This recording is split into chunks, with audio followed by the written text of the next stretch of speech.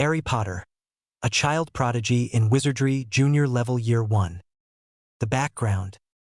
For 8-year-old Harry Potter, the last month of his life has been what some would refer to as a nightmare. For the young wizard, it has been all too real. Living in a remote area in a house supposedly protected by magical bonds and charms, Harry has felt safe as long as his parents were there with him. He has been told the story of his parents' work, James and Lily Potter's involvement in the war against evil. He knows his parents have fought the Dark Lord and his followers several times. 3 weeks ago, something went horribly wrong. The Dark Lord himself somehow broke through the wards and charms on their house and destroyed it. He killed Harry's parents and was attempting to kill Harry also. Harry's father, James, had been tipped off that something might happen. He transferred some of his magic to his son through a mixing of their blood. Harry was able to use his father's strength plus his own exceptionally high level of magic to successfully block the killing curse from the Dark Lord. In blocking the curse, he sent it back to Lord Voldemort, causing the evil wizard to be operat from the area. In doing so, the evil one lost most of his powers. His followers have now set out to continue his war and destroy Harry, now known as the boy who lived. Harry was rescued by his father's friend and his godfather, Sirius Black. The connection between the boy and his godfather has strengthened through the years. Sirius frequently visited and also stayed with the Potter family during the summers. Sirius, a professor of astronomy and head of house at Hogwarts School of Witchcraft and Wizardry, has taken Harry to live with him at the castle in Scotland. The castle is in an area completely hidden from the outside world. No one except people with magical abilities or who have family with magical abilities know of its existence. Hogwarts and its surrounding grounds are protected from evil with the highest and oldest protection spells in existence. Sirius feels this would be the safest place to raise Harry. Sirius and Harry live in the castle during the school year. In the future, they will live at Sirius Manor home during the summer months. Harry's introduction to Hogwarts. For 8, almost 9-year-old Harry James Potter, his new home is a boy's dream come true. His new home is a magical castle with moving staircases, paintings that move and talk, many floors full of many exciting things to see and explore. There are even ghosts he can see and talk with roaming the castle. Harry would be ecstatic except for one thing. He does not have his parents with him any longer. It's been 5.5 months since their deaths. Although he still misses seeing them every day, he feels as if he has a new family now. Harry has his godfather, Sirius, as a parent. He also has many other adults who live and work in the castle to act as surrogate family. One of Harry's favorites is the headmaster of the school, Professor Albus Dumbledore, whom Harry thinks of as a grandfather. Professor Dumbledore looks a little like the pictures Harry has seen of the great wizard Merlin. They both have long white hair and long white beards, as well as the colorful wizard robes and pointed hat. Professor Dumbledore likes to have Harry come visit him in his office, where he tells wonderful stories and gives out all kinds of candy even before meals. He tells Harry stories about his father and godfather's adventures as students at Hogwarts. Harry, my boy, I remember one of the second-year pranks your father and Sirius pulled here at Hogwarts. Somewhere they managed to get their hands on an invisibility cloak. The cape makes the person or persons wearing it seem invisible to others, but the wearer will see through it. The boys took this cape and wore it to the Great Hall dining room. During my introductory and welcome speech, they snuck around some of the first-year students and disrobed them. You just wouldn't believe the screams. Those children said later they thought a ghost had gotten to them. The poor children were already nervous being first years and all. That stunt earned your dad and Sirius 2 weekends of confinement to their dorm room. Did that make them behave better, Grandpa? Harry asked, sitting at his feet. For a while, young Harry, for a while. Looking up at the wizened old face, Harry sees the twinkle in the bright blue eyes and laughs along with his grandpa. Harry, my boy, I think I have something here you should have, Professor Dumbledore says, waving his wand at a cabinet across the large room. To Harry's delight, a drawer in the cabinet opens, and what looks to Harry like a folded tablecloth floats over to them. He loves any display of magic. His parents rarely used magic in their home, preferring to do most things the muggle or non-magical way. Here you go, young Harry. This is your father's invisibility cloak. Here, stand up and let's try it out. Okay. Now wrap it around your shoulders and look down, Grandpa tells him. Harry follows his directions and then looks down. He can't see anything between his head to the floor. My body's gone, he gasps. No, son. It's still there, but it's invisible. Now cover your head. Can you still see me? Yes, sir, I see you, Harry answers. Well, I sure can't see you. Walk over to my mirror and look at yourself. Looking in the mirror, Harry can't see anything. I don't see anything, Grandpa. This mirror doesn't work. You are invisible, Harry. No one can see things that are invisible. Now why don't you take your cloak and go find Sirius? You can surprise him with it. I'll see you later. Sure, Grandpa, and thanks so much for the cape. I love it. Back at Professor Black's quarters, Sirius is pacing back and forth wondering where his godson could be. It is 5:30 in the evening and their rule is to be home by 5 o'clock or tell each other where they would be. As Sirius has not received word from Harry or anyone else about his whereabouts, he is worried. The door to their quarters opens and closes, but Sirius doesn't see anyone enter. Suddenly he feels a hand on his arm. He's just about to pull his wand and cast a revelation spell when he hears Harry say, "H.A. Ah, I scared you, didn't I? You didn't even know it was me, did you?" As he uncovers himself holding his cloak in his arm. Harry James, where have you been? You didn't send word and it's 30 minutes past 5. I was worried about you, Sirius asks, frowning down at the boy. Oh, come on. It's not that late, and besides, I was fine. I have this cloak and no one can see me when I wear it. Grandpa said it was Dad's and I could have it. Isn't that great? It's going to be such fun to sneak around with this on. Harry, Sirius scolds. You know our rules. You must always let the other person know where you are at all times. That's one of the safety rules. You must be home by 5 o'clock or send word of where you will be. That is part of our rule of being respectful. Did you forget to tell someone to tell me where you were? No, I didn't forget. I just didn't think it mattered. I just told you I had the cape. Nobody could get me with the cape. I was fine and having fun. You don't have to be so cross. Harry answers just a little defiantly. Sirius stares at his godson in surprise. He's never heard Harry speak so disrespectfully. The boy had just willfully broken the rules he had set down for his safety. Sirius thinks to himself, what would James do in this situation? Then he remembers from the summer before. Harry, come over here and sit with me on the couch.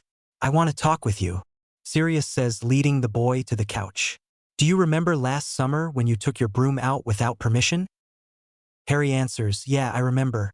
I really wanted to go flying, but Mum said I had to wait until you or Daddy got home so one of you could go with me. I didn't want to wait, so I went up by myself. Why was it that your Mum and Daddy didn't want you flying by yourself? Sirius asks.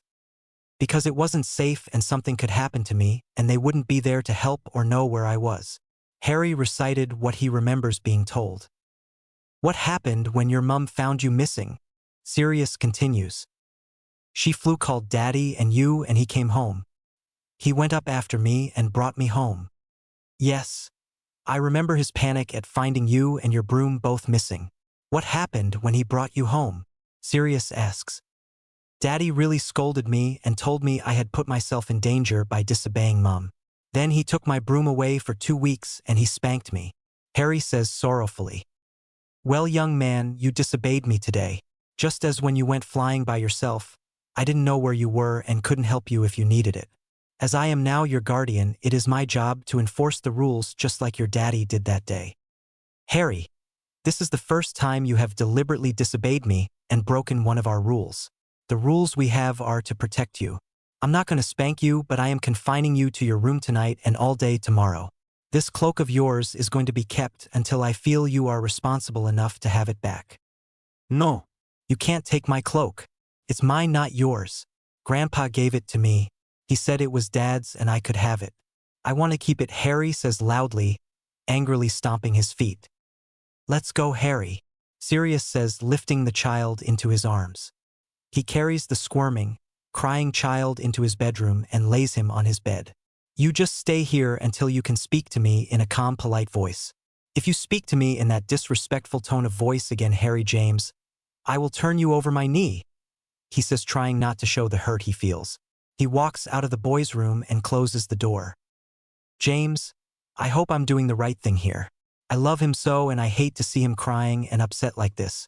I'm doing what I think you would do. I wish you were still here and I was just the fun guy who got to spoil him. Sirius thinks as he goes to the sitting area to calm himself down.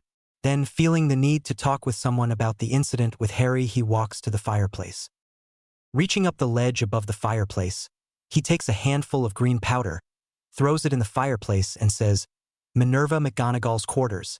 He steps into the green flames and is whisked in seconds to the second-floor residence of the deputy headmistress. Minerva McGonagall is a woman around the age of 50, is a long-standing professor and most recently deputy headmistress at the school. Sirius, what a surprise. What are you doing here? Where's Harry? You should have brought him along. I haven't seen the sweetheart in 3 days. Professor McGonagall stops talking for just a minute at the look on Sirius' face. Whatever can be wrong? Is Harry sick? You look upset. I'm a little upset, true, but Harry isn't sick. I need to ask you something. With all of your years of dealing with children, I need your expertise. Harry came in late today without sending word of where he was. I panicked and really scolded him, and then I punished him. I see. Well, why don't you sit down here and tell me what happened? She says, motioning to a chair at a table and summoning a tray with tea with her wand. After hearing the story from Sirius, the professor says kindly, "Well, Sirius, I would say you handled this just perfectly. Harry knew he was disobeying but did it anyway. He seems to be testing his limits with you. He's checking to see how far he can go before you punish him. Reminding him of the rules you have and why they are important is good. Also, by reminding him of the punishment from his parents helps him remember he had rules with them also. Thank you, but I still feel so guilty for making him upset. Maybe I shouldn't have punished him so harshly." Sirius replies, "Sirius, what you did was not harsh. You confined him to his room, not beat him with a belt. Even if you had spanked him, I don't feel that wouldn't have been too harsh. You do know that we use corporal punishment here at Hogwarts occasionally. I myself have been known to use a ruler on a boy's disobedient bottom. In fact, I believe I used it on Harry's dad, James, once during his years here. Somehow you managed not to get that particular punishment." "I never did from you, that's true. I did get whacked twice by Professor Caldwell though. Both times it was for going to Hogsmeade under that blasted Cape of James's when it wasn't a Hogsmeade school weekend. The second time he called my father and he came here. When he left I couldn't sit without hurting. I never tried to sneak out of the castle again. I was too afraid of getting another whipping with my father's belt." "Yes, I remember your father. Orion did have a considerable temper. His howlers were memorable. His make the Weasley twins' mum sound like a pussycat in her howlers." Grinning, Sirius says, "Those two are quite a handful, all right. Luckily, I haven't been on the receiving end of one of their pranks yet.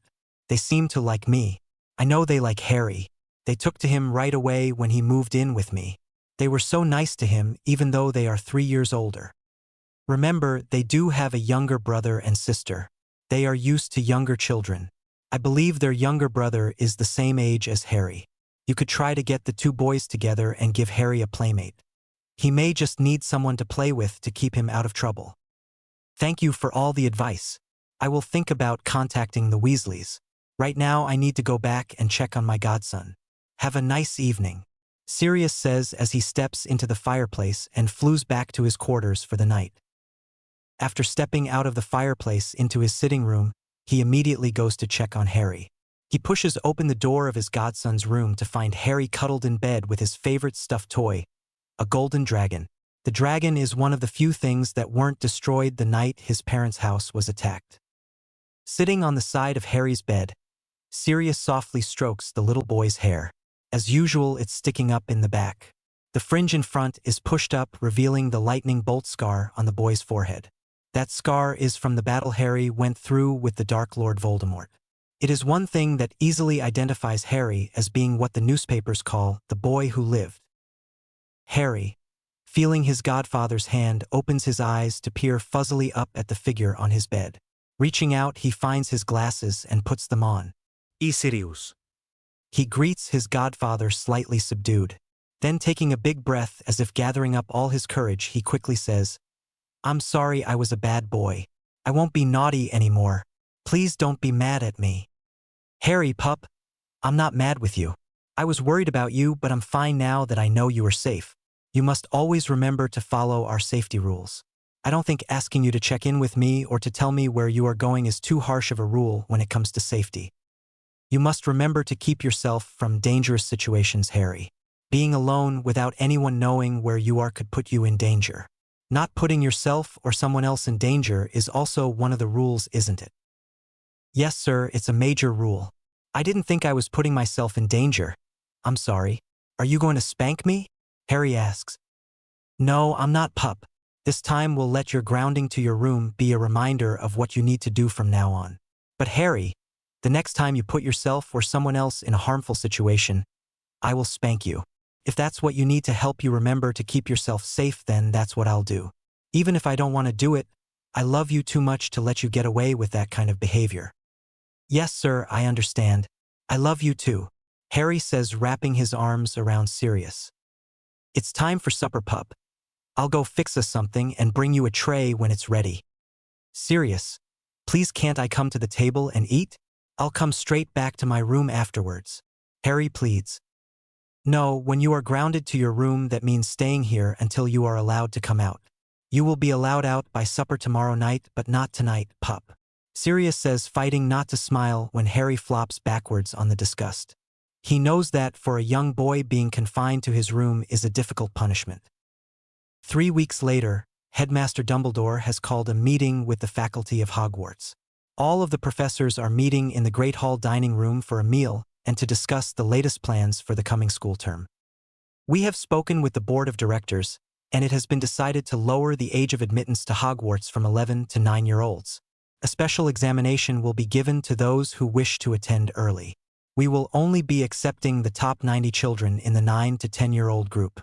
Since we have always accepted those children beginning at age 11, we will not have examinations past the age of 10. Those children whose magical core meets or exceeds the standard we have set for the examination will be our newest students. We have already secured 4 more dormitories for these students. We will call them the lower form for the 9 to 12-year-olds and the upper form for the 13 to 17-year-olds. Professor Dumbledore announces. Minerva McGonagall continues the announcements. As Professor Dumbledore said, we will have 4 new houses for the lower form. We have decided to call them Junior Gryffindor, Hufflepuff, Ravenclaw, and Slytherin. We will refer to them as lions, dragons, ravens, and snakes, which are, with the exception of Slytherin, different symbols than those used for the upper form houses. The rules and disciplinary procedures will remain the same for all houses. We do have new heads of house for the newer dorms. These will be Professor Sirius Black, Junior Gryffindor Lions, Professor Leah Julian for the Junior Ravenclaw Ravens, Professor Catherine Talbot for the Hufflepuff Dragons. Our newest professor for Defense of the Dark Arts, Remus Lupin, will take the head of house position for the Junior Slytherin Snakes.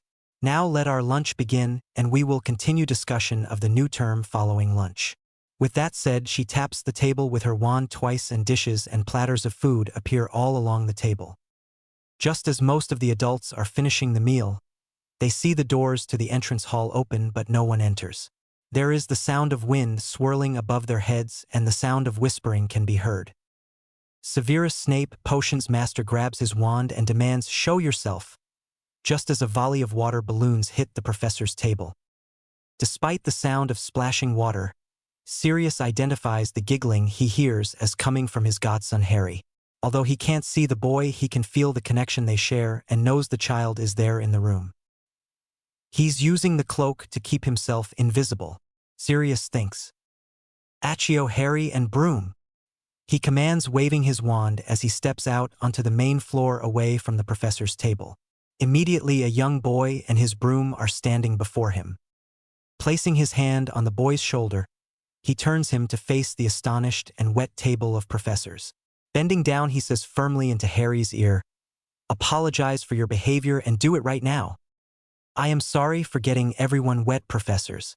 It was not a nice prank and I apologize," Harry says, trying hard not to grin at the soaked professors staring down at him. Professor Snape barks out, "Black, this child of yours needs a firm hand. He's out of control. Young man, I am ashamed of you. You know better than to fly inside the building. Your behavior today is disrespectful and quite dangerous." What if you had been hexed or fallen from the broom? I'm very disappointed in you, Harry. Professor McGonagall scolds the boy.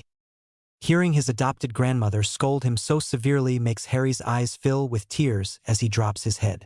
I'm sorry, I didn't think about that. I was just having some fun with Peeves. Peeves, Professor McGonagall calls sternly. Show yourself. A small ghost appears in the air. He's wearing a checkered vest with a derby hat on his head. You called, ma'am? The ghost asks politely. Did you help young Harry here with the balloons? Yes, I did.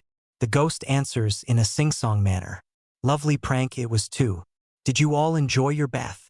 Peeves asks, drifting away, giggling madly. Back on the floor, Harry can't help but giggle along with the ghost. This is not a laughing matter, young man. You are in big trouble. Come with me, Sirius says, taking the boy's hand and operating back to their quarters. Sit on the couch, Harry. Sirius sits beside the boy, looking directly into his eyes. Harry, didn't we talk about keeping yourself out of danger? Haven't I told you not to use the broom without permission and to only fly with an adult? Yes, sir. Did you hear what Professor McGonagall told you? She was correct when she said flying inside a building is dangerous. Also, flying with the cloak, which by the way you are not allowed to use, Harry drops his head at this, is also dangerous. One or more of the professors could have sent hexes or even spells at you when no one could see you. Did you even think about that when you pulled this stunt? Sirius's voice is getting louder and even more stern than when he began this talk. No, sir. I didn't think about that, Harry says, beginning to cry, not liking the sternness he is hearing in his godfather's voice. Putting yourself or someone else in danger is one of our biggest rules. You broke that rule today, Harry James. If you remember, I told you what would happen the next time you put yourself in danger. Did I not? Seeing Harry nod his head and wipe tears from his face, Sirius asks, what did I tell you the punishment would be if you put yourself or someone else in danger? You said you'd spank me. Please don't. I'm sorry and I won't do it again, Harry says with a pleading look. Well, Harry, when I tell you I'm going to do something, I always mean it.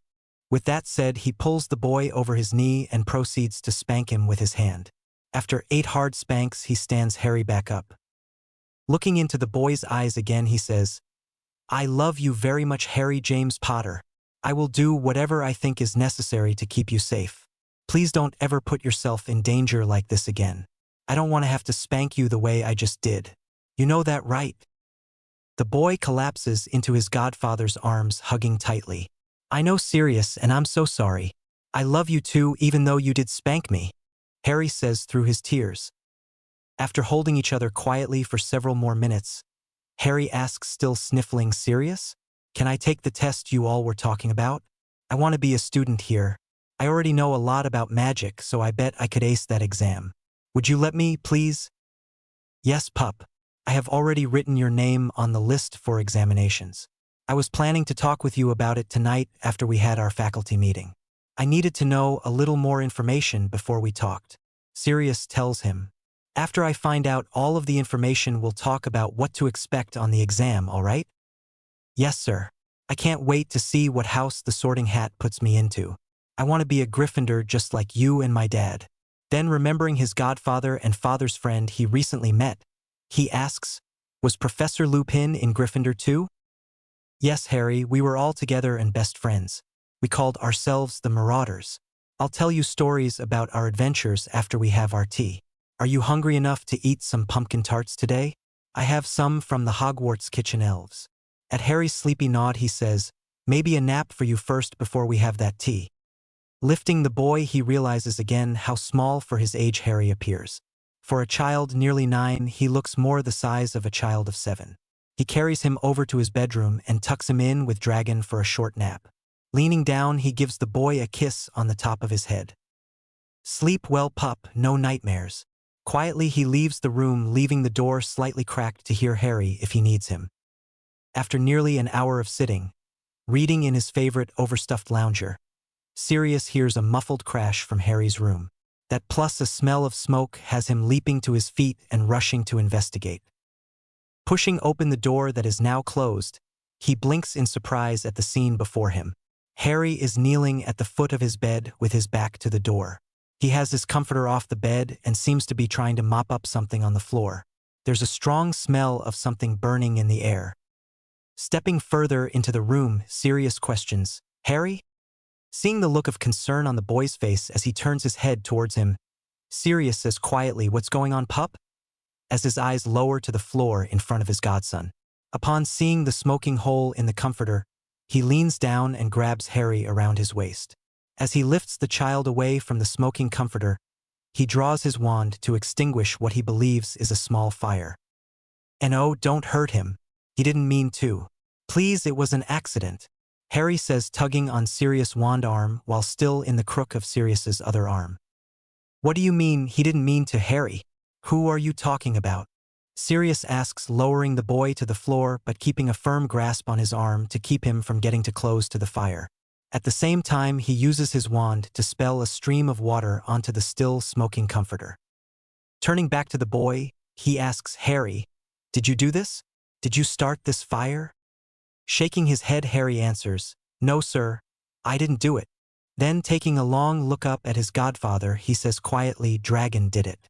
He set the blanket on fire. I'm sorry, I couldn't stop him." "Dragon?" Sirius asked, a bit puzzled. Then he remembers the toy dragon. "Pup? Dragon is just a toy. Now you need to tell me what really happened here.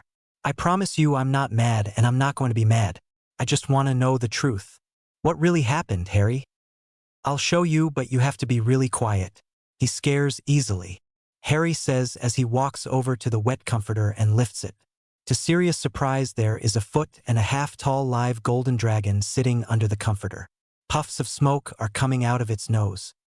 "This is Dragon." He breathed on the comforter and it started to get on fire. "I was trying to knock the fire out on the floor, but Dragon crawled under the blanket and kept blowing. I'm sorry the blanket got burned. Are you sure you're not mad? You're not going to spank me again, are you?"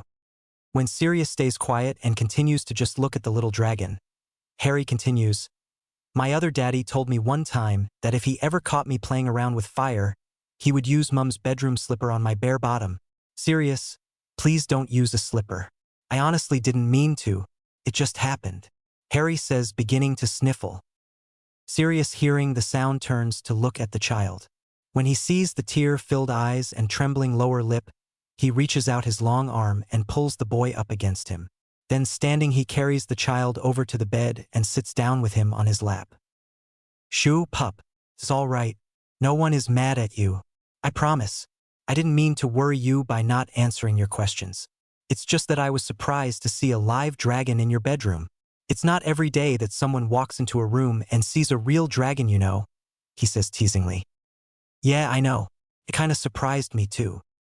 "Pup, where did the dragon come from? Do you know?" Sirius asks, still holding the boy on his lap. Remembering Harry's words from a few minutes earlier, "I didn't mean to," he has an idea of what might have happened. "I was playing with Dragon when I woke up from my nap. I was talking to him and telling him about me maybe getting to go to school here. I said some words and he turned real. I didn't mean to do it. It just happened." "Harry, can you remember what words you used?" Sirius asks. "It's something Mummy used to say when she wanted her fake flowers to be pretty. I wanted Dragon to look nicer. He was looking scruffy. I said, 'Dragon, you need to be Virus.' Then there was this popping noise and he turned real and a little bigger," Harry explains. Sirius chuckles softly to himself. He remembers Harry's mom, Lily, having trouble with getting her flowers to live. She would buy and plant them just to have them die the next day. He can very well imagine her using the spell Virus, meaning real, to make fake flowers real. "Pup, do you have your daddy's wand in here with you?" Sirius asks, thinking the wand was tucked away in his own bedroom the last he knew. He had shown it to Harry, but their agreement was to keep it put away until Harry was old enough to use a wand. "No, Sirius. I think it's still in that drawer in your room. I haven't seen it. Is it lost?" Harry asks. "Are you sure you don't have it and didn't use it to turn Dragon real?" "I don't have it, and all I said was Virus, and he came alive just like Mum's flowers used to do. Was it bad to say that?" "No, pup, it wasn't bad.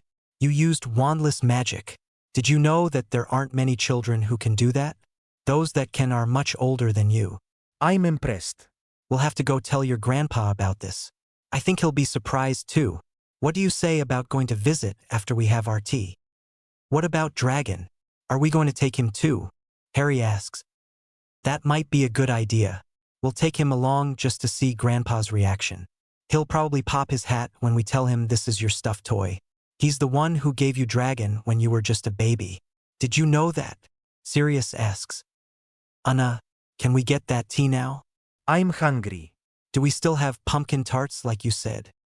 As far as I know, unless of course Dragon here has snuck out and burned them up. Sirius says as he scoops up a giggling armful of boy and takes him into the kitchen area for tea. Harry Potter Child Prodigy Ch2. Sirius and Harry walk through the corridor with Sirius carrying a small metal cage. Inside the cage is the small dragon Harry brought to life. When they reach the statue guarding the entrance to the headmaster's office, Sirius gives the password for the week, lemon gumdrops, and the statue moves aside. Entering the archway, they see a set of spiral stairs. Hold on to my arm, Harry, Sirius says, beginning the climb. As they climb, the staircase begins to rotate until they are at another archway. This one leads directly into the headmaster's office. Sirius, Harry, so nice to see you both. What brings you to see an old wizard on such a beautiful day? I thought you'd be out flying, young Harry. Dumbledore says, smiling at the boy. I would like to be, sir. I can't go flying though because I lost my broom. Sirius won't let me have it back. Harry complains, hoping his grandpa will get it back for him. Sirius says, Harry, that's enough complaining. When the headmaster turns to him, Sirius can see the questioning look on the older man's face.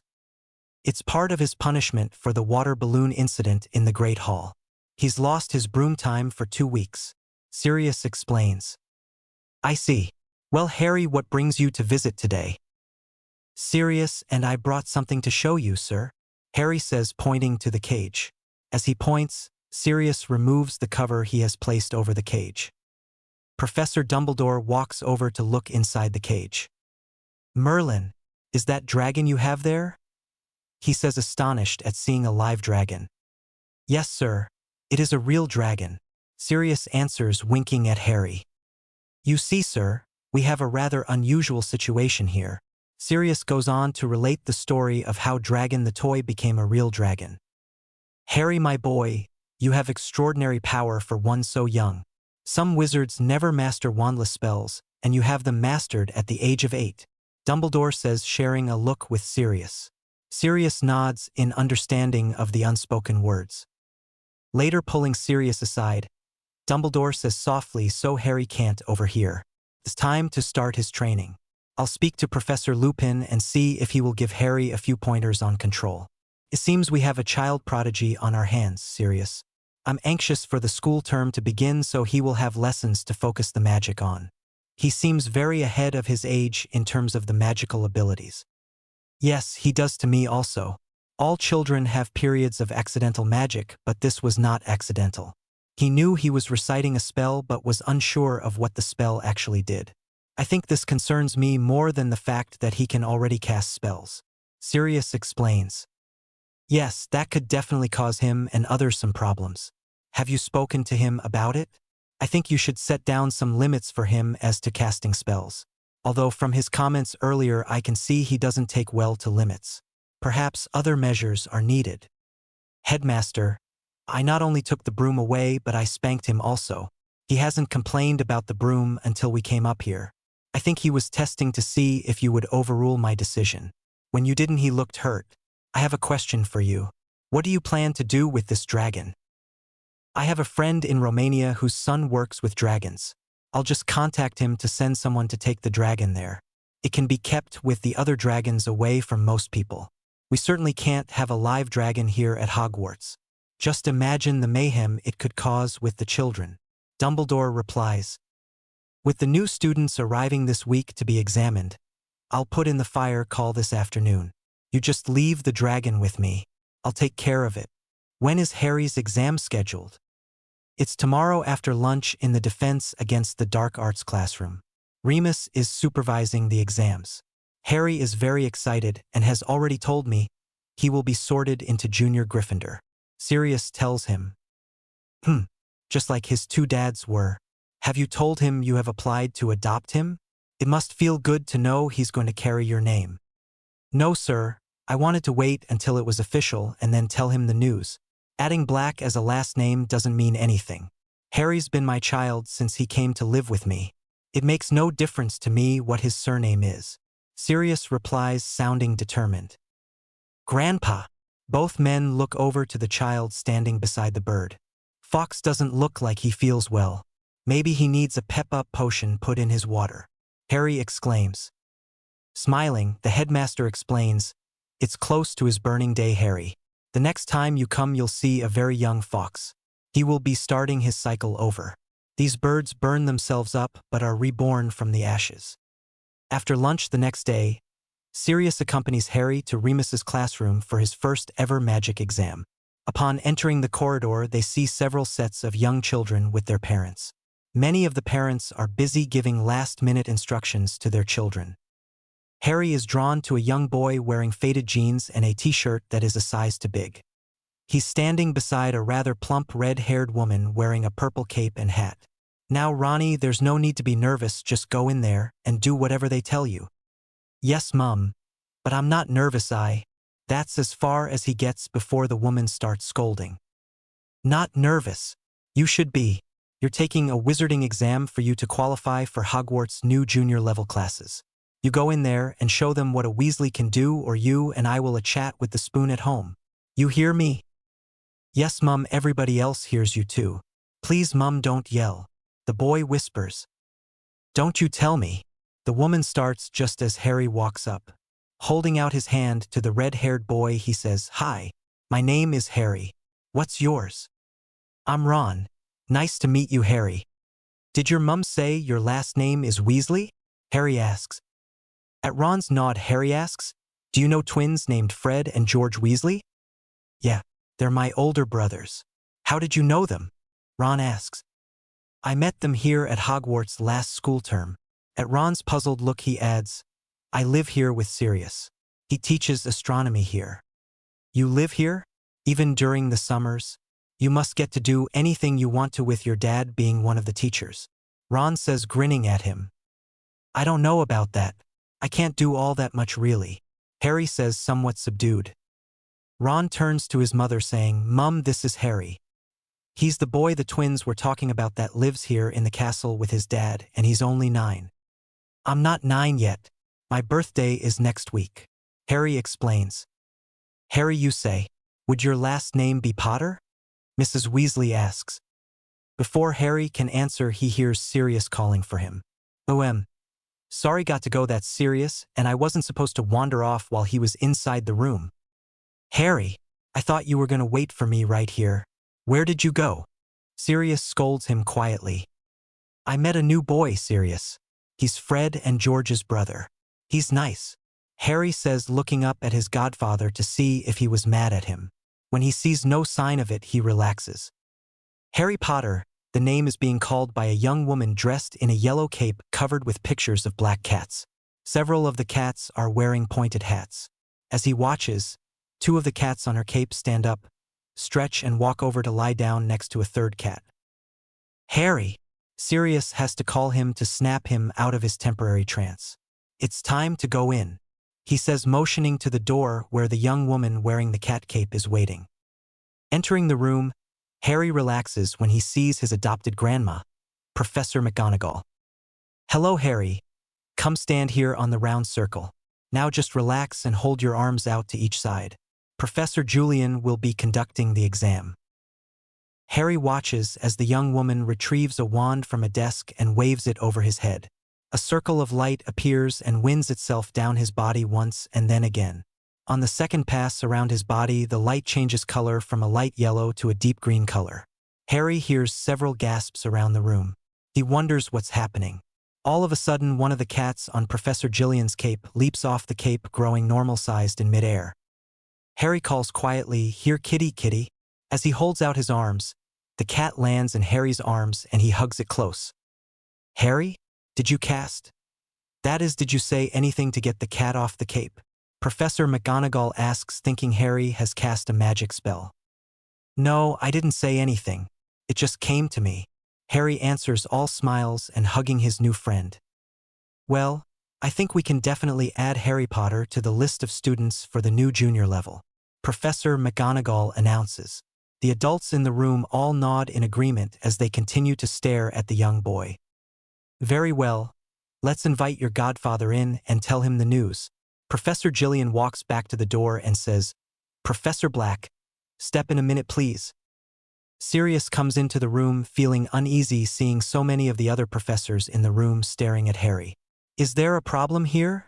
He whispers to Professor McGonagall. Sirius, Harry has been accepted as one of our new junior students for the next term. His level was in the green category. Sirius is very surprised to hear his child's magic level is so high. He knows the darker levels show strong magic. The levels begin at deep yellow, orange, green, blue, and at extreme wizard level purple. Only a few wizards or witches ever reach the purple level. Sirius knows only one, Headmaster Dumbledore.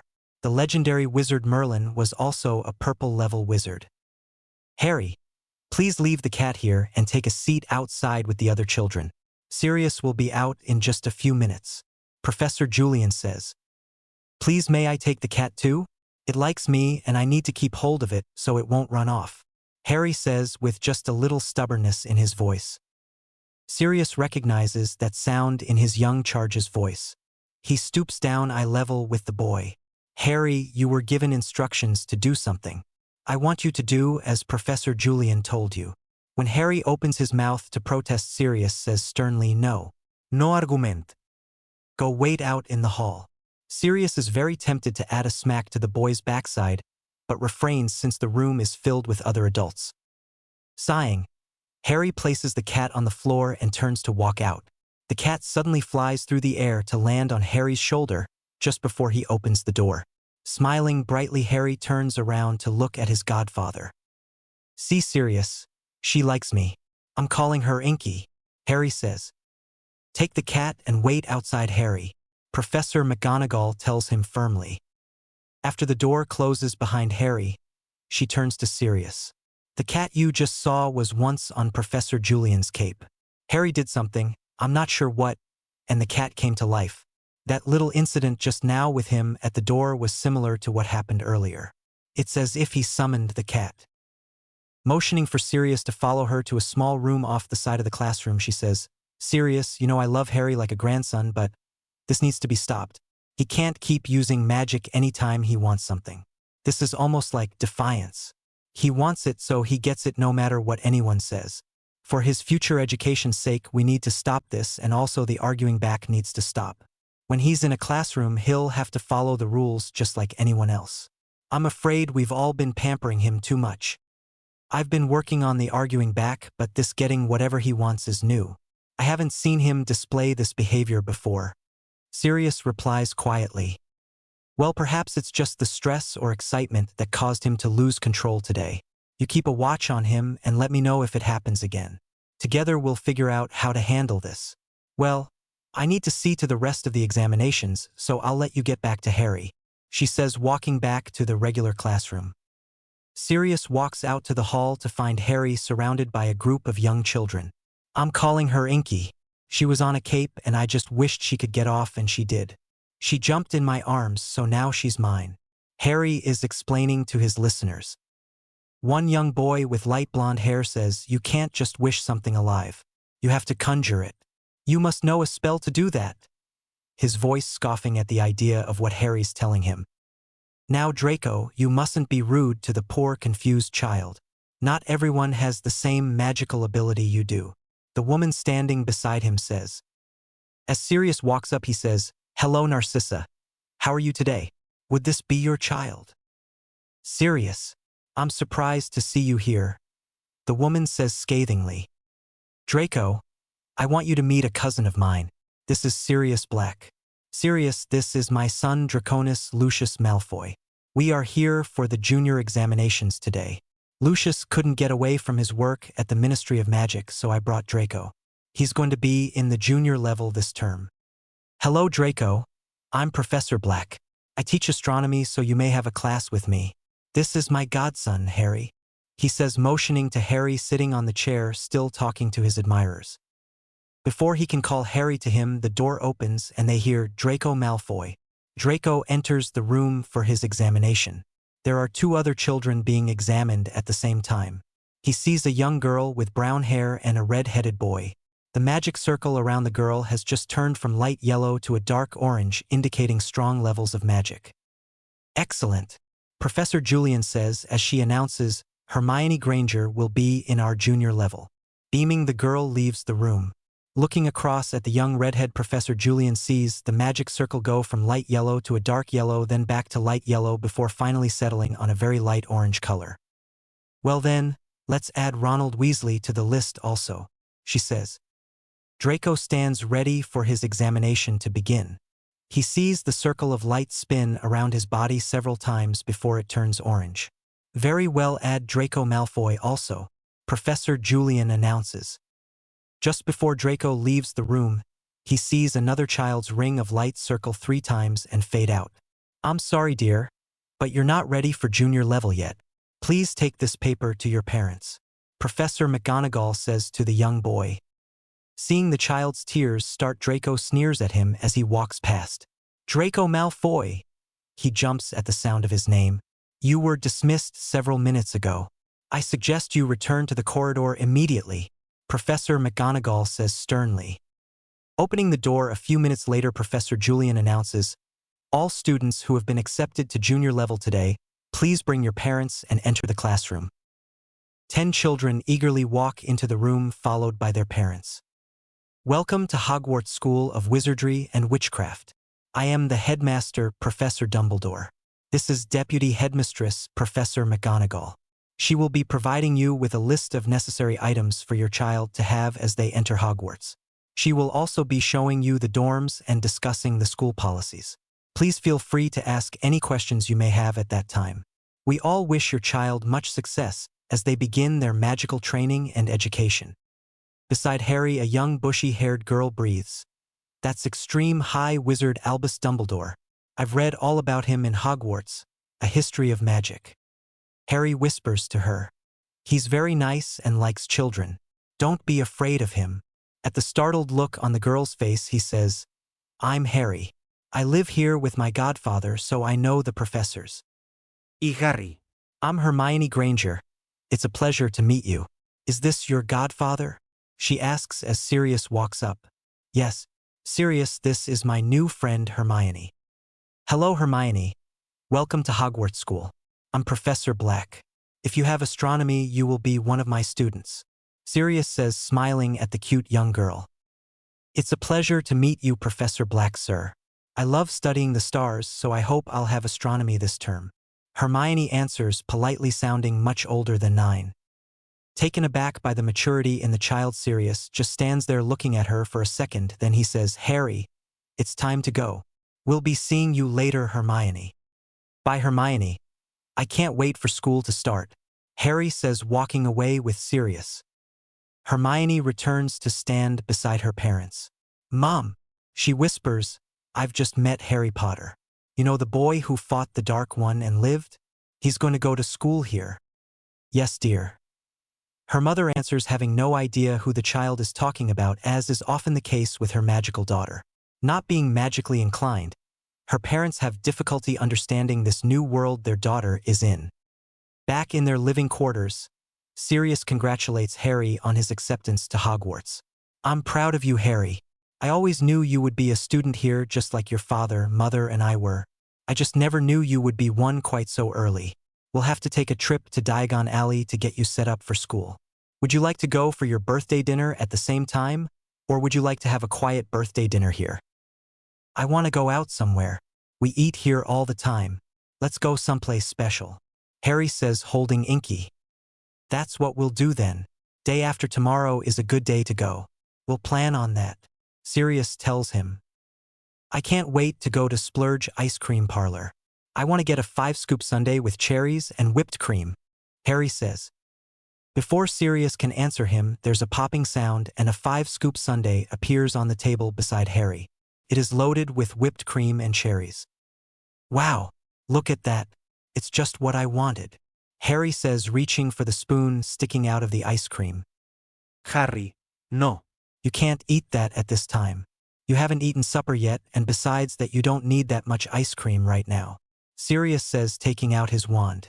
He waves his wand over the ice cream and it vanishes just as easily as it appeared. "But Sirius, I wanted that. You're not being fair. Came to me. It was mine," Harry says, growing angry. "Harry, you can't have things every time you want them. You are to stop using your magic to get things you want, especially when you know you are not to have them at that time," Sirius says sternly.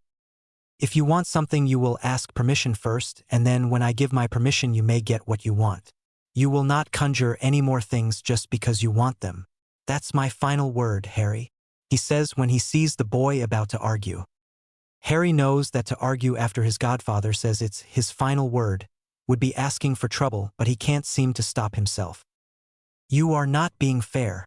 I didn't cast any spells 'cause I don't know any. When it comes to me, then it belongs to me, and you can't take it away from me," Harry says rebelliously as the ice cream sundae pops back up on the table. Harry quickly grabs the spoon and digs into the ice cream. He gets 2 mouthfuls of ice cream before he feels himself lifted off the floor. Sirius has picked him up and is taking him into the living room area. Sitting down on the couch, Sirius stands the boy in front of him and asks sternly, "What did I just say about using magic to get what you want, Harry James?" "Not to." At Sirius' prompting look he says, "To ask you for permission first. I just told you that you could not have that ice cream.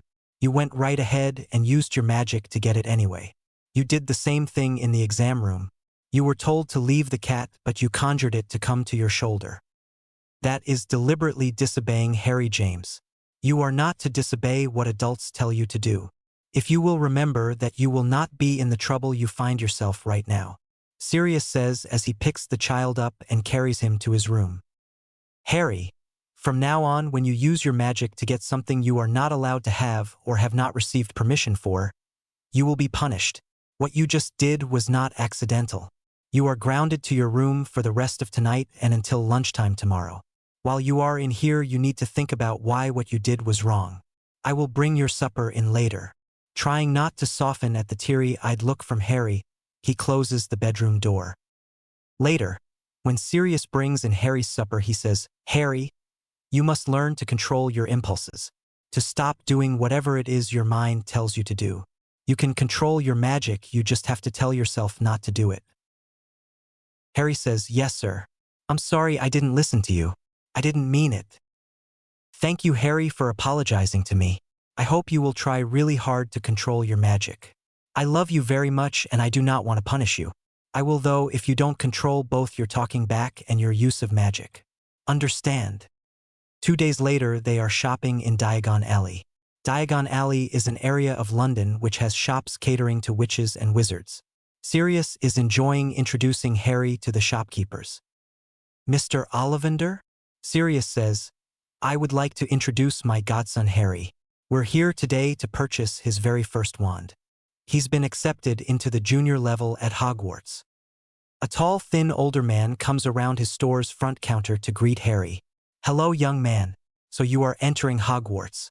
You look very small to be 11 already. My 11-year-olds look younger to me each year." Sirius has to hide his smile before he says, "Mr. Ollivander, Hogwarts is accepting 9 and 10-year-old children beginning next month. This is what we call our junior level. Harry is just turning 9 this week." "I see. Well, let's just take a look at my wand collection. I'm sure we can find a perfect match," the older man says, shuffling behind the front counter. After peering at his odd assortment of rectangular boxes, he pulls out 3 boxes. "Here you are, young man. Let's try this one," he says, holding the box out for Harry to take the wand. Looking over at Sirius for permission to touch it, Harry sees him nod. "Go ahead and try it, Harry. That's what we're here for, to select a wand," Sirius reassures the boy. Harry lifts the wand out of the box and looks at Sirius. "Wave the wand, Harry. Let's see what happens." Harry waves the wand enthusiastically and 16 boxes of wands fly off the shelves to zoom around the shop. Having to duck out of the way, Sirius takes the wand from Harry. "I think we'll try another kind, Mr. Ollivander," he says, handing the wand back to the shopkeeper. After several more attempts to find a wand and several more near catastrophes, Mr. Ollivander says, "Yes, well, let's see now. I think I know just the one. It's way up in the top. I'll just get it." He climbs the rolling ladder to a high shelf. Reaching out, he plucks a long silver case off the shelf. Carefully climbing down, he opens the case and presents the wand to Harry. Hesitant to touch it after so many failed attempts at finding a wand, Harry keeps his hands in his pockets. "Go ahead, pup. It's all right. None of this is your fault. This happens when wizards select a new wand.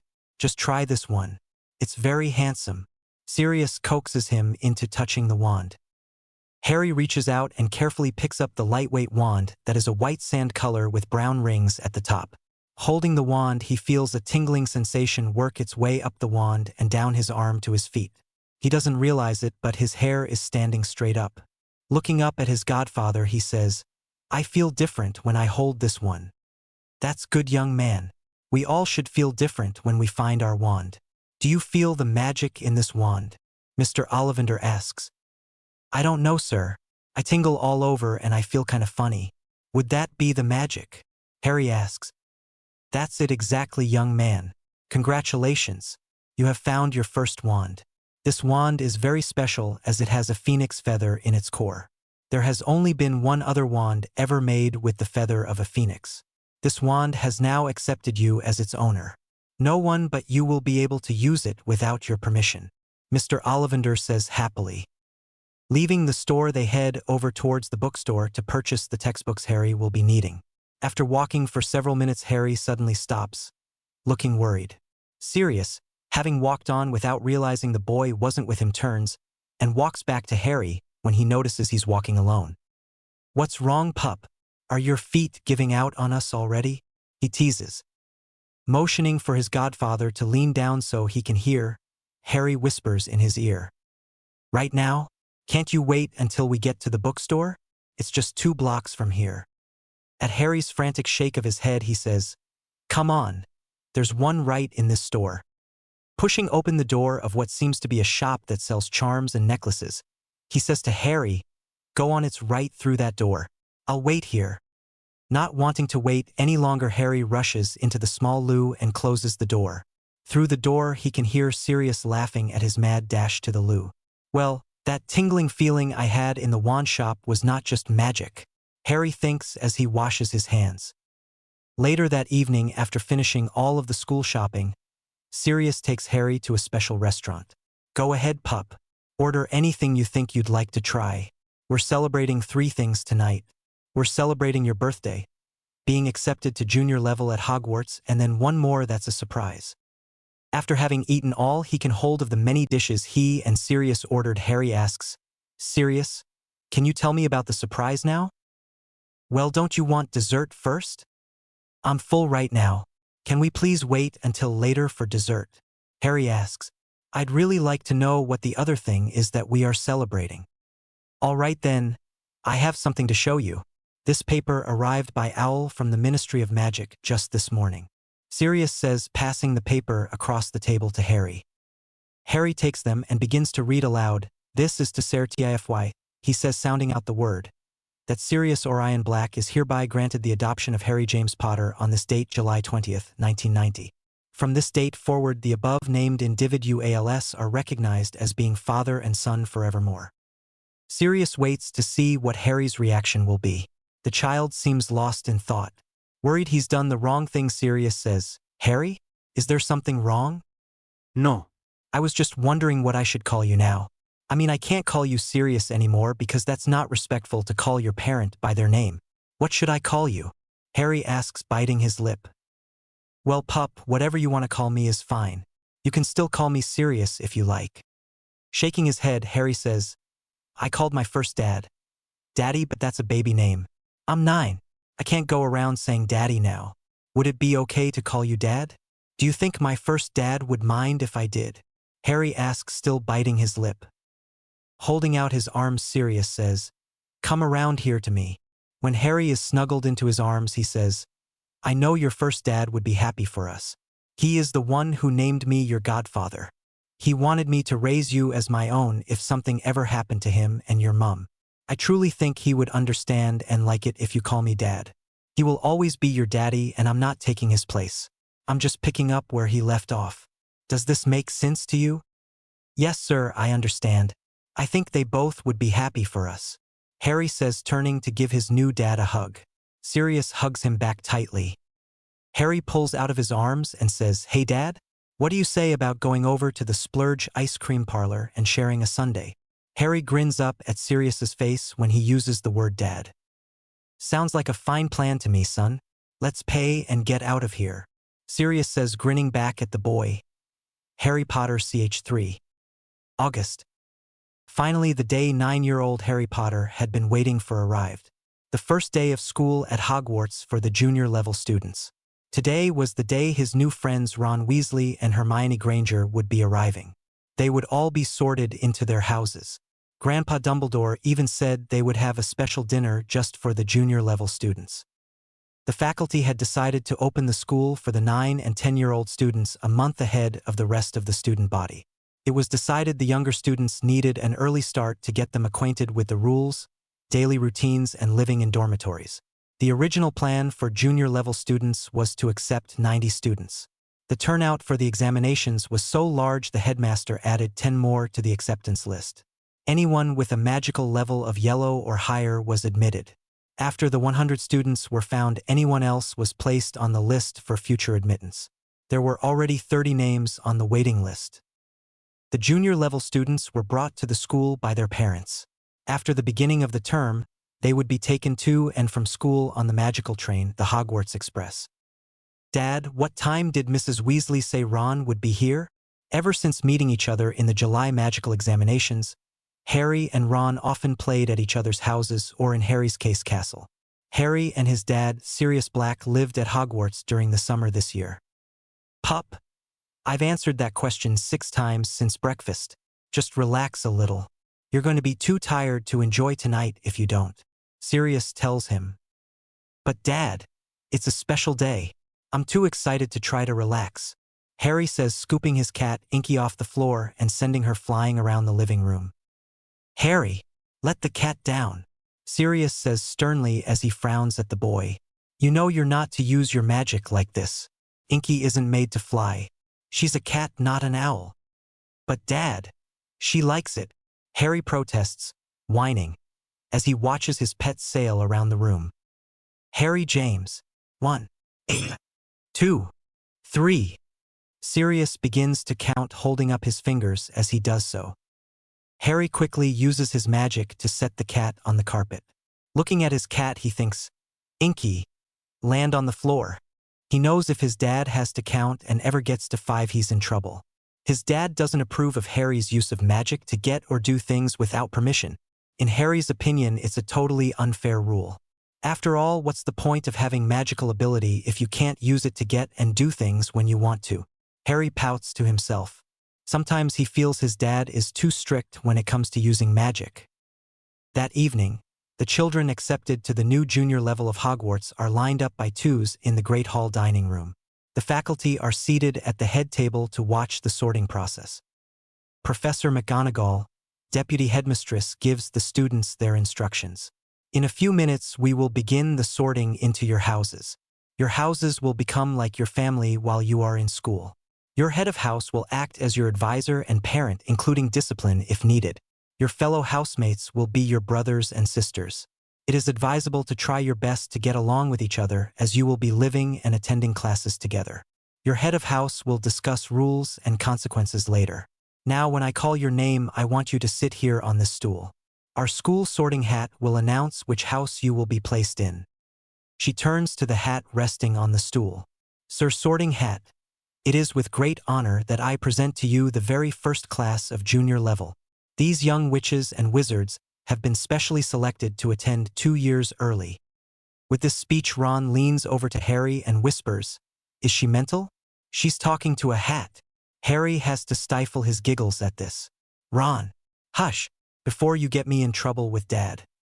He's already giving me the evil eye." He whispers back as Sirius gives him his behave yourself look. Having exceptionally good hearing, Professor McGonagall also gives the boys a warning look. Both settle down quickly. After going through several students on the list, she calls Granger Hermione. Hermione sits down on the stool and the hat is placed on her head. Bright future this one. I see much intelligence, some fear too. Hermione whispers, no fear. Always good to have a little fear, my dear. Brave too, I see. Let's go with Gryffindor. The hat finally shouts out. Beaming, Hermione hops down and goes over to the table with the red and gold banner printed with a letter G and having a picture of a lion. After many more students, Harry hears the name Draco Malfoy. He remembers this boy as the son of his dad's cousin. Having met briefly, Harry wasn't impressed and didn't especially like the bragging or putting on airs of this boy. Malfoy, yes, I remember your father. Like him you are HMM, but I see a bit of your mum there too. Nonetheless it has to be Slytherin. The hat calls out.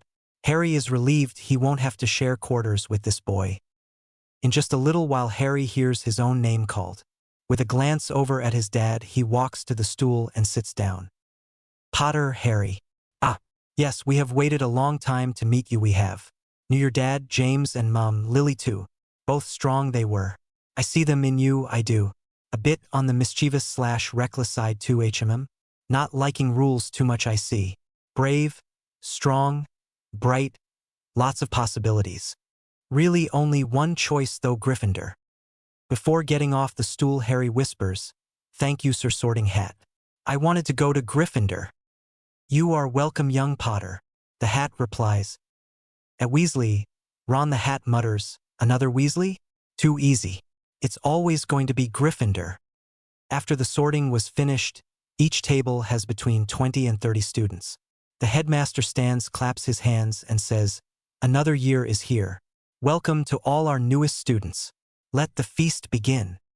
Instantly the 4 tables are loaded with meats, casseroles, vegetables, breads, gravy, and potatoes. Beside each child's plate is a large goblet filled with pumpkin juice. The goblets are magically refilled until the child is finished eating. After the meal, the plates vanish and clean plates appear along with a variety of fruits and desserts. The children are allowed to eat as much as they want on this special night. All other nights, the limit is 1 dessert per child. After 1 dessert, the plate disappears and no other dessert allows itself to be taken from the serving platters. The dessert helpings are large, so the children really don't mind this rule. At the end of the feast, the heads of houses line the children up and walk them to their new dormitories. Sirius, being the head for Gryffindor Juniors, welcomes them to their new home. As Professor McGonagall said earlier, I am Professor Black. I am your head of house. As such, I am like your parent while you are here at school. My job is to listen to you if you need someone to talk to about any problems you may have. I want you to come to me and tell me if you need help. Your professors will also let me know if you are having problems. It is also true that I will hand out punishment when necessary. You may be aware that here at Hogwarts we use a number of different discipline procedures. These include detention, having to meet in someone's classroom for a time period to do tasks assigned by that professor. You may be assigned extra written work such as essays or having to write lines. For any who don't know, lines are what we call writing a sentence many times. Loss of house points. House points can be awarded for good behavior and performance in class or deducted for the opposite. At the end of each term, the house with the most points will receive a trip to Splurge Ice Cream Parlor in Diagon Alley for an all-you-can-eat party. Let's discuss the rules we expect you to follow. All of the rules are posted here on the wall of the common room. You need to read and remember them. To be sure you are aware of the rules, I will go over them now. 1. All students will be in the dorm by 6:30 every evening. If you have a reason to be out of the dorm, you must have a signed pass from a faculty member with you. Anyone out after curfew without the signed pass receives detention. 2. There will be no fighting allowed. This includes using hands, fists, or magic. Casting spells or hexes on other students is forbidden. No dueling with wands unless closely supervised by a professor. 3. Be respectful to your instructors. Be on time with books and any other materials you need for each class. You must take your books with you each day, as you will not have time to return to the dorm to get them. 4. All homework must be completed and turned in to your professors on time. Each professor will discuss this in their class. Missed homework may be made up during detention. 5. Lights out and in bed by 9 o'clock every school night. On Friday and Saturday you may stay up until 10 o'clock. You are here to learn and improve your magical education. Your parents will be kept informed as to your schoolwork and behavior. Here at Hogwarts, all of the heads of houses, with your parents' permission, are allowed to use corporal punishment if they feel it is necessary. As to the punishment I mentioned earlier, if you receive 10 or more detentions in a month, you will report to me for a serious discussion on behavior. Also, anytime a staff member brings you to me for discipline, expect the same. If you have any questions about what I am referring to, ask my son, Harry. He will be glad to enlighten you as to his dad's ability to hand out punishments. As far as Harry is concerned, he will be following all of the same rules and punishments I just listed. As my son, he also has to answer to me for misbehavior as well as to the other professors. You might think about that before you decide he will get special treatment. It is 6:30 now, so everyone is expected to remain here in the dorm until morning. In this cabinet you will find books, drawing supplies, and games you may use. You are expected to be dressed and ready for classes when you arrive at breakfast. I will be here tomorrow morning at 7:30 to escort you to breakfast. Bring all of your school books, quills, wands, parchment, and notebooks in your school bags to breakfast tomorrow. You will be given class schedules then. Does anyone have any questions for me? Sir, how do we call you if we need to talk to you? A girl asks. You can come by my classroom or office, which you will see tomorrow, or send a message by someone else and we'll set up a time to talk. Is there something wrong now? What's your name, sweetheart? Lavender Brown, sir. Hello, Lavender. What a lovely name. Do you have something you'd like to talk to me about now? Sirius asks, smiling. No, sir. I just wondered in case I ever do. All right then. Have a good evening, everyone. I'll be back at 9 to say good night. Harry, I need to speak with you for a minute. Come with me, please, Sirius says. Following his dad out to the corridor, Harry wonders what he might have done wrong. His dad sounds so stern. Harry, I wanted to congratulate you on being selected for Gryffindor. You make me so proud. I just know your mum and daddy are also proud tonight. I really do love you, Harry James Potter, Sirius says, pulling the boy into his arms for a hug. Now continue to make me proud and behave your awful self unless you want a serious discussion yourself. Now scoot, he says, sending the grinning boy back inside with a very light smack to his bottom. Back inside, Ron whispers to him, Are you in trouble, mate? No. He just was telling me congratulations for me being sorted into Gryffindor, Harry whispers back. Hey, Harry, a boy asks. Yes. What did Professor Black mean by a serious discussion? It seems like all of his talks are serious so far. That's his way of saying he's going to give you a spanking. His first name is Sirius, like the dog star, so he calls a spanking a serious discussion sometimes. Before you ask me, yes, his spankings do hurt, Harry says. So it is true. He will spank us if we get in trouble? Another boy asks. Yes, that's what he just said. Weren't you listening? Harry answers. But don't worry, we won't get spanked every time we get in trouble. At least you won't, I might be. If you break the detention rule or get taken to him by another professor or staff member is when he said he would be giving out a spanking. He sounds really strict, but he will listen if you need to talk about something. Come on, Ron. Let's go find our room and unpack our things. I'm ready to be out of sight for a while. Harry leans over to whisper to Ron. They both head up the staircase to the boys' side of the dorm. Each side has 4 bedrooms with 4 beds, desks, 2 dressers, 2 wardrobes, and a bathroom in each room. Each room also has a window overlooking the castle grounds below. Looking out the window, Ron sees the forest in the distance. Harry, tomorrow let's go exploring after classes. I want to see what's in that forest over there, or maybe what's in the lake. Ron, you know, from listening to your brothers and from tonight's speech by Professor Dumbledore, he secretly congratulates himself for not saying Grandpa. That's the Forbidden Forest. The key word here is forbidden, as in not allowed. We can use that cape you have and no one will ever know. Come on, be a pal. Let's have some real fun, Ron says. I'll think about it, Ron. That's not a yes, Harry says, seeing Ron's grin. I said I'd think about it. If we got caught, I'd get in a heap of trouble with my dad. You would be in trouble too. I know, but man, it's worth the risk. Why is it a forbidden area unless they're hiding something from us in there? Ron, just hush, will you? Harry says, grinning. I might go with you to the lake, but I just don't know about the forest. Ron picks up his pillow and flings it at Harry. Ah, you missed me, Harry says, flinging his own pillow. The pillow fight is on. 20 minutes later, the boys lay sprawled out on their beds. Hey, Harry, Ron calls. Yeah. Who is that professor with the long, greasy black hair? Do you suppose he ever washes it? That's Professor Snape, Ron. He teaches potions, and let me tell you, he doesn't like kids. He's the one who caught me 2 weeks ago, when I went up to the 3rd floor to look around. You know that we can't go up there, right? Yeah, I know. I wonder why, though. So what did he do to you?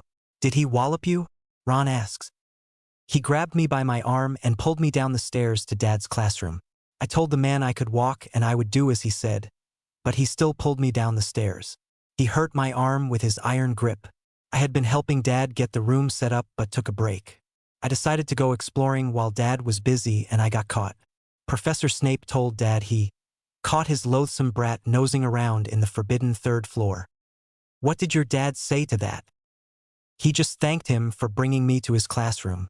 After Professor Snape left, Dad took me into his office and spanked me. I only got 5 licks with his hand, but they really stung. He had already warned me not to leave the 2nd floor, but I did anyway. He had also told me to stay away from the left side of the 3rd floor as it was a forbidden area. I went anyway and he spanked me for disobeying him. He said all of the 3rd floor was off limits because it was dangerous and I'd better not ever go up there again. I wonder what's up there. I don't know, but I'm not going to go find out. I don't want your dad upset with me this soon. That Professor Snape must be the professor the twins always call the greasy git. I've heard them say he's really mean in the classes. He expects everyone to do things perfectly. I don't think I'll like potions much, Ron says, shaking his head. Well, maybe we won't have to do potions often. Maybe we'll get good classes like astronomy or transfiguration, Harry says, grinning over at Ron. You know the astronomy professor is not a greasy git, Ron. We will have a good time with Dad's class. Maybe I can even get him to only give homework once every 2 weeks. Harry, your dad won't go for that. He's a teacher.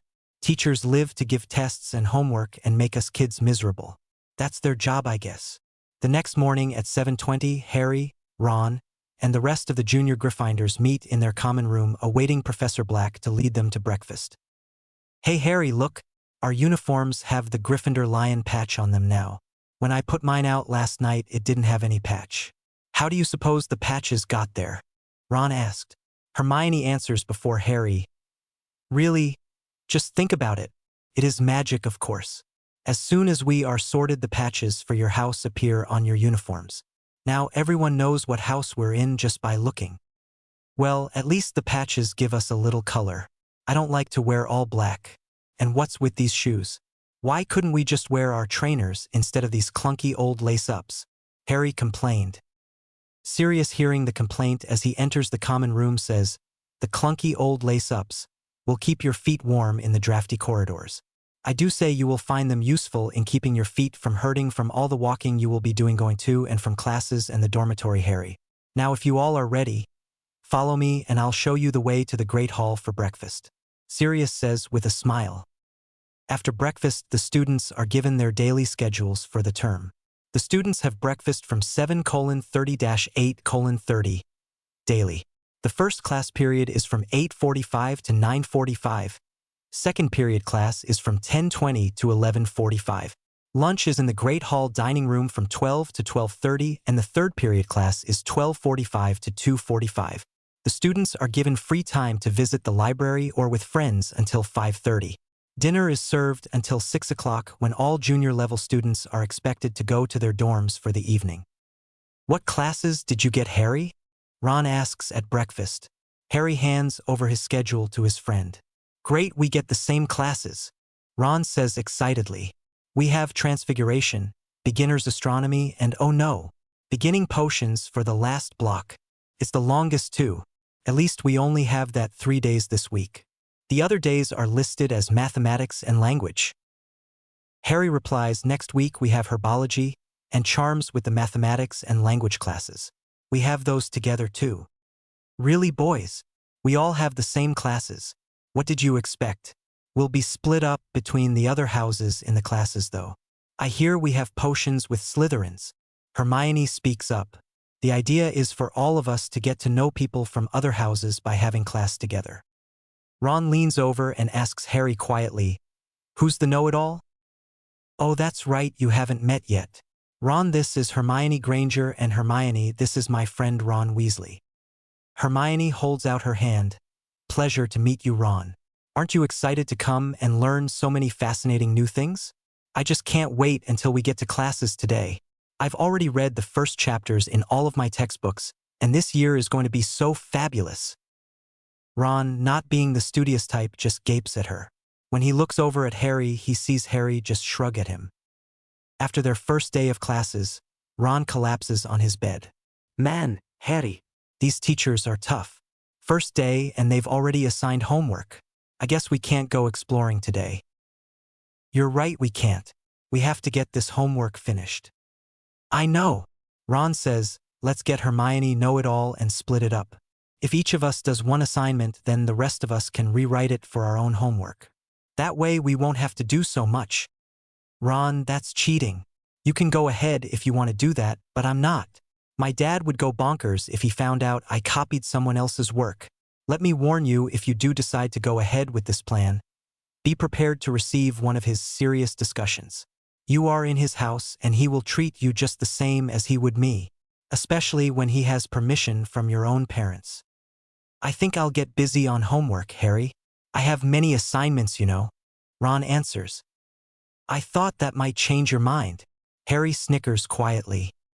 For weeks later, during their potions class, Professor Snape is monitoring his students as they go about preparing the potion listed on the chalkboards.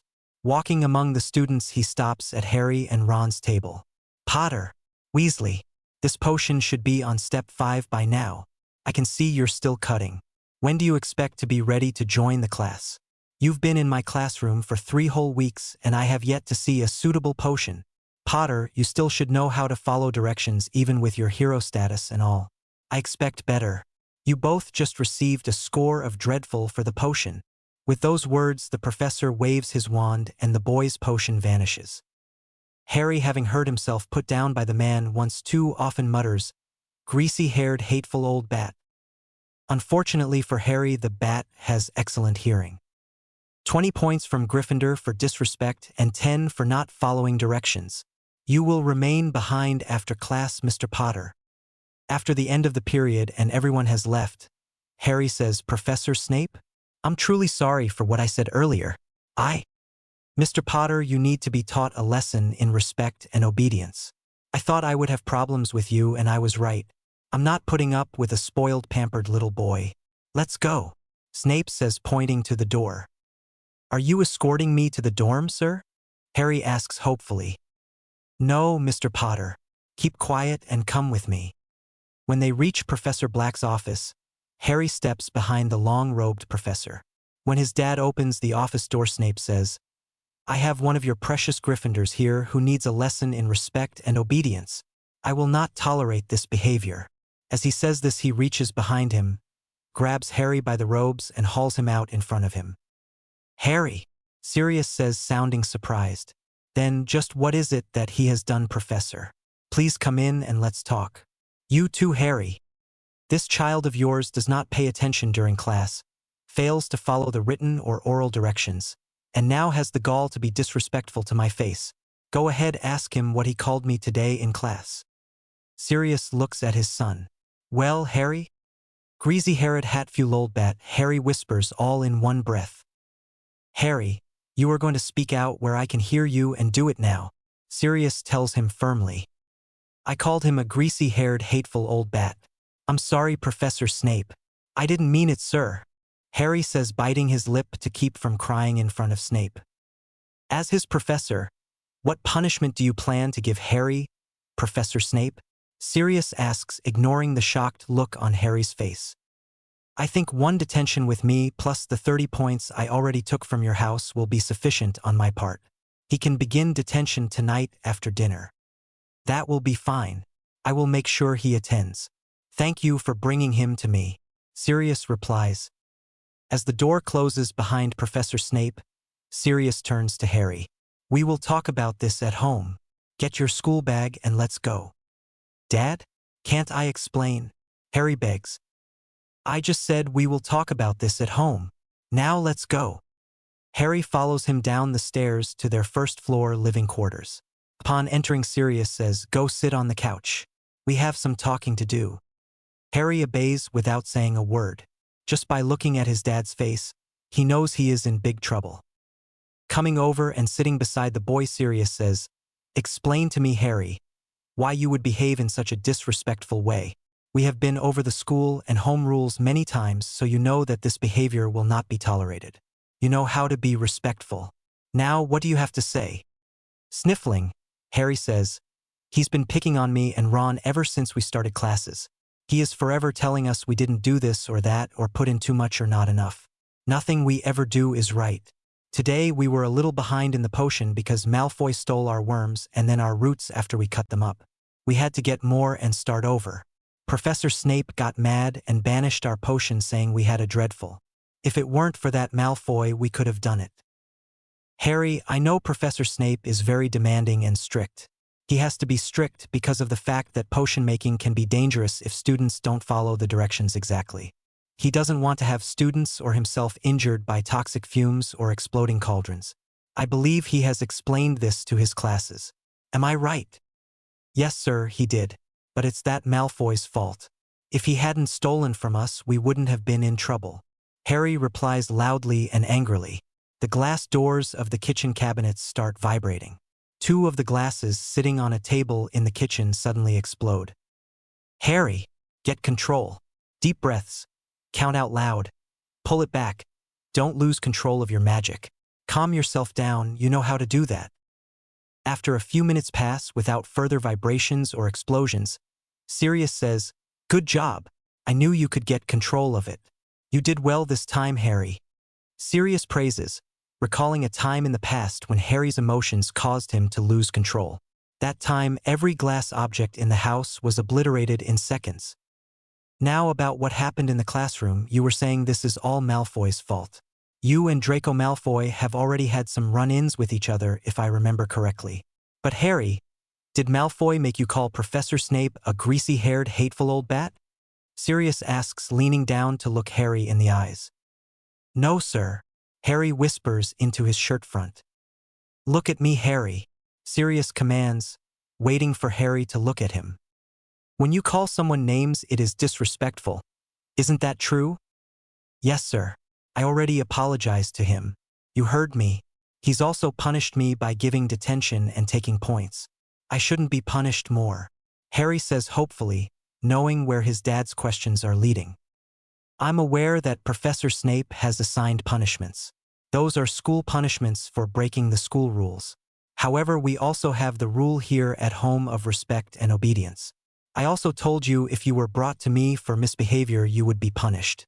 I am not going to spank you this time, but if you are ever disrespectful to an adult this way again, I will. You are grounded here to our quarters until the weekend, and your broom is on the ground for a week. A whole week? That's a long time, Dad. Harry says, fighting tears with the stern tone his dad is using. Yes, I'm sure it seems that way. You must curb your tongue, son. I know it's hard at your age. Come sit with me. As Harry cuddles in his arms, Sirius says, You know, pup, you have to ignore people who do things to irritate you the way Draco did. From what you told me, he was trying to start something with you. It worked too, didn't it? He caused you to fall behind and then be scolded by the professor. I know he's been giving you trouble, but it's best if you just ignore him. If Draco is anything like his mom, he'll finally give up if he doesn't get attention for his actions. Yes, sir, I'll try. Harry says, still sniffling a little because his pride is smarting from his dad's scolding. Now, from what I've been hearing, all the rest of your classes are going well. Let's talk about this weekend. I was thinking we could take a trip into Hogsmeade on Saturday. I could use some time away from school for a while. What do you think? I want to go, but could Ron come too? It would be fun for him to get to go too. Yes, I'm sure it would, but I can't take him.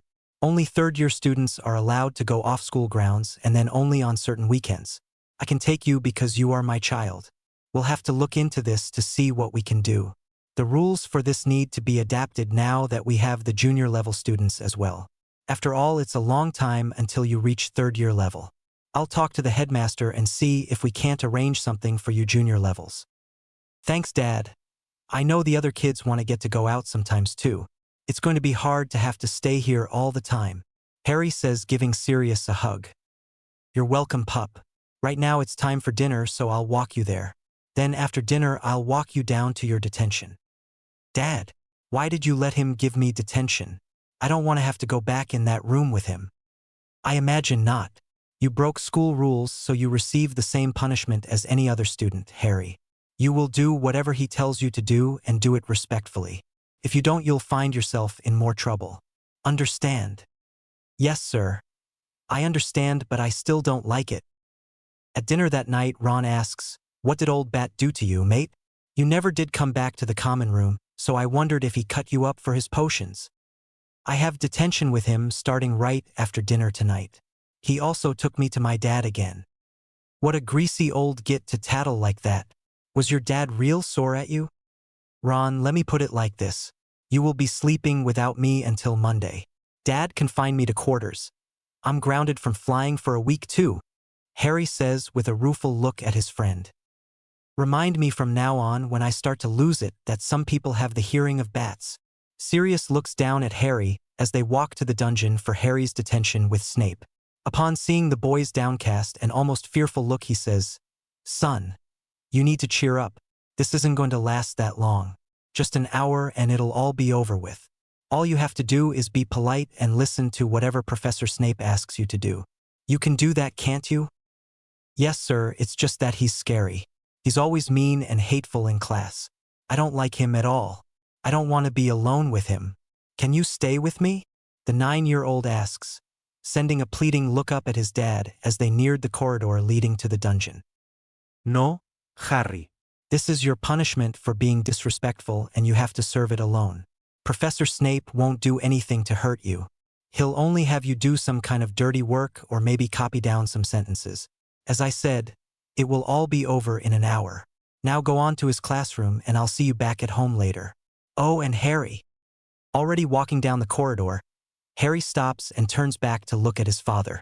"Sir, be sure you are respectful tonight. I don't want any reports of you causing trouble of any kind. Understand me?" Sirius asks, his voice having a sternness to it that wasn't there before. "Yes, sir, I understand," he says, turning to continue his path to the potions professor's classroom. Trembling slightly, he reaches out and timidly knocks on the door. Not hearing anything, he pushes the door open. The classroom is dark and empty. Harry is just about to turn around and go home when he hears someone come up behind him. Turning his head, he sees the long black robes he knows so well from his classes. Looking up, he sees the stern face of Professor Snape. "Planning to run out on your detention, were we? You are way too much like your imbecile of a father.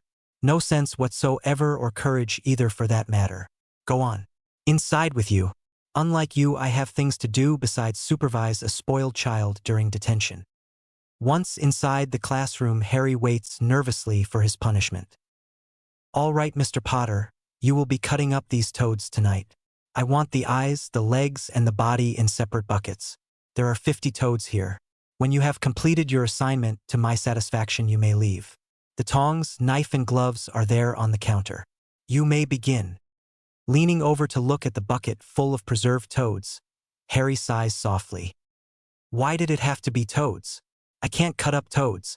Toads are supposed to be free and happy in a pond, not stuck here in a dark, gloomy classroom waiting for someone to cut them in pieces," he thinks. Looking around for Professor Snape, he sees the professor has left the room. Hearing noises coming from the storeroom, Harry decides the professor is busy for a few moments. With a quick glance at the storeroom door, Harry grabs the bucket of toads and dumps it out on the floor. Then, closing his eyes and picturing live toads in his mind, he whispers, "Virus." Opening his eyes, he sees toads slowly coming to life. Within minutes, the entire bucket of 50 toads is alive and busily hopping around the classroom.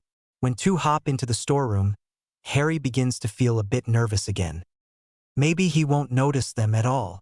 he thinks, closing his eyes. What is the meaning of this? Why are there toads all over my classroom? What did you do? Harry hears his professor's angry voice right behind him. Opening his eyes and turning on the stool, he sees the furious look on Snape's face. Answer me. What did you do? I brought them back to life, sir. They want to be free in a pond not cut up for potion making. Harry whispers as his legs start to shake.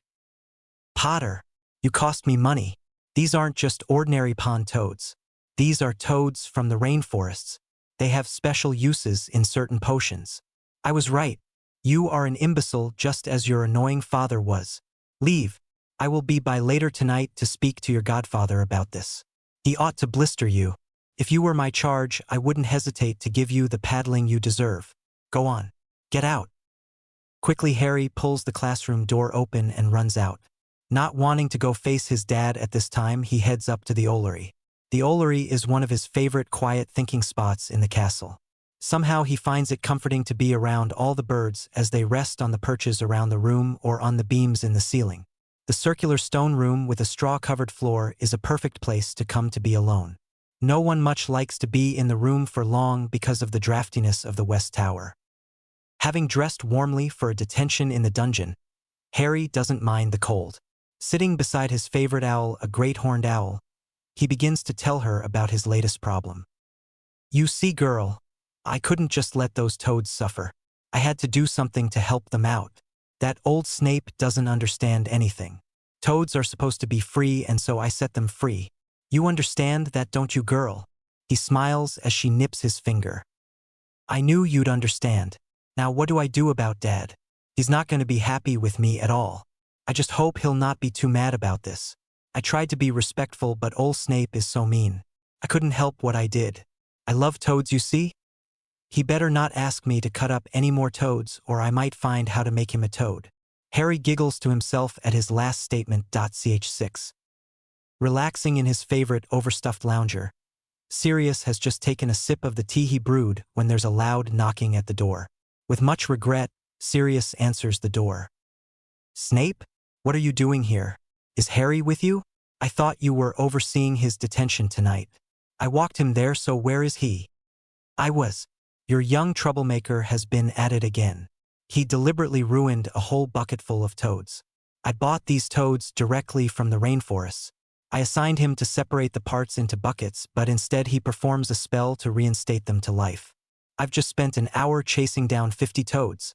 That child must be taken in hand. Black. He can't be allowed to do magic just when he feels the need. It caused me to lose money and very much needed potions ingredients. Where is Harry? I left him with you. Where is my child Snape? If you've hurt him, you will deal with me. Sirius informs him with a deadly tone to his voice. The child ran out on me. I have no idea where he went if he didn't come here. I expected he would run to you for comfort and coddling. You need to step up and discipline that child before he becomes even more of a menace than he already is. My child is not a menace. He's a 9-year-old little boy who lost his parents and has been struggling to adapt to a whole new lifestyle. You need to remember that when you are with him. He's been having trouble with control of his magic, but he is learning. Think back to when you were 9. Could you honestly control everything at that age? I know I couldn't. Thinking Harry might have gone to his dorm, Sirius checks there first. He finds Ron Weasley playing wizard's chess in the common room. Ron, have you seen Harry? He hasn't come back from detention and Professor Snape says he left some time ago. Has he been in here at all? No, sir. I haven't seen him since supper tonight. He said he had to go do a detention with SNAer Professor Snape and then he was going to stay with you tonight. Do you want me to help look for him? No, thank you, son. I think you should stay here and work on your homework so the hateful astronomy professor will not be angry at you tomorrow. Sirius says, grinning at the redness showing up on the boy's face. Sirius decided to check the Ollery next, knowing it is one of Harry's favorite getaway spots. Reaching the Ollery, Sirius pushes open the double doors and walks quietly into the circular room. The room is darker than usual because the moon is not shining through the windows. These windows are spelled to open when an owl taps on them. This allows the owls to come and go with their messages at all times of the day or night. Casting a Lumos spell to help him see, Sirius walks over to where his son's favorite owl, a big great horned owl, roosts. Sure enough, there's Harry curled up next to her post sound asleep. Bending down, Sirius can see the traces of tears on the boy's face. Gently, he shakes the child's shoulder. Harry? Come on, pup, wake up for me. We need to get you home in bed. Come on now, wake up. Waking up slowly, Harry sees his dad stoop down next to him. The memory of the night's events comes back quickly. Oh, Dad, Snape was so horrible to me. I couldn't help what I did. I couldn't. Please don't be mad at me. Lifting the boy into his arms, Sirius gives him a gentle pat on the back. It's okay, son. We'll talk about it later. Right now, let's just go home and warm up. You need a warm bath and maybe some tea, and then if you feel like talking, I'll listen. Ok. Harry snuggles into the comfort of his new father's arms and drops his head on his dad's shoulder, fighting the sleep threatening to come back. He feels so safe when he's being held like this. It wouldn't do to let his friends see him being carried like a baby, but for now Harry decides to risk it just this one time. After a warm bath and having put on his favorite pajamas, Harry joins Sirius in the kitchen for some warm tea and biscuits. Would you like to tell me what went on tonight, Harry? Sirius asks softly after a few moments. Sipping his tea, Harry looks up to study his dad's expression. He doesn't sense any sternness in the man sitting across the table from him. Sighing softly at having to even talk about the mean thing Snape said, he begins to tell his dad. Professor Snape started calling me names right away. He was talking about my other daddy really meanly, calling him an imbecile and saying I was just like him. I'm not sure what that word means, but it must not be nice because of the way he said it. Then he wanted me to cut up toads for him. You know how much I like toads. Mummy always used to take me to the pond and I'd play with the toads in the water. They would hop on my head and shoulders. I used to sit in the water in the summer and let them hop on my legs and even my head. Mummy would laugh and call me Harry Toady.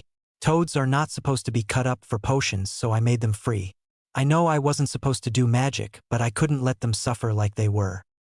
Harry stops and looks up at his dad's face to see how he might react to this tale. He sees a hint of anger this time when he looks carefully. Dad, are you mad at me? Are you going to punish me for messing up the potion's ingredients? I did magic without permission too, but I couldn't help it really.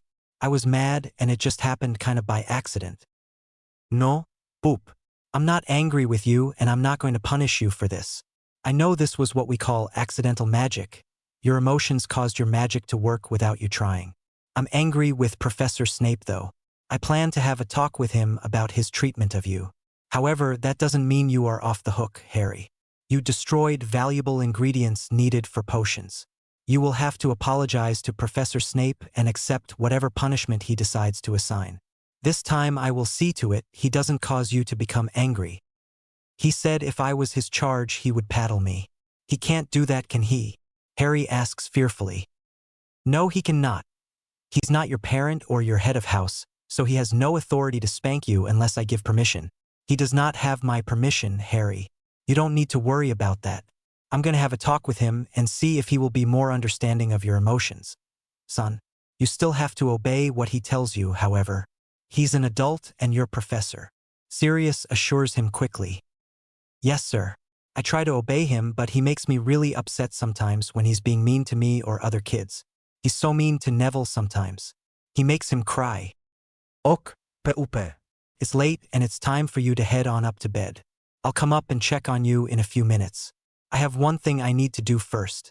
You get all those beautiful teeth clean and that face I love so much too, and then you may read for a while before lights out. Off with you now, young scamp, Sirius says, shooing the protesting boy out of the kitchen.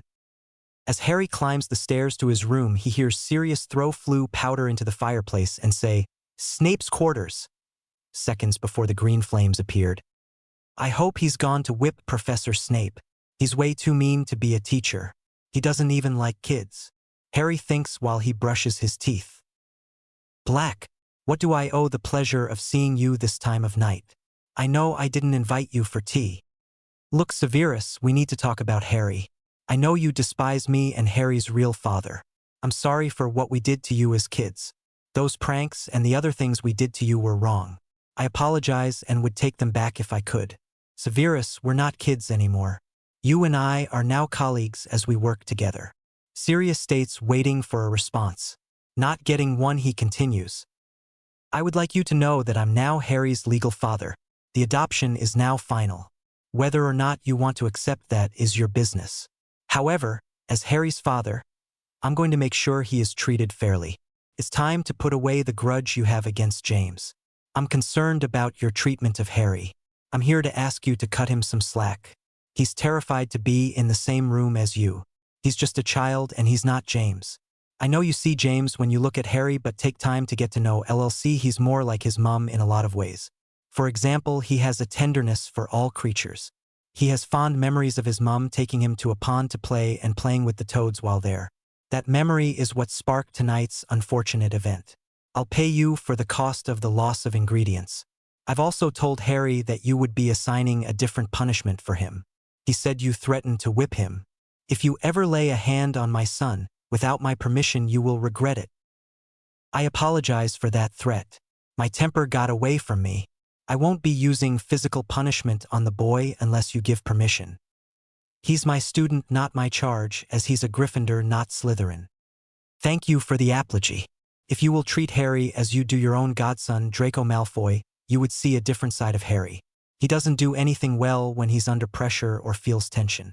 As I said, we're working on the use of underage magic.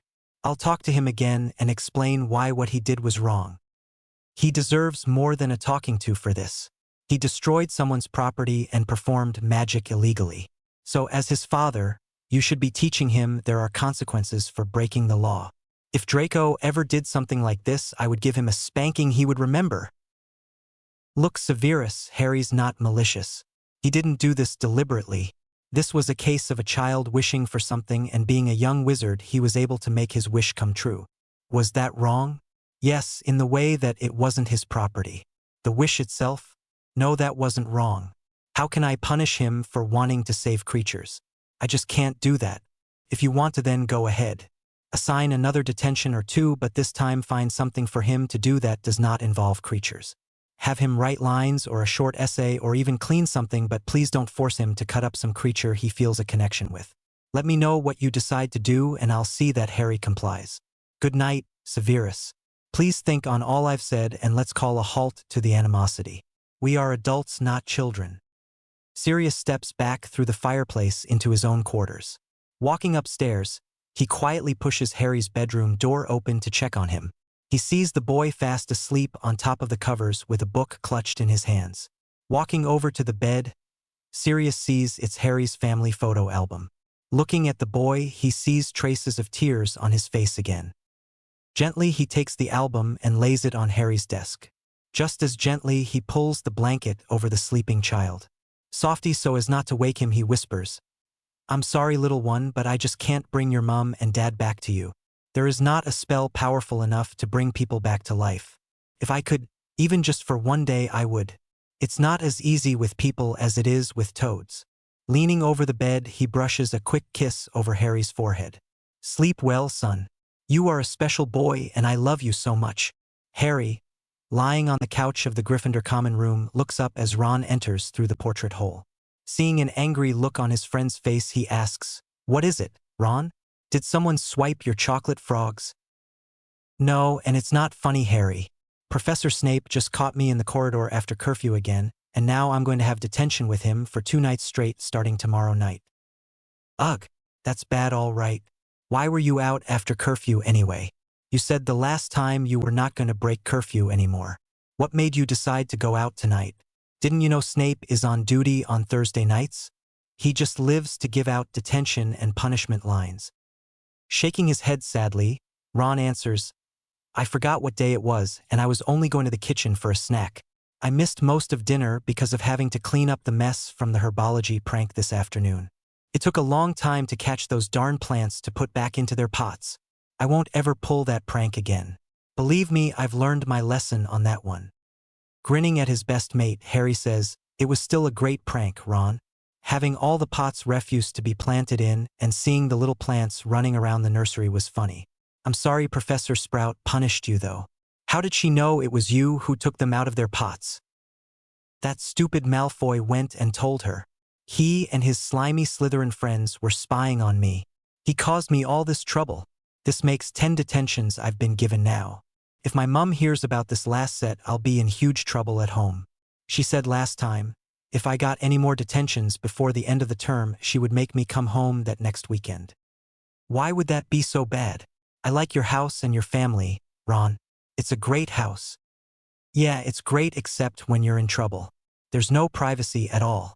If I get punished, they all hear it and know what happened to me. My mum will use her wooden spoon on me if she hears I got more detentions. That thing really smarts. My bum was sore for 2 days the last time she walloped me with it. Yeah, wallopings really hurt. I'll be glad when we get too old for that kind of punishment. Surely they'll stop when we get to be 10 or 11. We'll be almost teenagers then. You don't wallop teenagers. I don't know, Harry. My mum still wallops the twins and they're almost 12. She walloped Bill once when he was 14. He got caught in Knockturn Alley. My dad got him that time too. He hardly ever wallops us. He took him out to the shed and used a belt on him for going to Knockturn Alley. What's Knockturn Alley? Where is it and why is it bad to go there? Is it close by? If it is, we could go see it. Harry says, getting excited about a possible new adventure. Before Ron can answer, another familiar voice says, "You young man will not be going anywhere near Knockturn Alley if you value your bum. It's a place for dark magic with witches and wizards who work in the dark magic. It's very dangerous and not a place for young boys to even be thinking about going. Do you both understand me?" "Yes, Dad, I understand." "Yes, Professor Black." "Good to hear. Ron, I need to speak with you privately, please. Let's go up to your dorm room, shall we? Harry, you stay down here and I'll talk with you before I leave." Watching Sirius walk Ron up the stairs to their dorm room, Harry has a feeling he knows what Sirius wants to talk about. Hoping he's wrong, he tries to concentrate on his latest Quidditch weekly magazine. Entering the dorm room and closing the door, Sirius casts a silencing and locking charm on the room. No one may enter and not a sound can be heard outside the room. "Ron, your mum owed me at the beginning of the term and gave me permission to treat you just as I would Harry if necessary. Also, as your head of house, I am responsible for taking care of you. If you are sick, need help with schoolwork, or have another problem, then I am here to help. I'm also in charge of discipline over school rules. Do you remember when we discussed the rules earlier in the term?" At Ron's nod, he continues, "One of the main school rules is showing respect for your professors and another is to obey the curfew. I understand you have had some trouble following those particular rules this week.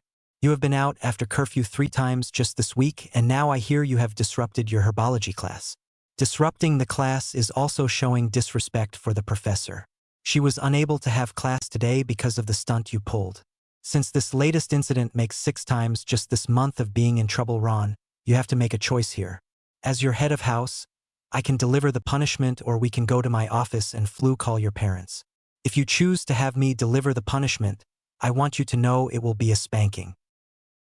Waiting a few minutes for the boy to think things over, Sirius then asks, "Which one do you choose?"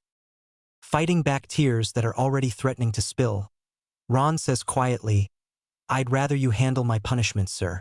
My mum will blister me with her wooden spoon or my dad will use the hairbrush if you call them. Please, sir, I don't want to flu my parents." "Very well, but you know I still have to send them a report explaining why you received corporal punishment from a professor. They will still know what you did, Ron. Does this change your mind about your punishment?" "No, sir. They won't punish me again if you already have. At least I don't think they will." "All right then, let's get this punishment over with. Come stand beside me, son." Seeing the apprehensive look on the boy's face, Sirius quickly reassures him. "Ron, I'm not going to hurt you. This will sting for a while, but it won't last. You will be fine. I doubt my hand hurts as much as your mum's spoon." With that said, Sirius bends the boy over his lap and applies 10 swift swats to the boy's backside. Standing him back up, he pulls him into a hug, letting Ron cry it out. "Now then, was my spanking worse than your mum, Ron?" "No, sir, but it did hurt. You have a hard hand. I don't want one of those again." Chuckling softly, Sirius replies, "Well, son, you keep yourself out of trouble and you won't have to choose for me to spank you again. Remember, it was your choice for me to spank you. Now, it's time for you to be settling in for the night. I need to go talk to Harry for a bit, so he'll be late coming up to bed. Don't wait up for him. He may choose to stay in our quarters tonight. I'll see you in class tomorrow. Sleep well, Ron. Yes, sir. Good night, Professor. Back down in the common room, Sirius finds several other junior-level students as well as Harry. Harry, come with me, please. We need to talk privately. The rest of you head on up to your rooms. You have 30 minutes before lights out. Sirius leads Harry to their quarters. Sit on the couch, son, and let's discuss today's herbology class, Sirius says, watching Harry closely. With a frown and a sigh, Harry obeys, thinking this is exactly what I hoped he didn't want to talk about. Harry, what do you know about the stunt Ron pulled today? Sirius asks. He charmed the pots closed so no one could replant anything, and then the young plants ran around the room. The students were chasing them but couldn't keep hold when they caught one. The plants were very slippery. Harry, Ron is not as far along in his spell work as you are. Casting a spell to make live plants react that way is difficult. It's more of a 3rd or 4th year spell. Sirius, looking at Harry, asks, do you have something you'd like to tell me about today's incident in class? Looking down at the floor, Harry mutters a quiet no, sir. You are sure? There's not one thing you should tell me about today's events? Not even that it was you and not Ron who cast the spell on the plants? Refusing to tell me will only land you in worse trouble than you are already in. I strongly suggest you start talking, Harry James, before I lose my temper. At this, Harry breaks down in tears. Sniffling, he says, if I tell you you're going to spank me, you're already mad at me. You only call me Harry James when you're mad. All right, pup. I'll admit I am a bit mad, that's true. I give you my word that I won't spank you if you tell me the truth right now. I want all of the story, pup. Let's hear it. Sirius settles on the couch beside Harry, waiting for him to speak. Ron thought it would be a funny prank to charm the pots closed. He was going to undo the spell after a few minutes, but when he tried reverso, it wouldn't work. The kids were just standing around, so I thought it would be funny to have them chase the plants. I cast a spell to make the plants run on their roots, and everyone was chasing a plant. It was really funny. I stopped it after a few minutes. I didn't make the plants slippery, Dad. They just were. I'm sorry I caused trouble, Dad. Wiping the tears that refused to stop falling, Harry looks up to see Sirius' reaction to his tale. Frowning, Sirius says, well, Harry, pulling a prank in class like that disrupted Professor Sprout's class. That is disrespectful to her to disrupt her class. It is also against school rules and our own house rules to be disrespectful to other people. This is true, is it not? Swallowing the lump that came up in his throat, Harry answers, yes, sir. Ron was given a choice for his punishment. You are also going to get a choice of punishments. Your choices are a spanking with no dessert for 2 weeks, or being grounded from your broom and to your room here in our quarters for the next week. Dad, those are long punishments. I didn't do anything that was that bad. You said we were going to go to Hogsmeade this weekend. Harry complains. Yes, Harry, you did. Using unsupervised magic is against the house and school rules. Now enough with the whinging. You know you did wrong and deserve to be punished. Which punishment do you choose? I'd rather be grounded than get a spanking. I choose to give up my broom and stay here in my room after classes for a week.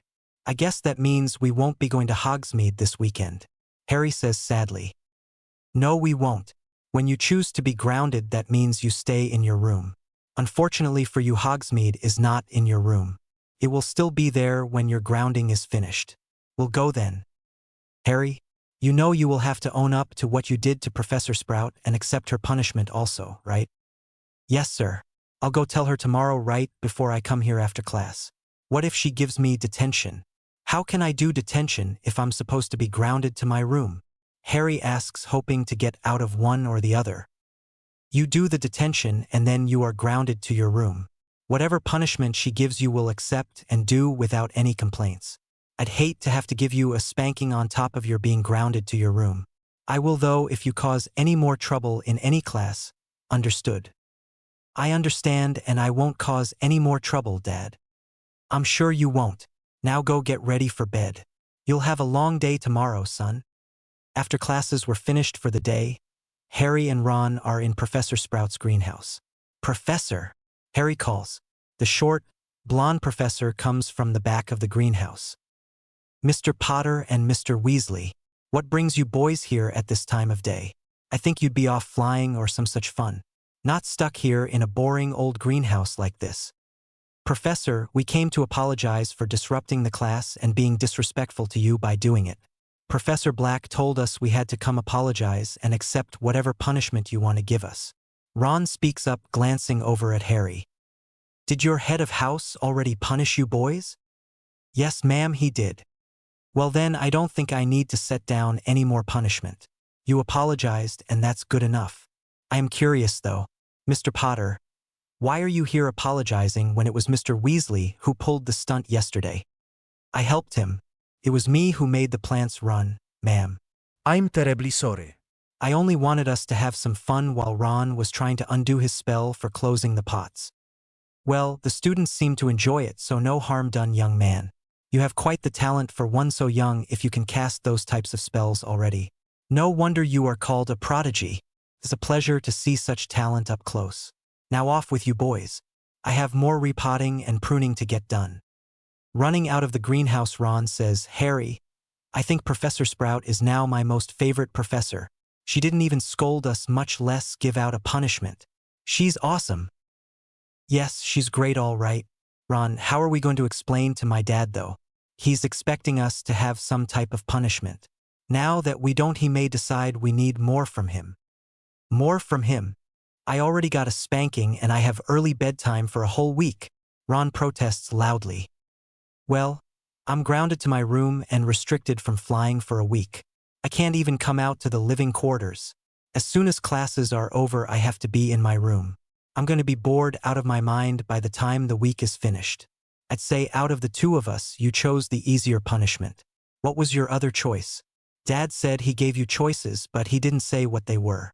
Harry replies, my choices were to have him call my parents, which would mean I'd be sent home to get my bum seriously whacked, or I could choose to let your dad spank me. I know how hard my mum and dad spank, so I chose to get a spanking from your dad. He spanks pretty hard, but even then I got off better than I would have if I'd had to go home. How about you? What was your other choice? No dessert for 2 weeks and a spanking. From what you said, Dad went easy on you. If he had spanked me, it would have been a bad one. He probably would have had me take my pants down. The last time I used magic without permission, he said he would spank my bare bottom if I did it again. That was the time I made the fireworks display in the dungeon. I didn't want to risk him remembering what he said, so I picked being grounded. Well, I really liked that fireworks display. It sure made the potions class a lot more fun. Snape was actually turning purple, he was so mad. I didn't think he ever found out who did that. How did your dad find out? Ron, think about it. Who in the class would be only too happy to rat me out to someone? That sneaky Slytherin Malfoy?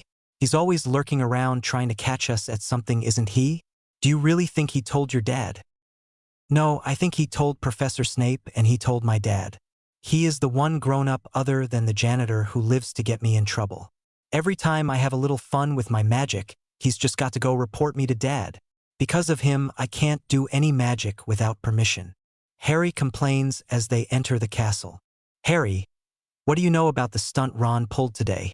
Sirius asks. He charmed the pots closed so no one could replant anything, and then the young plants ran around the room. The students were chasing them but couldn't keep hold when they caught one. The plants were very slippery. Harry, Ron is not as far along in his spell work as you are. Casting a spell to make live plants react that way is difficult. It's more of a 3rd or 4th year spell. Sirius, looking at Harry, asks, do you have something you'd like to tell me about today's incident in class? Looking down at the floor, Harry mutters a quiet no, sir. You are sure? There's not one thing you should tell me about today's events? Not even that it was you and not Ron who cast the spell on the plants? Refusing to tell me will only land you in worse trouble than you are already in. I strongly suggest you start talking Harry James before I lose my temper. At this, Harry breaks down in tears. Sniffling, he says, if I tell you you're going to spank me, you're already mad at me. You only call me Harry James when you're mad. All right, pup. I'll admit I am a bit mad, that's true. I give you my word that I won't spank you if you tell me the truth right now. I want all of the story, pup. Let's hear it. Sirius settles on the couch beside Harry, waiting for him to speak. Ron thought it would be a funny prank to charm the pots closed. He was going to undo the spell after a few minutes, but when he tried reverso, it wouldn't work. The kids were just standing around, so I thought it would be funny to have them chase the plants. I cast a spell to make the plants run on their roots, and everyone was chasing a plant. It was really funny. I stopped it after a few minutes. I didn't make the plants slippery, Dad. They just were. I'm sorry I caused trouble, Dad. Wiping the tears that refused to stop falling, Harry looks up to see Sirius' reaction to his tale. Frowning, Sirius says, "Well, Harry, pulling a prank in class like that disrupted Professor Sprout's class. That is disrespectful to her to disrupt her class. It is also against school rules and our own house rules to be disrespectful to other people. This is true, is it not?" Swallowing the lump that came up in his throat, Harry answers, "Yes, sir." Ron was given a choice for his punishment. You are also going to get a choice of punishments. Your choices are a spanking with no dessert for 2 weeks, or being grounded from your broom and to your room here in our quarters for the next week. Dad, those are long punishments. I didn't do anything that was that bad. You said we were going to go to Hogsmeade this weekend. Harry complains. Yes, Harry, you did. Using unsupervised magic is against the house and school rules. Now enough with the whinging. You know you did wrong and deserve to be punished. Which punishment do you choose? I'd rather be grounded than get a spanking. I choose to give up my broom and stay here in my room after classes for a week. I guess that means we won't be going to Hogsmeade this weekend, Harry says sadly. No, we won't. When you choose to be grounded, that means you stay in your room. Unfortunately for you, Hogsmeade is not in your room. It will still be there when your grounding is finished. We'll go then. Harry, you know you will have to own up to what you did to Professor Sprout and accept her punishment also, right? Yes, sir. I'll go tell her tomorrow right before I come here after class. What if she gives me detention? How can I do detention if I'm supposed to be grounded to my room? Harry asks, hoping to get out of one or the other. You do the detention and then you are grounded to your room. Whatever punishment she gives you will accept and do without any complaints. I'd hate to have to give you a spanking on top of your being grounded to your room. I will though if you cause any more trouble in any class. Understood? I understand, and I won't cause any more trouble, Dad. I'm sure you won't. Now go get ready for bed. You'll have a long day tomorrow, son. After classes were finished for the day, Harry and Ron are in Professor Sprout's greenhouse. Professor, Harry calls. The short, blonde professor comes from the back of the greenhouse. Mr. Potter and Mr. Weasley, what brings you boys here at this time of day? I think you'd be off flying or some such fun. Not stuck here in a boring old greenhouse like this. Professor, we came to apologize for disrupting the class and being disrespectful to you by doing it. Professor Black told us we had to come apologize and accept whatever punishment you want to give us. Ron speaks up, glancing over at Harry. Did your head of house already punish you boys? Yes, ma'am, he did. Well then, I don't think I need to set down any more punishment. You apologized, and that's good enough. I am curious though, Mr. Potter, why are you here apologizing when it was Mr. Weasley who pulled the stunt yesterday? I helped him. It was me who made the plants run, ma'am. I'm terribly sorry. I only wanted us to have some fun while Ron was trying to undo his spell for closing the pots. Well, the students seem to enjoy it, so no harm done, young man. You have quite the talent for one so young if you can cast those types of spells already. No wonder you are called a prodigy. It's a pleasure to see such talent up close. Now off with you boys. I have more repotting and pruning to get done. Running out of the greenhouse, Ron says, Harry, I think Professor Sprout is now my most favorite professor. She didn't even scold us, much less give out a punishment. She's awesome. Yes, she's great all right. Ron, how are we going to explain to my dad though? He's expecting us to have some type of punishment. Now that we don't, he may decide we need more from him. More from him? I already got a spanking and I have early bedtime for a whole week. Ron protests loudly. Well, I'm grounded to my room and restricted from flying for a week. I can't even come out to the living quarters. As soon as classes are over, I have to be in my room. I'm going to be bored out of my mind by the time the week is finished. I'd say out of the two of us, you chose the easier punishment. What was your other choice? Dad said he gave you choices, but he didn't say what they were. Harry replies, my choices were to have him flu call my parents, which would mean I'd be sent home to get my bum seriously whacked, or I could choose to let your dad spank me. I know how hard my mum and dad spank, so I chose to get a spanking from your dad. He spanks pretty hard, but even then I got off better than I would have if I'd had to go home. How about you? What was your other choice? No dessert for 2 weeks and a spanking. From what you said, Dad went easy on you. If he had spanked me, it would have been a bad one. He probably would have had me take my pants down. The last time I used magic without permission, he said he would spank my bare bottom if I did it again. That was the time I made the fireworks display in the dungeon. I didn't want to risk him remembering what he said, so I picked being grounded. Well, I really liked that fireworks display. It sure made the potions class a lot more fun. Snape was actually turning purple. He was so mad. I didn't think he ever found out who did that. How did your dad find out? Ron, think about it. Who in the class would be only too happy to rat me out to someone? That sneaky Slytherin Malfoy? He's always lurking around trying to catch us at something, isn't he? Do you really think he told your dad? No, I think he told Professor Snape, and he told my dad. He is the one grown-up other than the janitor who lives to get me in trouble. Every time I have a little fun with my magic, he's just got to go report me to Dad. Because of him, I can't do any magic without permission. Harry complains as they enter the castle. Well, Harry, I'll just tell the twins and they'll see to it our dear professor is punished. Fred and George know all kinds of ways to make someone miserable without getting caught. This should be fun to see. Ok, Ron. Just make sure I'm not involved in any way. My dad would get seriously mental if he thought I was attempting revenge on Snape. I do like to have a working bum, you know? Harry tells Ron. Yeah, I don't want to be involved either. Your dad would go mental on me too. The next time he might take my pants down. Ron replies with a smirk. During the next week's potions class, the boys are busy attempting to make a soothing salve potion when it happens. The door to the lab bangs open and Peeves the poltergeist flies in. OH kitties making potions. OH Snevellis, what are we making today? Silly juice? Green-eyed frog tea? Do tell me, I just LOV potions so. He says as he flies around the professor's head, swooping now and then towards him. Get out of here. You're interrupting my class and distracting my students from their work. Snape snaps furiously. Work, you say? Children shouldn't be working, they should be having some fun. With that said, the ghost throws something into Neville Longbottom's cauldron. The hissing noise causes the children to scamper to the far side of the room.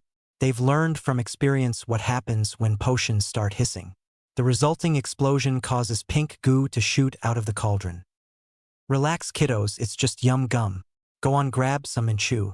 It has a lovely taste and the bubbles will lift you off your feet, Peeves announces. He's right. This tastes great. Ron exclaims excitedly as he is the first to try the goo. Come on, Harry, try some. Within minutes, all the boys are blowing bubbles that have them floating up to the ceiling. They are all laughing hysterically at the girls down below. Boys, get yourselves down her at once. Snape roars. When the boys just continue laughing, he sends Hermione for the headmaster. Headmaster, the boys are under the influence of something that abominable Peeves threw in a potion. It made some kind of gum, I believe. I can't counteract the spell and get them down from there. Professor Snape explains. Boys, I want you all to listen and obey my voice. The headmaster says, speaking slowly and softly. Right now, I want you to put your hands up to your mouth. Now spit out the gum into your hand. As he sees the children obey his instructions, he waves his wand at them. All 10 of the boys sink slowly to the floor.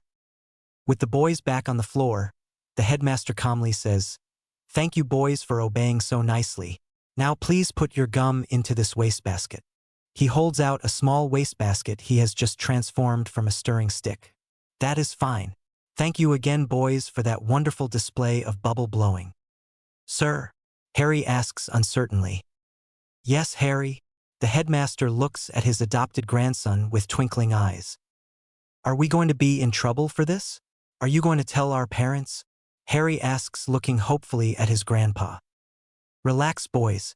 No one did anything wrong. That is, unless one of you helped Peeves with this prank. Did you? He asks, looking mostly at Harry. Harry shakes his head, quickly denying any wrongdoing. The other 9 boys all say, no sir. Well then there is no reason to worry about being in trouble. Professor, I will talk with Peeves and stress he not interrupt any classes again.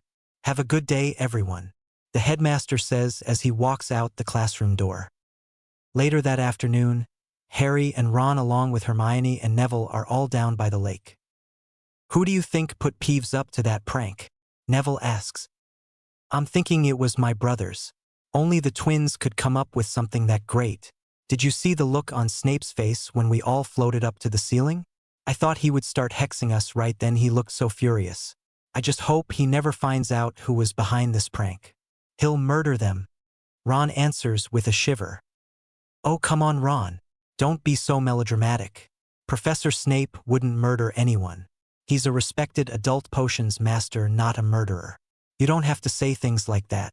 Hermione scolds. I'm not being melodramatic or whatever it is you just said. Hermione know-it-all. I just call it like I see it. Who asked you anyway? If you don't like what I say then go hang around the brainiasts and leave us alone. Huffing, Hermione says, the words are melodramatic and brainiacs Ron. You really need work with vocabulary. Extremely tickled by Hermione's response, Harry can't help but giggle. Unfortunately this just makes his best bud mad. Smonneville, I'm leaving. I'll see you later Harry, when SHE is not around anymore. SHE can't come into our room, so I'll see you there. Ron says as he stalks off towards the castle with Neville following. I'm sorry I insulted your friend, Harry. I can't help correct people's bad pronunciations any more than you can help being a prodigy. Hermione apologizes. It's all right. You were right though, he does need to improve his vocabulary. Don't tell him I said so though. I won't. Harry, will you do some magic for me? I really want to meet the giant squid everyone talks about. Can you call him out so I can? Hermione pleads. I'm not allowed to do any magic without my dad's permission, Hermione. If I do, I'll get in huge trouble. Please, Harry? No one will know. I won't tell you did anything. Please do it for me. Unable to resist the pleading tone and batting eyes, Harry turns to the lake. Oh, squid, he says clearly.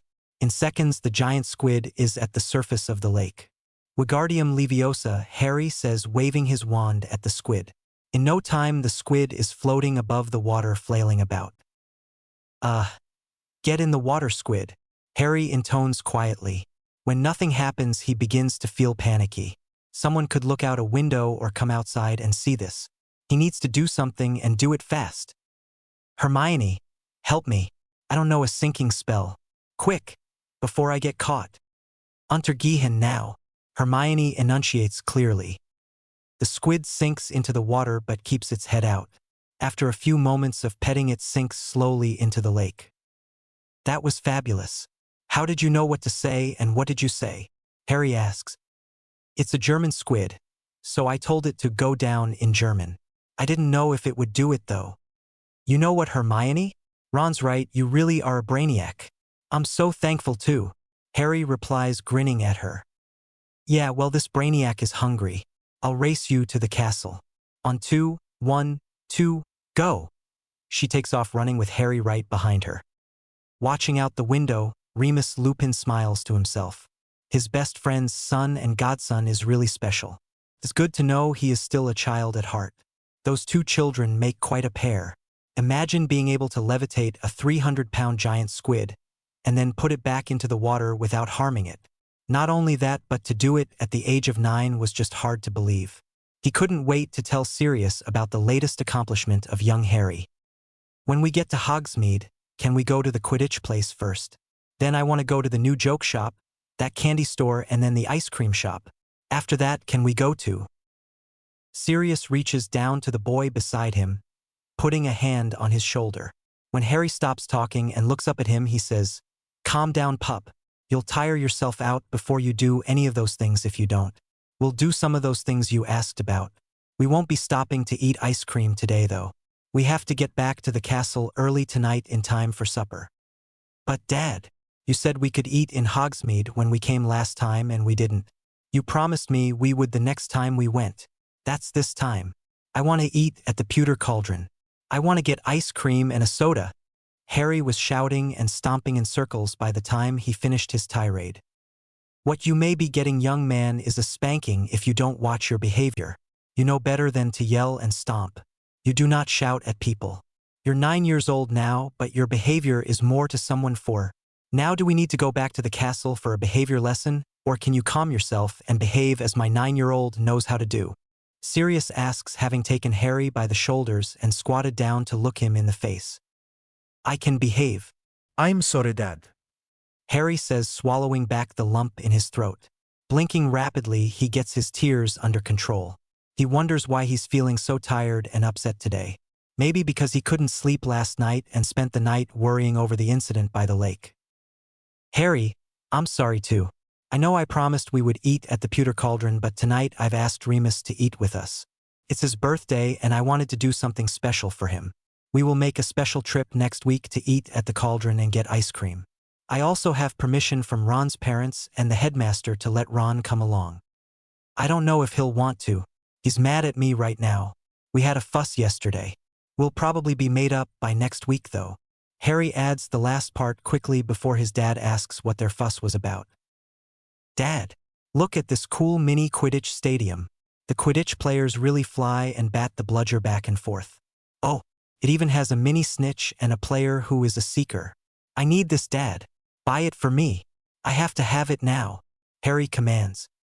Raising his eyebrows at the boy's commanding tone, Sirius says, watch yourself, Harry. You need to speak politely. About the toy, I think not, young man. You have more than enough toys already. We'll put it on the Christmas wish list though. Dad, that's months away. I want it now, not then. You need to listen to me and get it now, Harry shouts, stomping his feet. Several other shoppers turn and look at the child. Some just shake their heads, recognizing a tantrum in full swing. Sirius leans down, lifts Harry into his arms and walks with him out of the store. Walking briskly, he heads for the Leaning Lantern Hotel. Entering the building, still carrying Harry, he says to the man behind the desk, Sam, I need to use one of your rooms for a short time. I'll pay you for it for the day. Do you have one? Yes, Professor Black. Front room or back room? Back room, please. Just a moment. Okay, here's the key for room 102. I'll put it down as for the day only. Correct. That's correct, Sam. I won't be staying the night, Sirius says, walking towards room 102. Dad, what are we doing? Harry asks, deciding now would be a good time to speak up. He'd been a little shocked to be whisked out of the store so quickly. Unlocking the door while still holding Harry tightly, Sirius doesn't answer. He just pushes the door open and carries Harry inside. Once inside, he sets the boy on his feet and closes the door. Taking out his wand, he waves it once, saying something Harry doesn't recognize. Grasping Harry by the arm, he leads him to the bed and sits down. All right, Harry, we need to get something straight. You are not to demand anything. You are not a king or a prince who will order other people about. As I already explained to you earlier today, you are a 9-year-old boy who knows how to behave. I also told you not to shout at people. Do you remember me telling you this? Yes, sir. Harry, hearing the tone in his dad's voice and knowing from experience how this talk is going to end, hangs his head while biting his lip. Sirius reaches out and pulls the boy over his lap. After 10 swats to his backside and much sobbing on Harry's part, Sirius lets Harry stand up. Hugging him and running his hand through the child's hair, Sirius whispers to him, I love you, Harry James. If I didn't, I wouldn't care how you behave. You are my son, and you are going to behave and show good manners. Yelling, stomping, and demanding things will not be tolerated. If I have to go over this lesson again, I will not be using my hand. Do you understand, son? I understand, and I'll behave better, I promise I will. Dad, does everybody in the place know I got a spanking? They could hear me, couldn't they? Harry asks in shame as he wipes the tears from his face. No, son, they don't know. I cast a silencing charm when we came in. No one knows but the two of us. He quickly reassures the boy. Are we going back to the castle now? I guess I ruined my chance for any more exploring in town. It should be that way, but I think you've already been punished enough this time. We'll go back out to the joke shop, and then how about we pick up some ice cream to take back for tonight? Sirius answers, watching the smile light up Harry's face. As Sirius turns the key in, Sam says, "Thank you, Professor. It's good to see you again. Did you get the young one all sorted out? I have raised 4 of my own, so I recognized the look. Nothing like a good trip over a knee to settle a young one right down, I always say." Glancing over to where Harry is looking at a large aquarium, he replies, "I think you're right about that, Sam. I'm new to parenting, but that is one thing I've learned. Even if I dislike doing it. Good day to you, sir." That night after supper, Harry feels himself getting sleepy from listening to Sirius and Remus tell stories of their days as Hogwarts students. He felt himself nodding off several times but fought back to stay awake. Luckily, neither man has noticed him fighting off sleep. "Uncle Remus? Why can't the junior students take your class? We seem to take most everything else the older kids take," Harry asks at a break in the conversation. "Yes, Harry, that's certainly true. You younger students are studying much the same curriculum as the older students.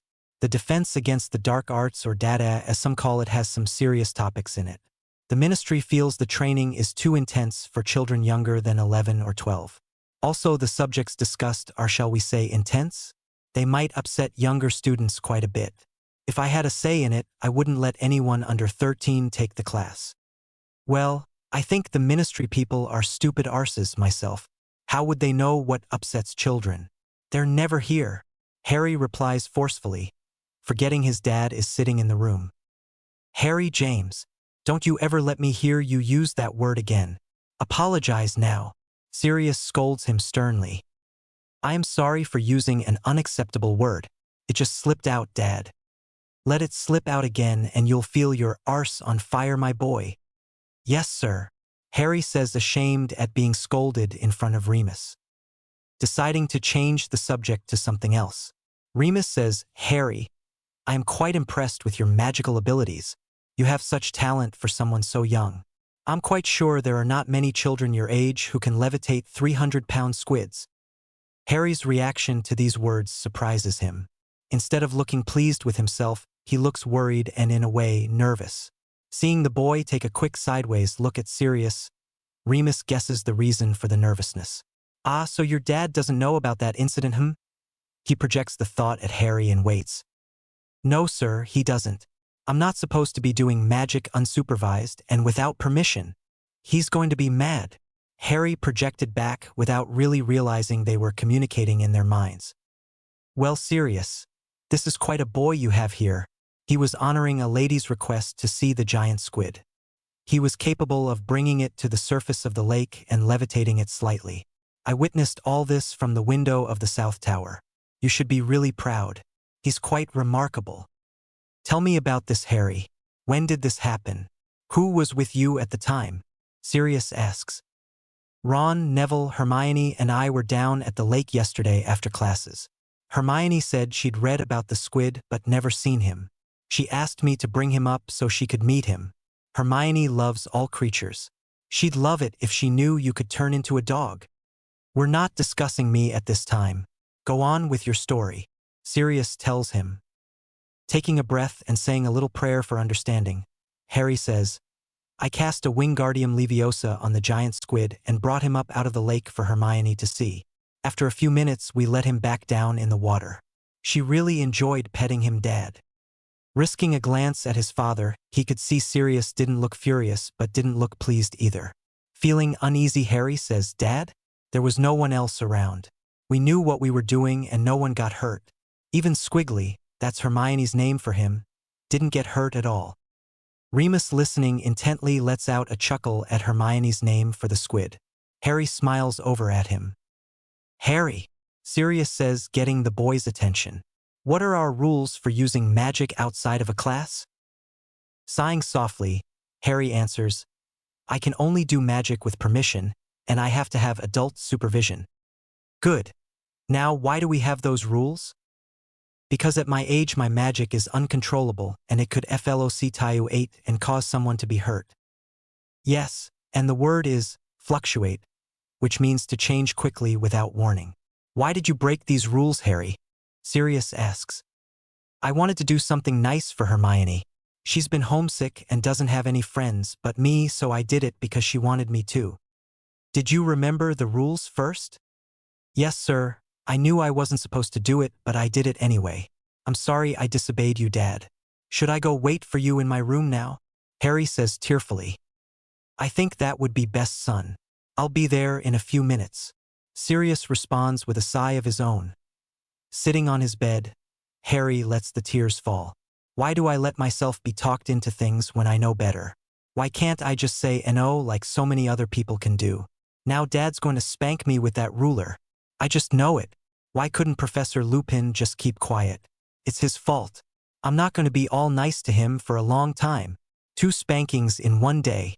That's not a good thing. Oh, I hear Dad coming. The bedroom door opens and Sirius walks in. Harry immediately starts sobbing. Crossing the room, he sits beside Harry on the bed. Seeing the tears on the boy's face, he reaches out and pulls him into his lap for a hug. SHH, it's all right, pup. I'm not mad at you. Hush now, no one is mad at you. You're not in trouble, pup. Come on now, stop crying so we can talk about this. It takes several minutes of rocking back and forth and soothing sounds on Sirius's part to calm Harry enough where he isn't still sobbing. Are we all calmed down now? Can you listen to me for a few minutes, pup? Sirius asks gently. Feeling the nod, he continues, Harry, you did break the rule of no magic without permission, that's true. The other one, though, you did not. As Professor Lupin so nicely pointed out, he was supervising from the tower. So we can say that rule wasn't broken. I can see how you wanted to help Hermione and make her feel better, and that's a very nice thing. Pup, I'm very proud of how you always put the other people ahead of yourself. You do things for friends without thinking about yourself first. He clarifies that Harry rears back and gives him a questioning look. You're not going to spank me? You're not mad at me anymore? Harry asks quietly. No, I'm not going to spank you or even punish you. I was more disappointed than mad at you. I thought we had agreed you wouldn't ever do magic without an adult around.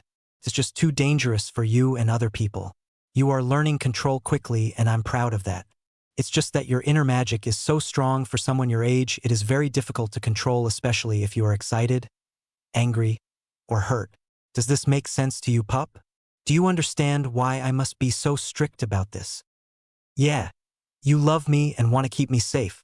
Harry answers, falling back into Sirius's arms for another hug. You are absolutely right on that. It would kill me to have something happen to you when I could have stopped it. Okay, let's go back out and show Remus I didn't destroy you. If we are really sweet to him, he might even let us get a few bites of the ice cream we brought back for him. It's going to be tough to get him to share it. He loves his ice cream almost as much as you do. Uncle Remus? Thanks for helping get me out of trouble. I appreciate it. He would have spanked me tonight if you hadn't helped me out. I already got one spanking today, and I sure as heck didn't want one with a ruler on top of that. Harry whispers as Sirius goes to the kitchen for the ice cream and cake. You are quite welcome, Harry. I'm glad I could be of assistance. What did you do to earn a spanking earlier? Sirius seems like a dad who wouldn't spank much. He doesn't really, just when I really mess up bad. I was bad today in the Quidditch store. I kind of threw a temper tantrum when he wouldn't buy me something I wanted. He took me over to the hotel, rented a room, and spanked me. It hurt. Harry huffs when he sees Remus's eyes twinkling and his mouth trying not to smile. Yes, I imagine it did. Well, I guess you won't be pitching any more fits in stores, will you? No, sir, never again. I'll be good and use my manners from now on, Harry answers. The next week, Harry found himself looking at the miniature Quidditch players again. He and Ron were looking around the store while Sirius took care of some banking business. Man, oh man, Harry, this set is too cool for words. Did you ask Sirius to get you one? He probably would, you know. He seems to buy you whatever you ask for.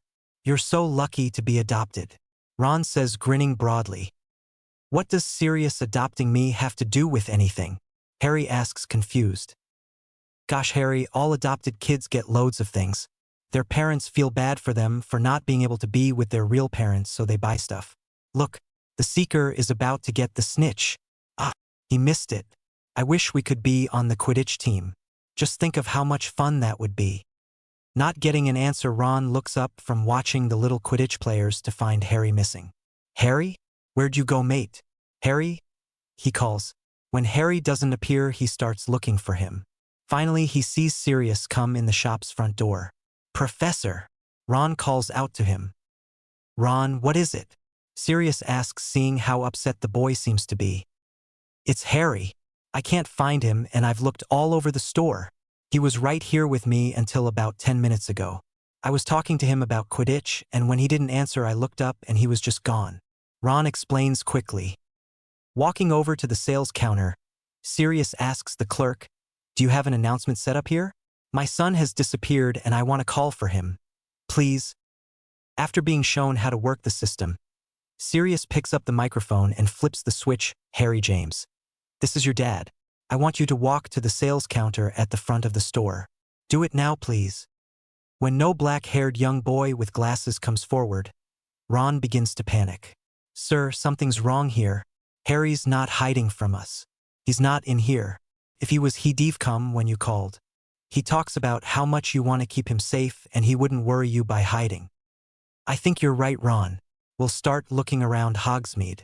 He has to be around somewhere. Where do you think he would go? Somehow I think he went looking for you. Let's go to the bank and see if I'm right. If not, maybe he went to the new ice cream place. It's called Florentine's or something like that. There's one like it in Diagon Alley. The twins told me about it. Ron explains. As they walk towards the bank, they see Harry. He's just sitting on a bench in a little garden area across from the bank. Not wanting to embarrass him in front of Ron, Sirius decides to wait until they are in private to scold him. Ron has a different idea. Harry, where did you go? You scared the shoes off me. He quickly amends his wording as Sirius shoots him a stern look. Why'd you wander off like that? You left me talking to myself. People are going to think I'm a nutter if I look like I talk to myself. Is that how you want people to think of your best mate? Harry just continues to sit and stare at the ground. He doesn't respond to Ron at all. Not liking this attitude with his son's friend, Sirius speaks up, quietly scolding. All right, Harry, this is enough. I want an answer and I want it right now. What in Merlin's name were you thinking when you went off by yourself? I wanted to be alone, and why do you even care anyway? You're not my real dad. Just bugger off, will you? Harry says hatefully. Ron gasps in horror at Harry's complete rudeness. Harry! Harry James Potter Black. Sirius says, his voice deadly. Get up from that bench immediately. We will discuss this behavior back at the castle. We're done here. When Harry doesn't move, Sirius bends down, picks him up and begins to carry him. Put me down. I don't want to go with you. You're not my real dad. Let me alone. Harry yells, now kicking and struggling to be let down. Sirius delivers one whack to the boy's blue jean-covered backside. Simmer down, young man, before I take you over my knee right here. Sobbing now, Harry gives in and allows Sirius to carry him back to the castle. Once in their quarters, he puts Harry in his bedroom and asks Ron to sit in the kitchen. Coming back from Harry's room, Sirius asks, Ron, could you tell me what went on right before he disappeared? This is more than him just wandering off to be disobedient. There's something else going on, but I don't know what it is. Maybe you can help me figure it out. Yes, sir. We were looking at the mini Quidditch set. It's so cool. Anyways, I asked Harry if he had asked you to buy it. Then I said a bunch of stupid stuff about how he was adopted and could get a lot more stuff because of it. Then I went back to looking at the game and was talking about being on a Quidditch team, and I looked up and he was just gone. All right then, Ron. I think this will help me out. You go on back to the dorm now. I'll let you know how Harry is doing tomorrow. I'm sorry we didn't get to do much in Hogsmeade. We'll go back again. That's okay, Professor. I hope Harry'll be all right. I sure do like hanging around with him. He's really special. I don't mean the magic, I mean how he treats people. He's nice. He didn't mean any of those things he said to you about not being his dad. He loves you, you know? Thank you, Ron. I do know. You're a good friend for Harry to have. Good night, son. 12. Walking back into his son's bedroom, Sirius finds Harry curled up in a corner of the room. Harry? Pup? What's gotten you so uptight? Was it what Ron was saying about being adopted? When Harry just continues to stare off in space and doesn't answer, Sirius continues. Being adopted is really a good thing, Harry. Someone chooses to be your family, and that is really something special. Is there anything you would like to say about how you are feeling? When he doesn't receive an answer, he says, well, whenever you want to talk, just come let me know. I'll listen and help you all I can. I love you very much, Harry James Potter Black. You were special to me when I met you as a tiny babe, and now you are even more special to me because you are my child. Checking on Harry 3 hours later, he finds him still in the corner, only this time he's sucking his thumb with a glazed expression in his eyes. Come on, pup. Let's get you bathed and ready for bed. I hope you'll feel like talking tomorrow. It's too quiet around here without all your chattering.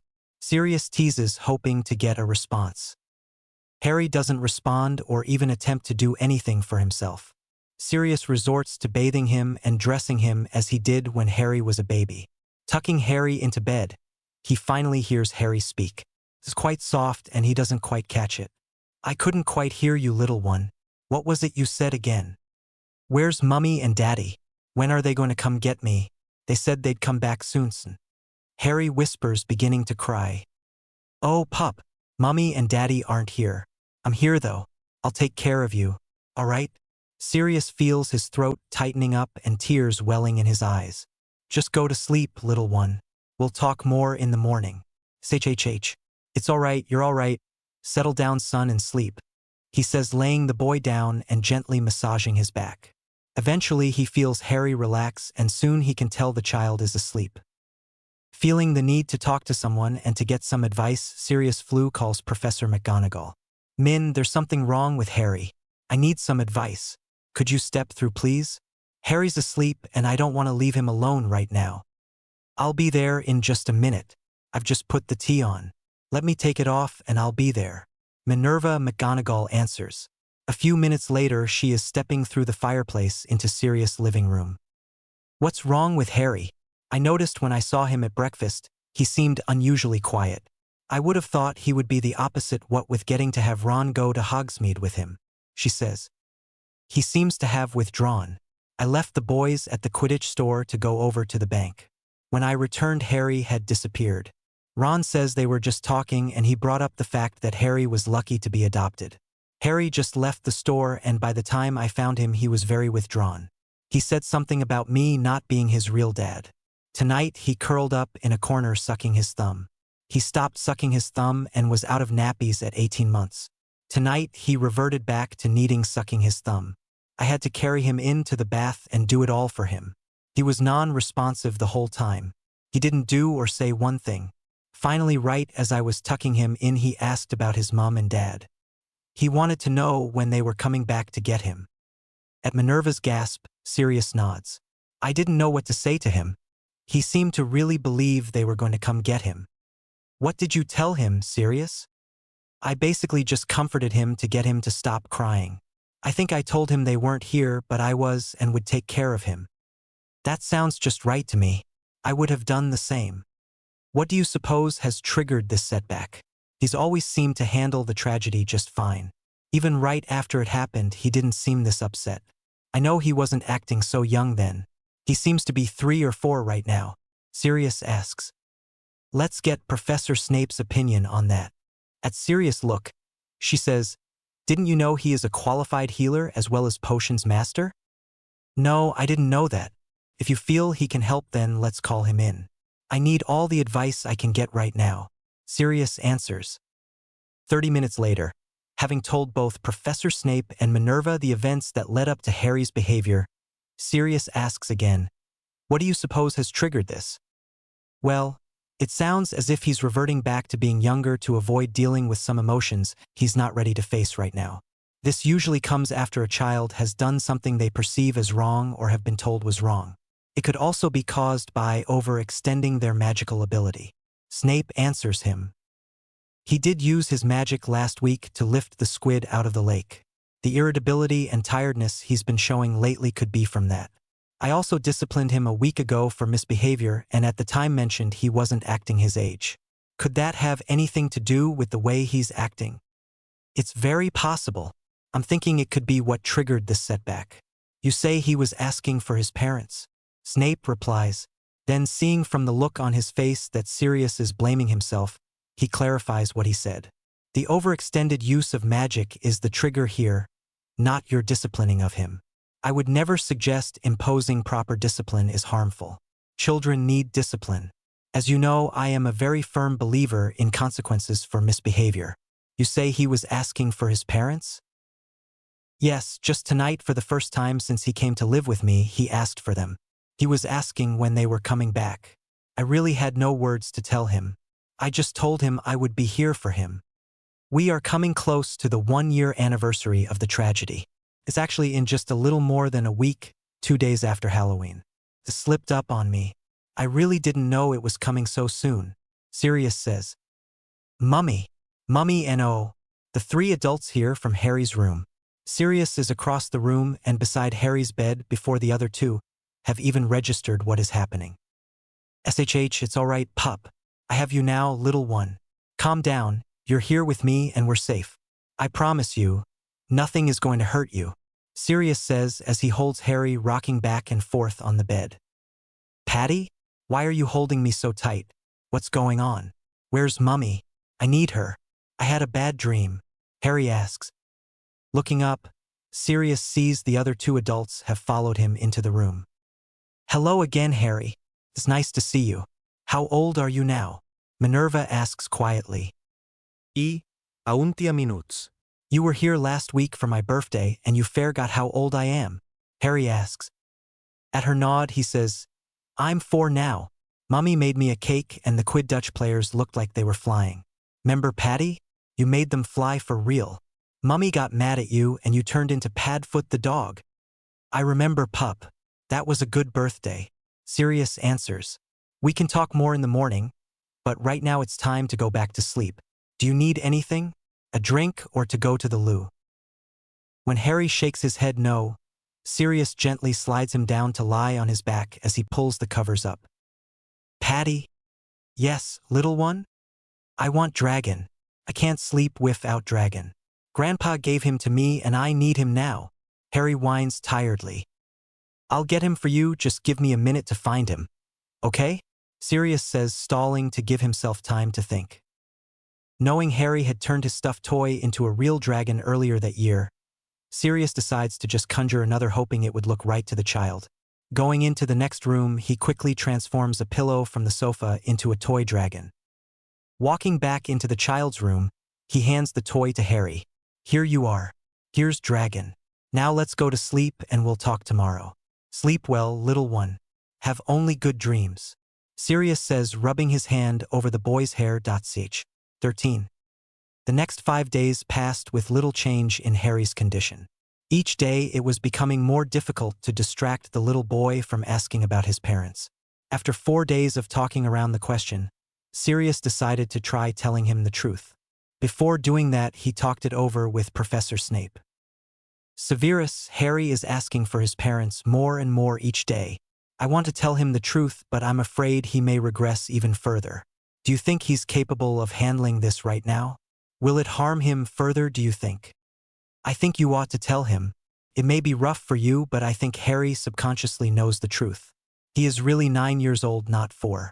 Only one part of his brain is reacting to things on a 4-year-old level. It may actually help to talk it out. I also have the potion ready for him. This is used to help someone overcome memory loss. I don't know how it will affect him, but we can certainly try it. It just might help him regain his 9-year-old memory. I'd like to know what happens either way. Of course, I'll let you know the results as soon as I see any. Maybe I should just let the potion work and hold off telling him about his parents. Just do whatever feels best for you and Harry, Sirius. I can't tell you the answer to what to do, Severus answers. That night, Sirius mixed the potion into a glass of frothy strawberry-flavored milk and gave it to Harry right before putting him to bed. Here you are, Harry. This will help you feel good. It's strawberry milk like a milkshake, Sirius tells him, handing him the glass and watching as he drinks. Okay, good boy, pup. Now it's time to climb in bed for the night. It's sleeping time now. I not sleepy. Patty, I need to stay up and play.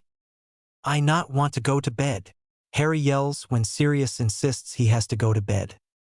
Harry James, you know better than to shout at me like this. Lower your voice now, Sirius replies sternly. Not go to bed. Stayin' up. Not goin' to listen. Harry yells at him, covering his ears with his hands. Running around the room as Sirius tries to catch him, Harry is giggling at this new game. Can't catch me. I super high. Faster than Hogwarts Twain. Choo choo. Harry shouts, zooming around just out of reach. Sirius reacts without thinking. As the child mistakenly moves closer, he's caught around his waist. You don't tell me you aren't going to do what I say. That is naughty, and naughty boys get spanked. He takes Harry by the arm and gives him a smack on the seat of his pajama pants. With the first swat, Harry uncovers his ears to put his hands behind him. Sirius moves his hands out of the way as he gives one more swat, saying, "You will listen, young man, and you will do as I say. I am in charge here, not you. Now you get into that bed before I decide to give you a real spanking." His voice is soft but firm. Harry's reaction surprises him. Instead of a tantrum as he is expecting, Harry has turned and thrown himself into Sirius' arms. Pressing his head into Sirius' chest, Harry says, "I'm sorry I was bad. I'll be a good boy now. Please don't spank me. I don't like it when you give out spankings. I'm so sorry I was so bad and worried you both. Please don't turn me over your knee." Sirius hugs him and lifts him up onto the bed. Handing him the stuffed dragon, he says, "Well, Harry, I don't think children are supposed to like spankings. It is punishment, and punishment isn't supposed to be liked. If it is, then it really isn't a punishment. Sleep well, little one. I'll see you in the morning." Thinking back later that night, Sirius realizes what Harry had actually said. He was sorry he was bad and worried you both, and he didn't want to be turned over Sirius's knee. Since Sirius had not ever even smacked Harry before tonight after he regressed to being a 4-year-old, then the comment about being put over his knee was unusual. Sirius hoped this was a sign of Harry getting his memories back and becoming his natural age. The next morning, he was jolted awake by Harry calling him. In his sleepy state, he didn't even realize Harry had called him Dad. "Dad, come quick. I need you, there's something wrong with me," Harry shouts. Sirius stumbles into the bathroom to find Harry staring down at himself. "What is it, little one? Are you hurt? Did you have an accident? It's okay, we'll clean it up." "Dad, I don't have accidents. I'm too big down there. I'm not supposed to be that big. Am I dying? What's wrong with me?" Harry ends in a shout. Awake now, Sirius is suddenly aware that Harry is speaking in his regular 9-year-old voice and no longer sounds like a 4-year-old. Looking at where Harry is pointing, he has to chuckle just a little. It seems the potion worked but has a side effect. "It's all right, son. It'll go down soon. It's just swollen a little. Are you able to use the toilet okay?" "Dad, quit talking to me like I'm a little baby. Asking me about having accidents and can I use the loo? I'm almost 10, you know. I'm not a little baby." "I'm sorry about that, pup. I forgot how old you really are. Why, you're practically grown already," Sirius says, smiling at him. "Come help me fix breakfast. We'll have your favorite French toast this morning. You get to dip the bread. How about some sausage, eggs, fried potatoes, and kippers to go with it?" "That sounds good, Dad. I'm really, really hungry this morning. I feel kind of funny, like I've been asleep a really long time too. What day is it? Is today Saturday?" "Today is Thursday, pup. No, don't panic. You don't have classes today," Sirius says as he sees Harry begin to get worried. "We'll talk over breakfast about what's been going on. You don't have classes again until Monday. Just relax and enjoy yourself," Sirius says, putting his arm around the boy's shoulders and leading him to the kitchen. "So I really acted like a 4-year-old? Nappies and everything? How embarrassing," Harry exclaims. "Well, you never were in nappies, Harry. But yes, you did act like a 4-year-old. Minerva thought you were extremely cute. I was just worried you'd never grow up. You wouldn't want me to be 4 forever? I wonder why. If I remember right, being 4 is a whole lot easier than being 9. At 4, you can get away with more stuff. You don't have to do schoolwork or chores. Someone will read to you, and you can take naps whenever you want to. I think it would be great. Maybe I should ask Professor Snape for an de-aging potion to go back to being 4. Don't you dare, young man. I'll turn you over my knee and wallop you until you don't sit comfortably for a week if you even think about taking any kind of potion without my permission. I'm dead serious on this, Harry James," Sirius says, seeing Harry try to stifle the giggles. "Yes, Dad. I sure do know how to push your buttons, don't I? I got you all hot and bothered by just mentioning an engaging potion. I wasn't really going to do that, you know? Oh, no. Dad. Don't. Please, Dad. I was joking. Dad. Sirius has flipped the giggling but now protesting boy over his lap bottom up. Raising his hand high, he delivers one hard smack to the boy's backside before lifting him up. You might have been joking, Harry, but I am not. This is too serious to fool around about. I mean it. You are not to take any kinds of potions unless I give permission. For your safety and the safety of your bum, you better remember what I tell you. Young man. Yes, sir. I'm sorry, Dad. I won't joke about it anymore, Harry says sorrowfully. Sirius, pulling the child back into his arms and lowering his face into his hair, whispers, I love you so much, Harry. I just can't bear to think of you deliberately doing something to harm yourself. I overreacted and I'm sorry. This last week has just been a nightmare for me. You have no idea what I've been through. Again, I'm sorry for smacking you. I do mean what I said, however. At no time are you to ever fool around with potions. Yes, sir, I'll remember. I don't want to stand up for a week. Harry replies, grinning just a little at Sirius as he knows that's just his dad exaggerating again. I'm glad to have my saucy child back. I missed my 9-year-old, saucy remarks and all. Sirius tells him, grinning back. I'm sure Ron and Hermione will be happy to hear you are back to your old self too. Why don't you go write them while I clean up from breakfast? We'll have a house elf deliver it. Thanks, Dad, Harry says, heading to his room. Sirius sends a message himself. His message to Severus is short but to the point. Severus, potion successful. My child is back to his normal everyday behavior. One small side effect caused minor panic. His male part became 2 sizes bigger than normal. In 1 hour, it has decreased to regular size. Thank you for all of your support and help. Sirius. 30 minutes later, he received a reply. Glad to hear the good news. Laughed hilariously at the minor panic issue. We'll take that into consideration for the next time I brew such a potion. Perhaps I can bottle the potion to sell to Muggle men. Could make me rich. S. Sirius had to smile at this response, thinking seems old Snape has a sense of humor after all. Not that I am able to tell anyone, though. It would be nice to see some of that humor loosen him a bit with the children. He's too uptight and strict with them. After his traumatic week, Harry settled back into classes very well. The first reporting period was coming up and all the teachers had tests or assignments for the children. Ron is complaining about this as he and Harry hurry to Charms. Harry, how can you be so cheerful about this? We slave over these essays and projects only to have some teachers who I won't name rate them poor. I haven't had many rated below acceptable, Ron. If I did, my dad would punish me. I'd better not get anything less than acceptable on my grade report either.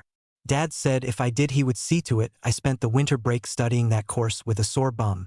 He said from the beginning of school to come to him if I needed any extra help with schoolwork. I've done well in my classes except potions. I only get acceptables on some of my assignments there. Dad doesn't know it, but before I got sick I made 2 dreadfuls on the potions we had to brew. Professor Snape didn't tell him and I sure didn't. Yeah, I know what you mean. I didn't tell my parents about my low grade in literature.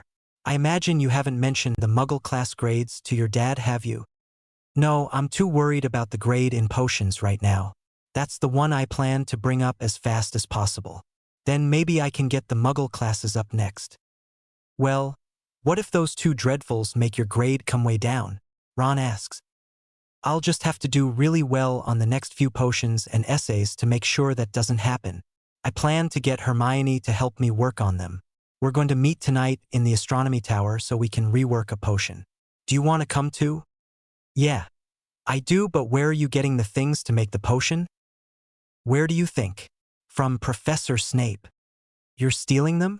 Harry, have you gone mental? Your dad might blister your arse with a paddle if he finds out. I know mine would if I ever stole something. You're the one who's gone mental, Ron. Of course I'm not stealing them.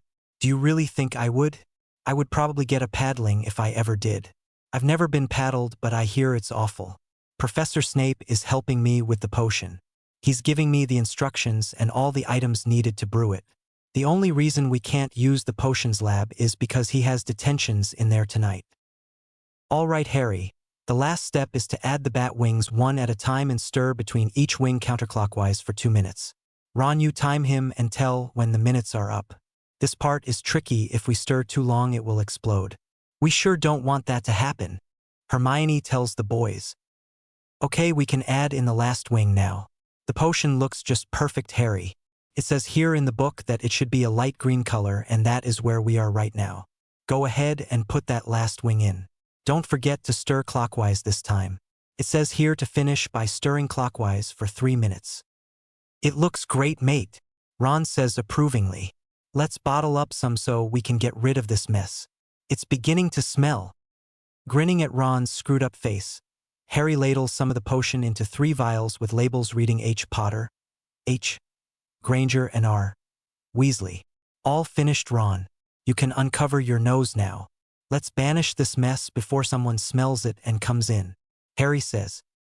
Harry, you know we can't do magic outside of classes. Hermione says quickly as Harry raises his wand. Hearing this, Harry puts the wand away. Well then, what are we going to do? We can't just leave it here. I'll get in trouble with Dad if I have made a mess of his astronomy lab. You might too, as you helped me brew this. I'd also have to explain why I needed to rework a potion. Then I will be in big trouble. Then, checking his watch, Harry says, if we don't get back to the common room in the next 15 minutes, we're all going to be in big trouble. We'll be out after curfew. What about getting Professor Lupin to help us? He will, don't you think? Hermione asks. Yeah, I think he will. I might still be in trouble if we get him. He might go to my dad when he finds out why I'm in here making a potion. He will ask, I know he will. I don't know what else to do. Go get him, Hermione, and hurry. Running out the door, she runs smack into the person she was going to get. Whoa there, young lady. Where's the fire? All right, what's going on in here? What are you 3 up to? Why are you making a potion here in this lab? We have a potions lab down in the dungeon, you know. Remus asks sternly as he sees the cauldron and leftover ingredients all on the floor. Professor Snape gave me permission to brew this potion and the material needed to do it. We had to come here because he was using his lab for detention tonight. We need someone to banish this for us. We can't do it because we are not allowed to use magic outside of classes. Would you please do it for us, sir? Harry rushes with his explanation as he checks his watch again. Seeing the boy look at his watch makes Remus notice the time himself. It is 10 minutes to 6 o'clock. Knowing the younger children's curfew is 6 o'clock, he says, Children, hurry now to the dorm. I'll clean this up for you this time. Harry, we will talk about this tomorrow. I want you to come to my office after classes are over. All right? Yes, sir, I'll be there. Harry calls, rushing to catch up with his friends who are already near the stairs. As the 3 friends run for the dorm, they make the mistake of going by Mr. Filch's janitorial station. You 3 stop right now. You have no business running through these halls. Children today have no respect for the rules. Besides that, you are now out after curfew. I'll just report you to your head of house, so come along. Filch says gleefully. Sir, please. We still have 5 minutes to make it to the dorm. Please, sir, won't you let us go this one time? I will never allow my friends or myself to run in your hallway again. Please, sir. Harry practically begs. So you think you can get away with breaking rules just because you are Harry Potter and your dad works here? No, young man, it doesn't work that way with me. Now come along and we'll just have a chat with your dad. After all, he is your head of house too. So you see, Professor Black, I caught these 3 out after curfew running through the halls. When I scolded them for breaking rules, your son tried to bribe me into letting them get by with it. As you know, I pride myself on seeing to it the students follow the rules. I make no exceptions either. Yes, Mr. Filch, I'm well aware of your expectations concerning the students. Thank you for bringing this to my attention. I will handle it from here. You are needed back at your station, Sirius says. Then turning to the 3 children all staring at the floor, he says, Come with me, children. They exchange glances of worry after he turns to walk back into his office. Once inside, he motions for them to sit on the couch as he takes the chair across from it. Harry can't help but remember other times when he was in this same place on the couch being questioned and sometimes punished afterwards. He searches his mind for an explanation that will keep them from punishment. Dad, I have an explanation as to why we missed curfew. Harry speaks first. Hermione looks at him out of the corner of her eye as if to question his decision to speak up.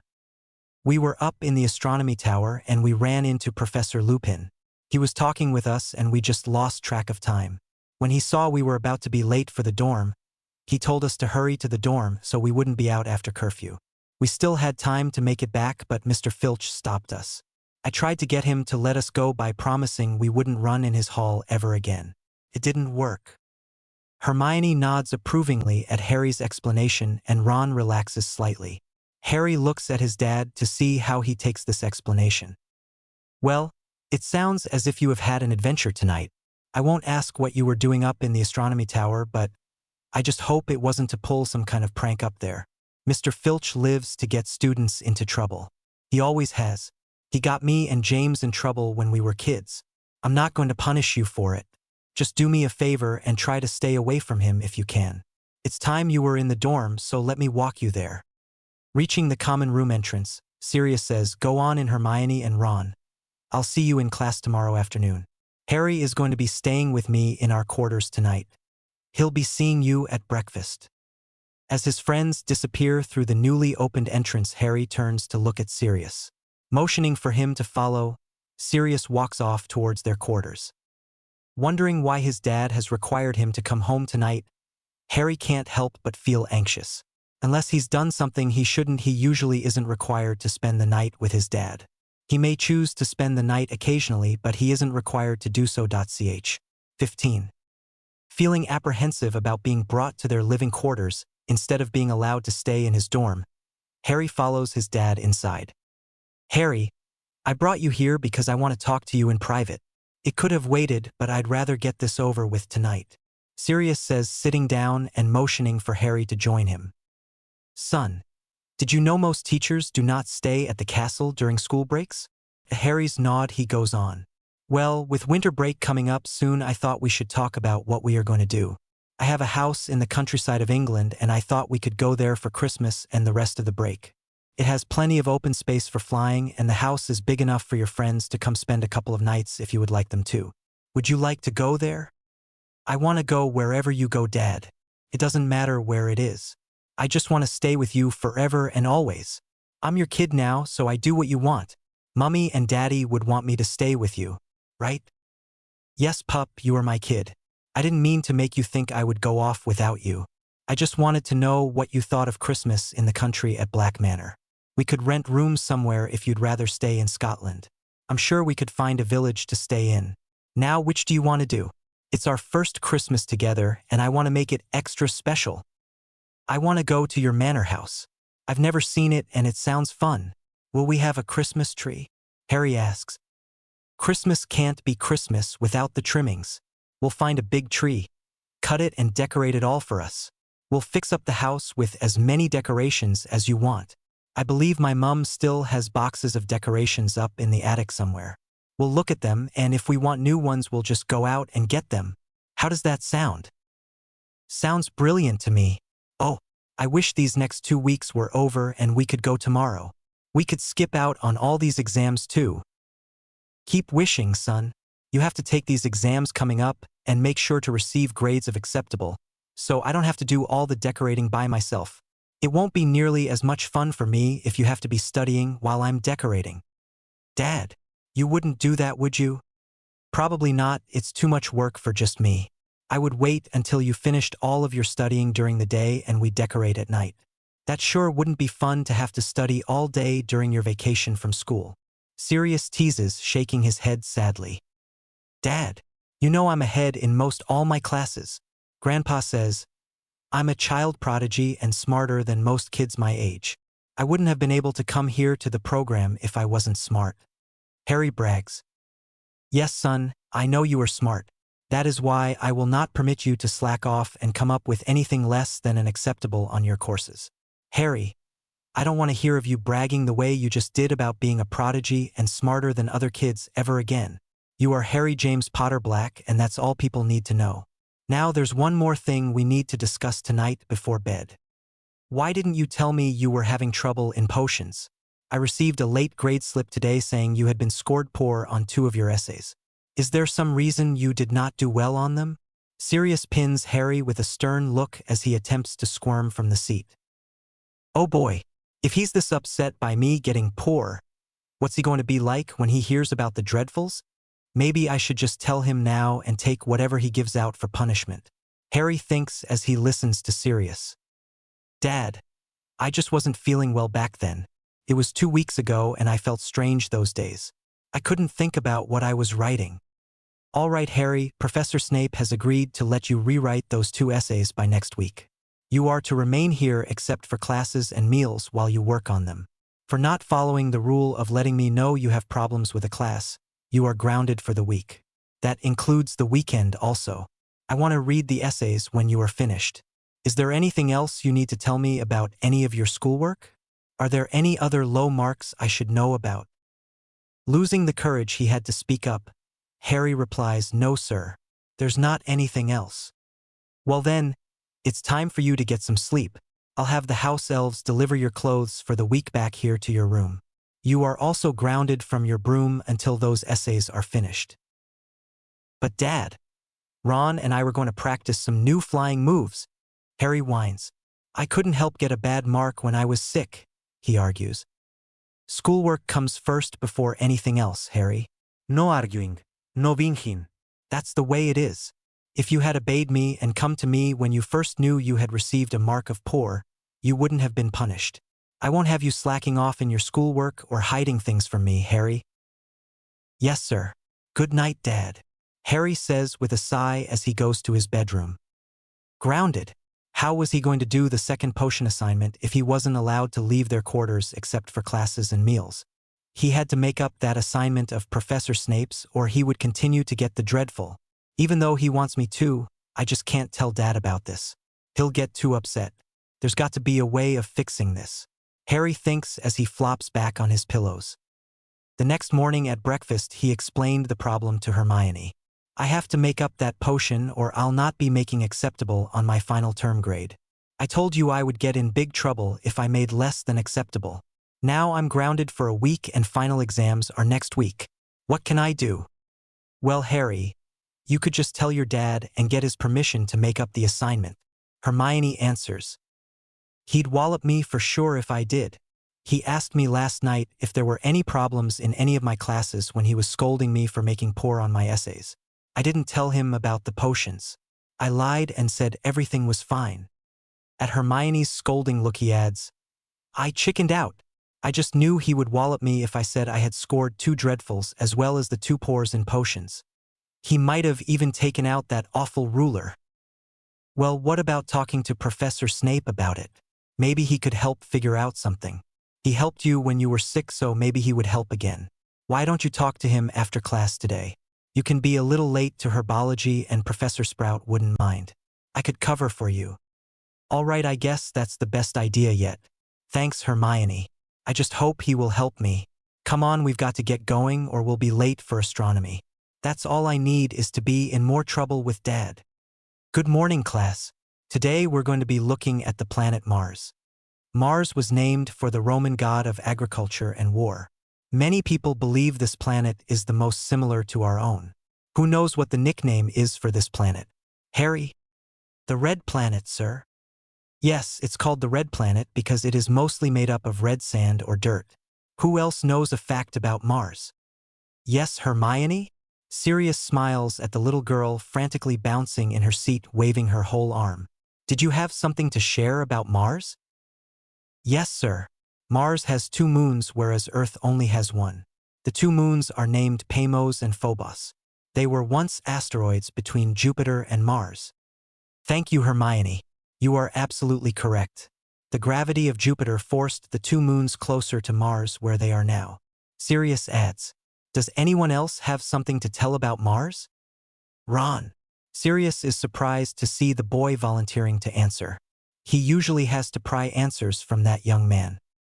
Mars is the name of a great candy bar. Professor, did you know the headmaster likes to eat Mars bars? He told me one time it was one of his favorite candies. Thank you for that fascinating information, Ron. Sirius teases the boy. Anyone else have some facts or something relevant to say about Mars the planet? He asks, giving Ron a wink. Draco? Sirius calls, seeing the blond boy with his hand raised.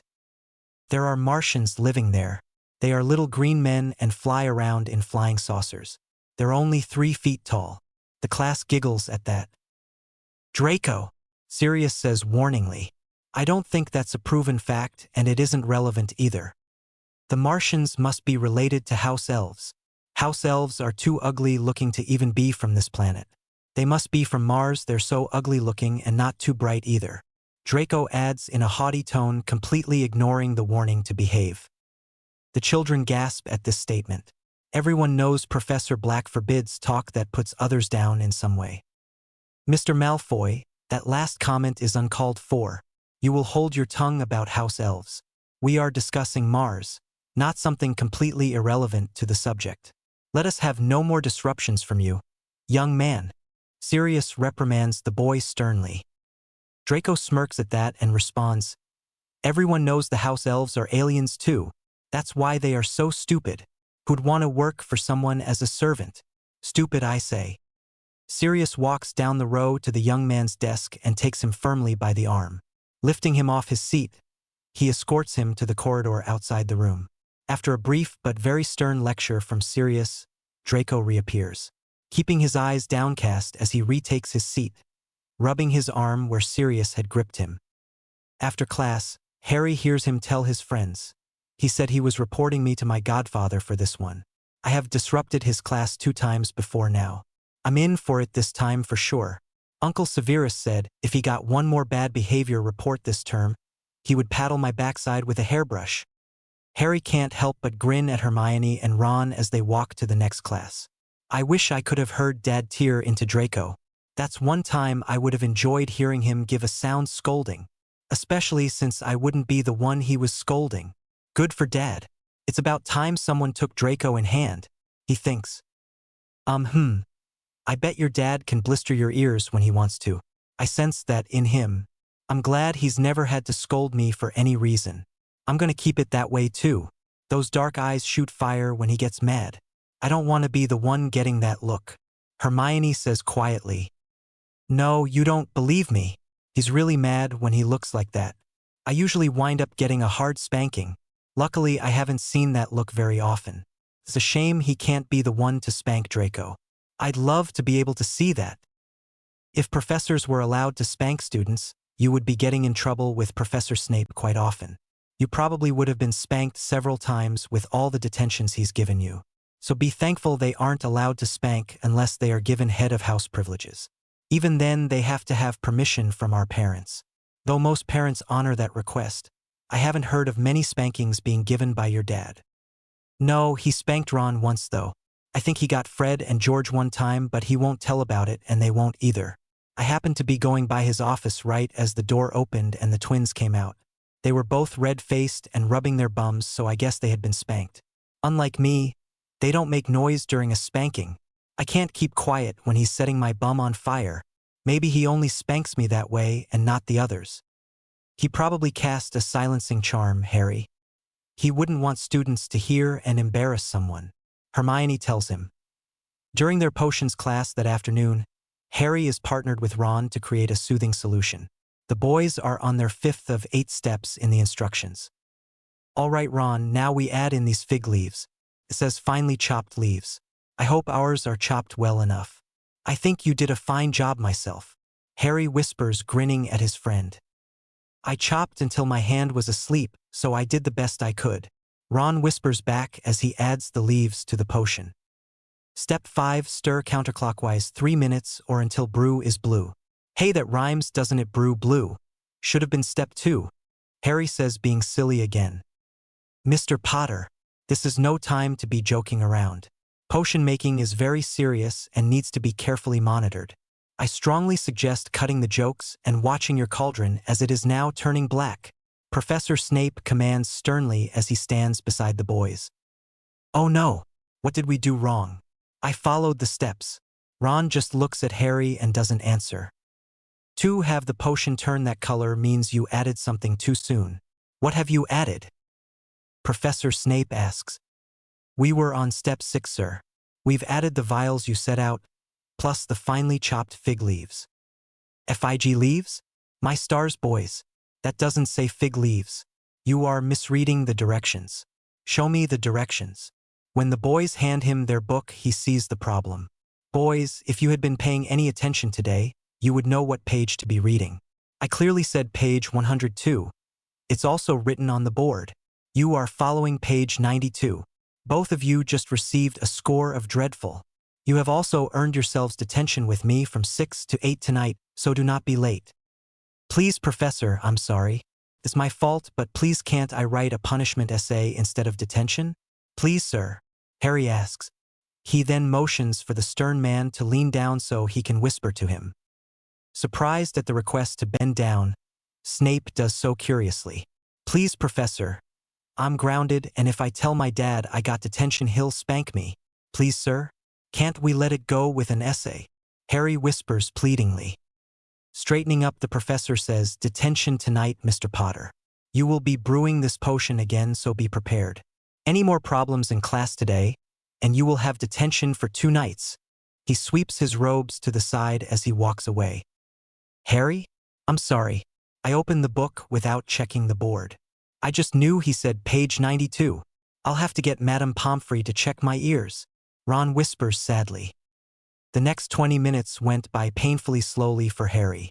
He spent the time trying to come up with a way to solve his dilemma. If he told his dad about the detention, he would be in trouble, but if he didn't and missed the detention, he'd be in even bigger trouble. On top of that, he now had another low grade in potions. 3 dreadfuls and 2 poors didn't come out to be anywhere near a final grade of acceptable. Granted, there were some other grades that were good, but these last few were what worried him. Even in primary school, which he started at the age of 4, he'd never brought home less than excellent on any grade report. Most of his grades were always outstandings. This was the first time in his school career he had ever had a problem with a subject. Harry was busy thinking of all of this when he heard, Class dismissed, Mr. Potter. Mr. Weasley, do not forget the detention tonight at 6 o'clock. Yes, sir. The boys say as they gather their books and materials together. Walking out into the corridor, Harry sees Draco Malfoy hanging back from his friends. I guess now we're both in trouble tonight. Serves you right for not being smart enough to listen and look at the board. Draco sneers. Go away, Draco. I'm not in the mood to listen to you prattle on. Just leave me alone. Harry exclaims quietly. So Daddy's little baby is going to get a spanking, isn't he? I just wonder what he would say if he knew about the 2 dreadfuls you already made. Maybe I should just run up and tell him. You're no prodigy, are you? Draco taunts. Gasping in outrage, Harry says, You keep quiet. Make me. Fine. Harry quickly points at his enemy and whispers Leviosa. Silencio. 2 seconds later, Draco finds himself floating up on the high ceiling of the corridor. Glaring down at Harry as he stares up at him, Draco manages to find his wand and reverse the spell. Landing back on the floor, he launches himself at Harry, fists raised. The 2 boys are tussling, punching each other furiously. Both are grunting in anger as they pound each other. Rolling now, they roll into something that looks like a pair of legs. What is going on out here? What do you 2 imbeciles think you are doing? What is the purpose of trying to pound each other into oblivion? Get up. Jumping to their feet, they see a furious Professor Snape. Neither boy has a chance to try to answer as he reaches out to grasp each boy by the back of their neck. Come with me, he says as he escorts them down the hall to his quarters. Opening the door, he pulls them both inside. Draco, corner, now, he commands fiercely. Uncle Severus, he attacked me first. He made me float on the ceiling.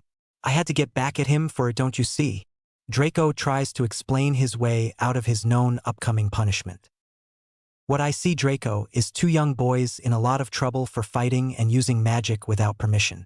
Now go to that corner. If you know what's good for you, then you will refrain from any more of this uncalled for whinging. Harry, sit on the sofa and stay put, he says as he walks over to the fireplace. Taking a handful of flue powder, he tosses it in the fireplace, saying Sirius Black's quarters. Sitting on the couch, Harry sees his dad's head appear in the fireplace. "What do you need, Sirius? Is something wrong with Harry?" he asks, seeing the boy hunched over crying on the sofa. "There's been some problems this afternoon, Sirius. First off, Harry is to serve detention with me tonight for not listening and paying attention to his work today. Secondly, I just caught Harry and Draco having a knockdown fight in the corridor outside my classroom. They were attempting to pound each other into the stonework.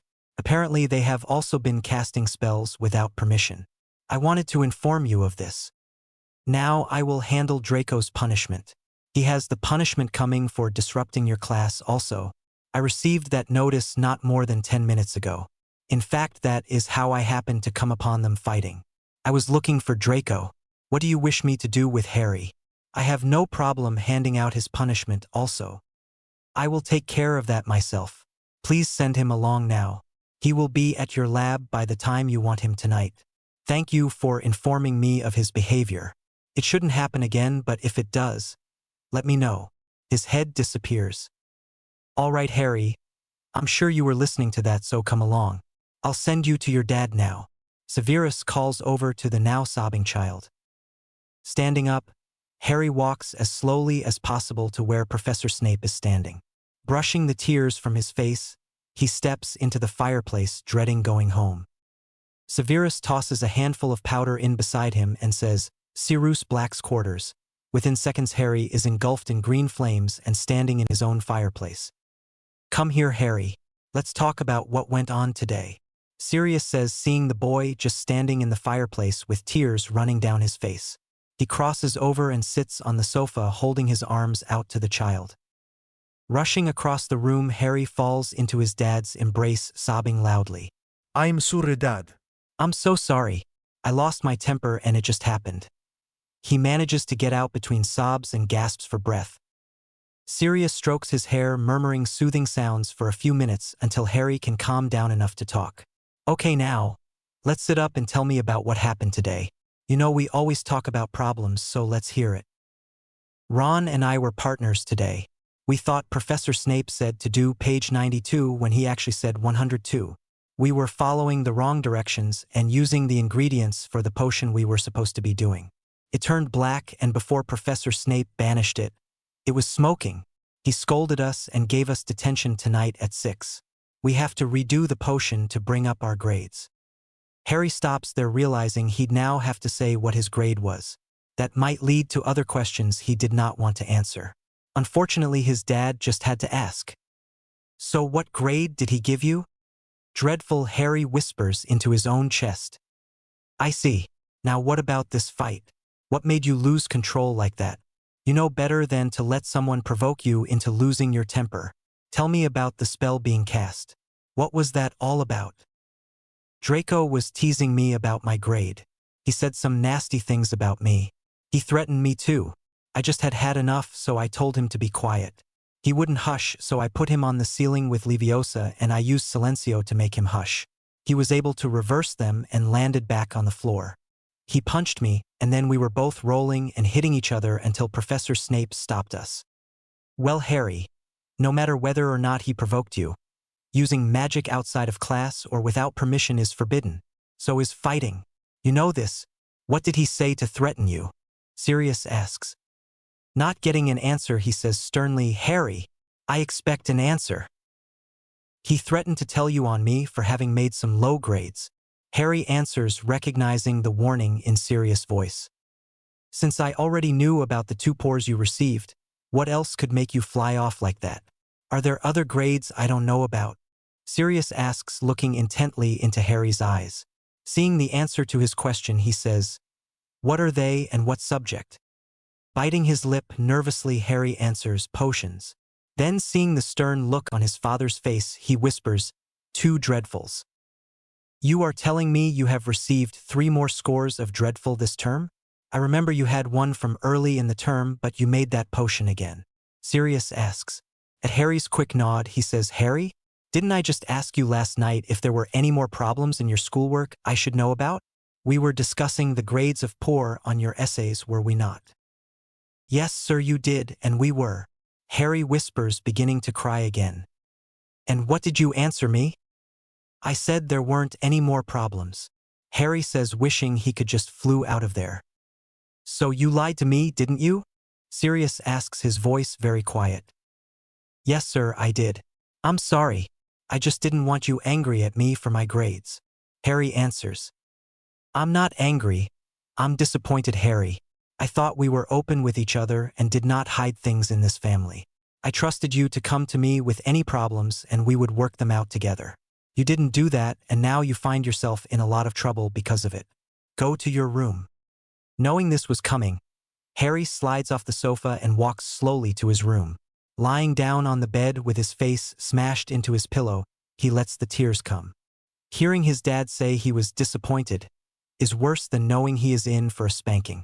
A little while later, hearing his bedroom door open, he rolls over and sits on the side of the bed. Sirius has taken one of the two chairs and moved it out away from the small table to sit in. Looking sadly at Harry, he says, I love you very much, Harry, and that is why I discipline you. I want to make sure you learn from the mistakes and bad decisions you make, so you will try not to repeat them.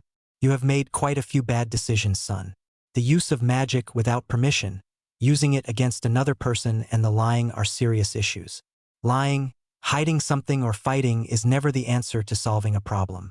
Talking about it with someone will help, not the way you went about it. But I think you already know this, don't you? Yes, sir. I'm sorry, Dad. I'll behave better.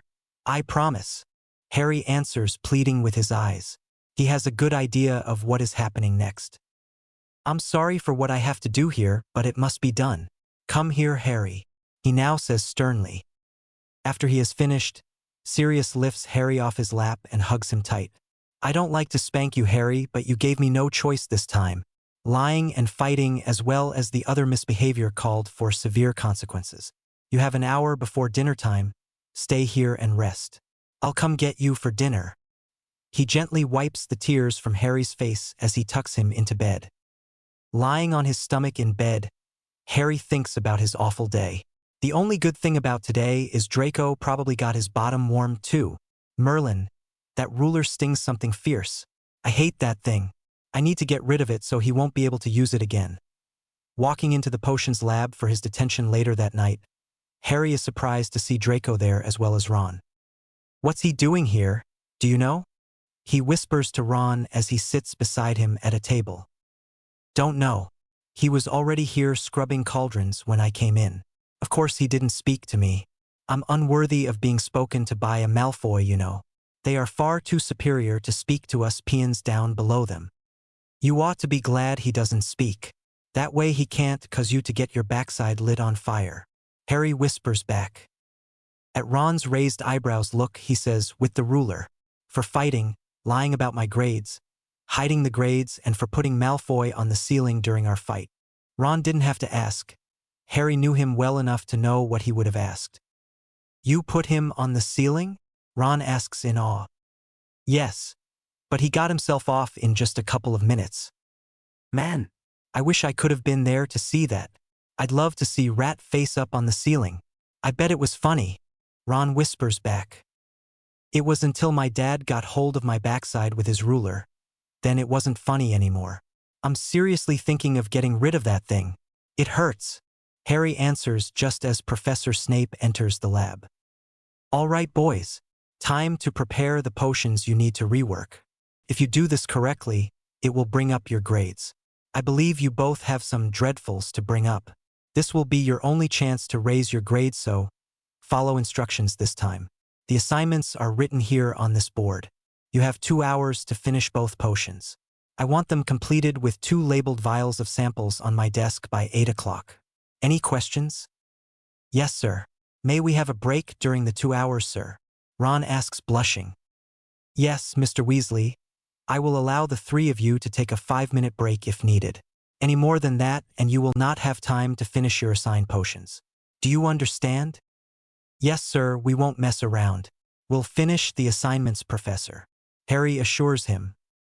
See to it that you do, Mr. Potter. Professor Snape snaps as he leaves the boys to their work. He doesn't feel the need to oversee this detention, knowing the boys will either finish the potion correctly or fail the course. It's up to them now. As to Draco, He feels that afternoon's lesson with the hairbrush is enough to keep him in line. 1 hour later, Ron is beginning to regret the 3 full glasses of pumpkin juice he drank at dinner. After several minutes he says, "Harry, mate, I'm sorry but I've just got to go. Can you handle it alone for a couple minutes?" "You think?" Ron asks. "Go, Ron. I'll be fine," Harry tells his friend.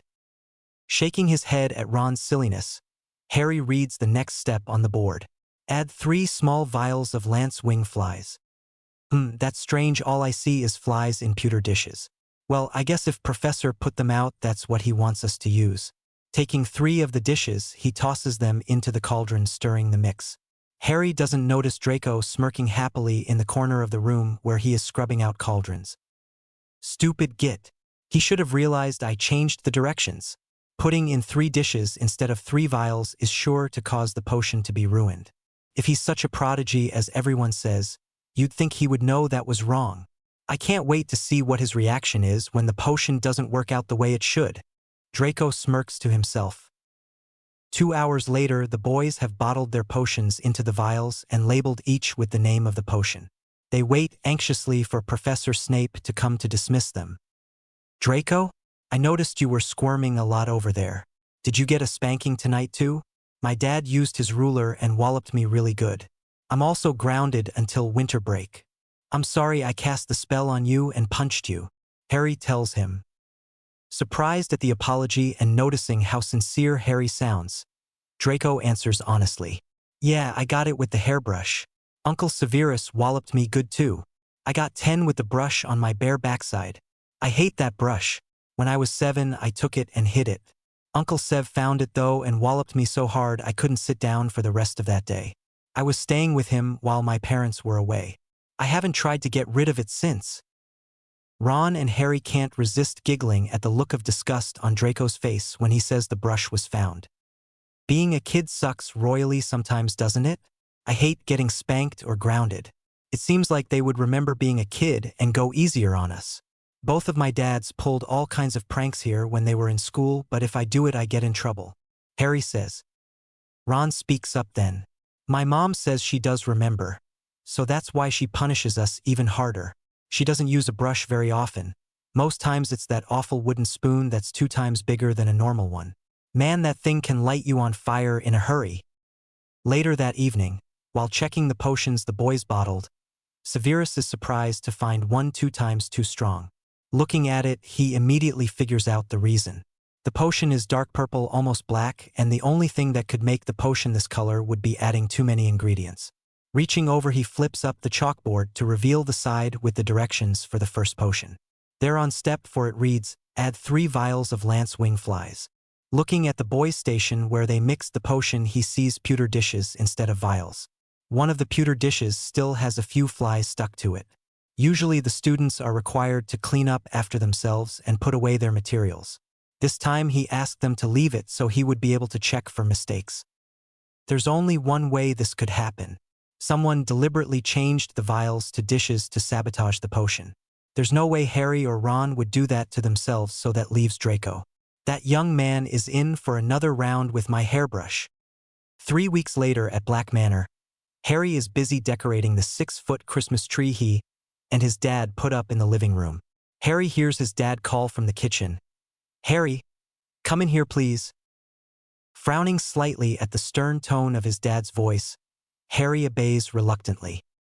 "Sir?" he asks as he enters the kitchen. He feels the need to be more formal than he usually would due to the sound in his dad's voice. "Harry, your term report just came. I think we have some talking to do. Have a seat, please." Sirius motions to the chair. Swallowing nervously, Harry does as he bids him to do. "Would you like to hear your grades before we talk?" "Yes, sir," Harry says, frantically trying to recall which subjects he could have done this badly in. He knew his potions grade was below standard, but he couldn't figure out which other class could have gone so wrong.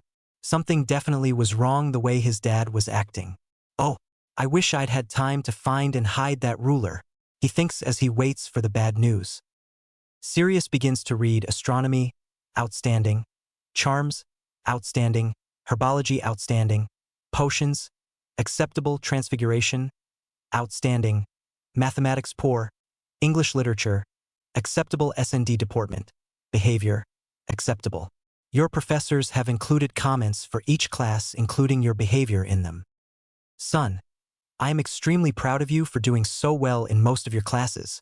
For scores of outstanding and you are only in your first term is amazing. I know you are very capable of doing well in all of your classwork. That is why I would like to know why you received a grade of poor in your mathematics class. There are also some reports of you misbehaving in class. I see several comments about answering back to teachers and arguing with classmates. You know better than that. I expect a much better report of your behavior in the midterm report or you will wind up over my knee. Fidgeting on the chair, Harry answers without looking at his dad. Yes, Dad, I'll behave. What happened to make your grade low in mathematics? I have trouble doing some of the work in math class. I try, Dad, I really do, but I don't understand some of it. The teacher tried to help me, but I just got more mixed up. Beginning to cry, Harry says, I'm sorry I did bad in math. Please don't spank me. I'll do better, I promise. Harry, calm down. I am not going to punish you. However, you and I will spend 2 hours every day studying your mathematics coursework. I will work with you and quiz you on your assignments. I'm sure that we can help you figure out the problems. You are a smart boy, so it won't take long. Yes, sir, Harry says dejectedly. Cheer up, pup. We have shopping to do. Don't forget the Weasley family is coming tomorrow night for a Christmas party. If you like, you can ask Hermione to come too. She's gone with her parents to France, Dad. She won't be back until after Boxing Day. Well, you'll get to see her after Christmas then. We'll just set up a day to be Hermione Day. Now, what do you think you'd like to look for to give Ron? I just need to know which shops we should plan to go to. I don't know, Dad. I need some help thinking. You've told me how much he likes Quidditch and dragons. How about some books? Ron doesn't like to sit still to read the way I do. He likes moving. Well, let's go to the toy store and look. Get your coat, it's cold out there today. At the shops, Harry finds just what he wants. Dad, come here. Look, he calls across the store. Harry, you know better than to yell across a store like that. Calm yourself or we'll leave, Sirius says as he reaches him. Sorry, but look at what I found. It's just what Ron would love to have. Can I get this, please? Yes, son, we'll get it. Now, what did you want to get for Hermione? She's the one who will love books. She's not a dragon type, though. I need something mysterious or about magic history. That's what she likes. Not a typical subject for most 9-year-olds. That little girl is quite the unique one. All right, let's go over to the bookstore next. After much looking and much discussion, Harry finally finds the book he thinks would be perfect for Hermione. Dad, look at this. Here's a book all about the history of Hogwarts. I think she would like this one. I found one for me too. Can I get it, please? It's all about baby dragons. Harry, you really don't need to be getting things for yourself. You have Christmas gifts coming in just a few more days. Why don't we wait until after Christmas? If you still want it, then we'll come back and get it. Please, Dad, can't I just get it now? If I wait, it might be gone. They only have the one copy. Please. Not this time, Harry. Put it back and let's go to the houseware store. I need to look for tablecloths. Maybe some kind of decorations for the tables too. We could just get some by magic. Why do we have to go buy some?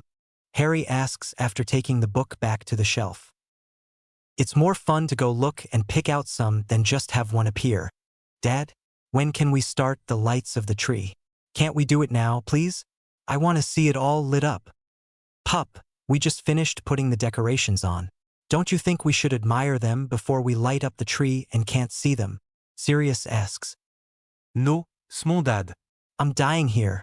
I've just got to see the fairies light the tree. Please. Well, then I guess we'd better let them turn on. I sure don't want you to die, pup, Sirius teases. With a wave of his wand, the drapes in the room close. The lights dim and the tree begins to glow. As they watch, the tree glows brighter. Each fairy is dressed in a different colored iridescent skirt, and as their body glows, the light shines through. The tree glows with red, yellow, green, gold, and silver lights that are now twinkling. OHH, Dad, it's gorgeous. We never had fairies on the tree at Mummy and Daddy's. Mummy had little lights on a cord that she wrapped the tree with. I think these are so much brighter and prettier too. I wish Mummy was here to see this. Harry suddenly feels tears in his eyes. Trying not to let the tears start, he sniffs once and wipes his eyes. Seat me up, hub. Sirius says from his place in the large overstuffed chair. Harry climbs up into his lap and relaxes as he feels his dad's arms go around him. I know you miss your mum and daddy, pup. I miss them too. I think about them often, and you know what helps me? At Harry's shake of his head, he says, I talk to them. I tell them all about how you are getting so big and smart. They would be so proud to see you in your school robes and see you doing magic. Dad? Would they be mad if I didn't think of them all the time? Sometimes I don't. I miss them, but I'm having fun here with you, and I just don't think about them. Is that bad?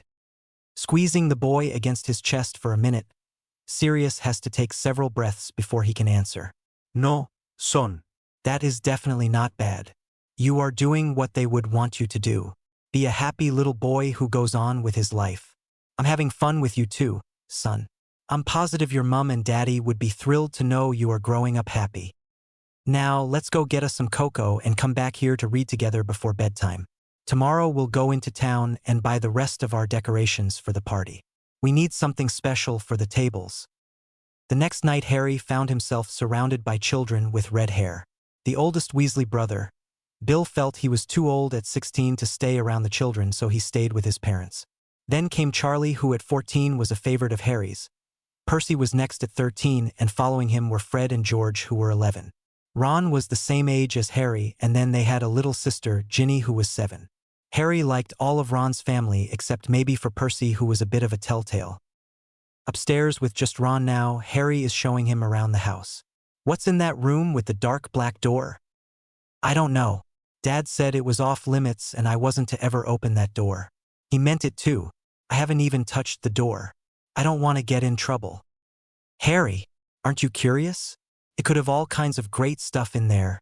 Where's that adventure-loving boy who's my best friend? Remember last summer when we went in all those forbidden places in the castle? Yeah, and I remember the spanking I got when we got caught in one too. I'm not going in there, Ron. I don't want a spanking here at Christmas time. Besides, it could be just old furniture or something. Let's go back down. I think it's time to eat dinner. There the two of you are. We were beginning to think you'd gotten lost up there. Harry, I need your help in the kitchen for a minute, please, Sirius says as they come downstairs. In the kitchen, Sirius tells Harry, we have dinner guests. I expect you to be on your very best behavior tonight. You are the host as well, please act as one. You can start by taking this pitcher of drink to the table and then come back for the baskets of rolls. Yes, Dad. Dad? Ron wants to know what's in the dark room. I told him we could not go into it, but he really wants to know. We'll talk about it after we eat, Harry. I'll just mention the room is dangerous and off limits. Professor Black, the dinner is wonderful. I especially like the roast duck and the cheese souffle. Percy speaks up as they all enjoy the meal. Thank you, Percy. I'll pass along your compliments to the house elves. Please call me Sirius or Mr. Black. Professor Black is only for school, and I, for one, am not at school. Yes, sir. Let's all go to the front room now and let this delicious dinner settle before we tackle dessert. Is that agreeable with you, Molly? I, for one, can't wait to taste your plum pudding, and the bread pudding looks delightful. I'm just too full to eat another bite right now, Sirius says with a smile for Mrs. Weasley. I think we all are serious. The children are looking forward to seeing the tree. Welcome to the Black family Christmas room, Sirius announces in a voice that makes the children all giggle. He throws open the doors as he murmurs the tree lighting spell. Oh, look at the tree. It has real fairies, Mum. Ginny exclaims delightedly. She loves anything to do with fairies. Plopping down beside the tree, she says, I'm staying here with the tree. You boys can go do something else. Smiling at her dismissal of the boys, Sirius says, Boys, there is only one major rule in this house. Do not go into the room with the dark door. It's dangerous and off limits to children. Everyone understand? Yes, sir. Enjoy yourselves then, Sirius says as the younger boys head for Harry's room. What do you suppose is in that room, George? Fred asks his twin as they walk up the stairs. Something good or it wouldn't be out of bounds. We've got to go see what it is. Let's get Harry to let us in.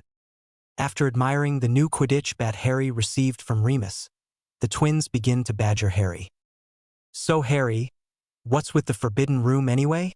Fred asks as George adds, you must know what it is since you live here. Won't you tell us? I don't know, George. I've only been told the same as you. It's dangerous and I'm forbidden to go in. Harry says. I bet he put your Christmas presents in there. Mum always hides ours and tells us we're forbidden to go in the room she puts them in. Ron says. He might have, but I'm still not going in there. My dad would be very disappointed if I disobeyed him like that. Not to mention I'd get my bum seriously whacked. Harry says forcefully. Some host he is, huh, George? The host is supposed to do whatever the guests want. I guess he's too spoiled to let us have what we want. He wants to only do whatever he wants to do. I wonder what his dad would say if we were to go tell him Harry won't let us play what we want. I would guess, Fred, that his dad would be a tad mad. What do you think about it, Harry? What would your dad say if we told him you weren't letting us play with your things? Blushing furiously in anger, Harry answers. He would lecture and punish me for not sharing. I don't want to be punished at Christmas. I will share anything you want, so please don't tell him I wouldn't. We won't tell on you, but you have to not tell on us either. We want to go in the forbidden room and you better not tell. If you do, we'll tell your dad how you refused to let us play with your things. George tells Harry. You coming, Ronnie? George asks as he and Fred walk to the door. Ooh, no. You go ahead, but you'll tell me what you find, right? You don't and I'll tell Dad on you. Ron says triumphantly. Sure, kid. In what seems to Harry only seconds after the twins leave the room, the boys hear many eerie screams coming from the hall. Harry looks over at Ron and cringes from the noise. Both boys cover their ears to block out the screams. Downstairs, Sirius jumps from his chair at the first scream and is taking the stairs by leaps to get to the second floor. He stops by Harry's room first, hoping the boy is there before heading to the dark room. Seeing Harry and Ron cringing on the floor of Harry's room, he scoops them into his arms and heads to the staircase. Mr. Weasley has just come to the top of the stairs, followed by Bill and Charlie. Sirius hands Ron to Bill and Harry to Charlie. Please take the children downstairs and stay there. Not waiting for an answer, he turns towards the hallway with the forbidden room. Mr. Weasley is right beside him. Downstairs, Harry and Ron wonder just what the twins have done now. To Harry's surprise, Charlie says just what he was thinking. I wonder what Fred and George have done now? Whatever it is, they are going to be in major trouble with Dad. He looked really mad when he ran up the stairs. I wonder what's going on. The twins went in the black room, I think. They wanted to go in there all night. Ron answers.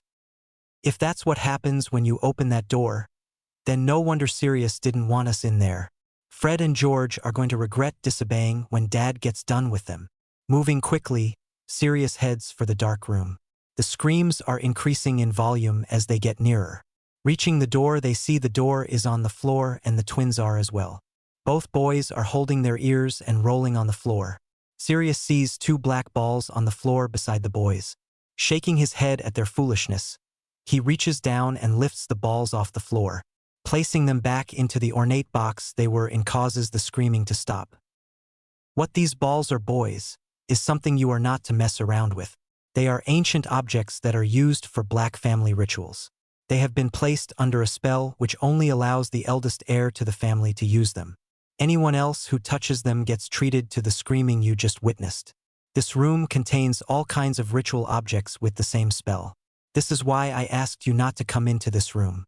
You have frightened everyone here because of your disobedience. Sirius says, using his best stern professor voice. I'm terribly sorry for their actions, Sirius. If you don't mind, I would like to use your study downstairs for a little while before we all have dessert. Mr. Weasley says, taking hold of the boys by their arms. By all means, Arthur, feel free to do as you like. When you finish, we'll have dessert ready.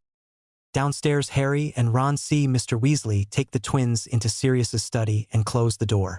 Walking quietly, the boys ease closer to the door. Inside, they can hear Mr. Weasley scolding the twins in a harsh voice. You boys deliberately disobeyed a direct order. You were told the room was dangerous and off limits. You had no idea what could have been in that room. When you deliberately put yourselves in danger, you are asking for major punishment. Fred, bend over that desk. George, corner now. Oh, boy. They are really in trouble.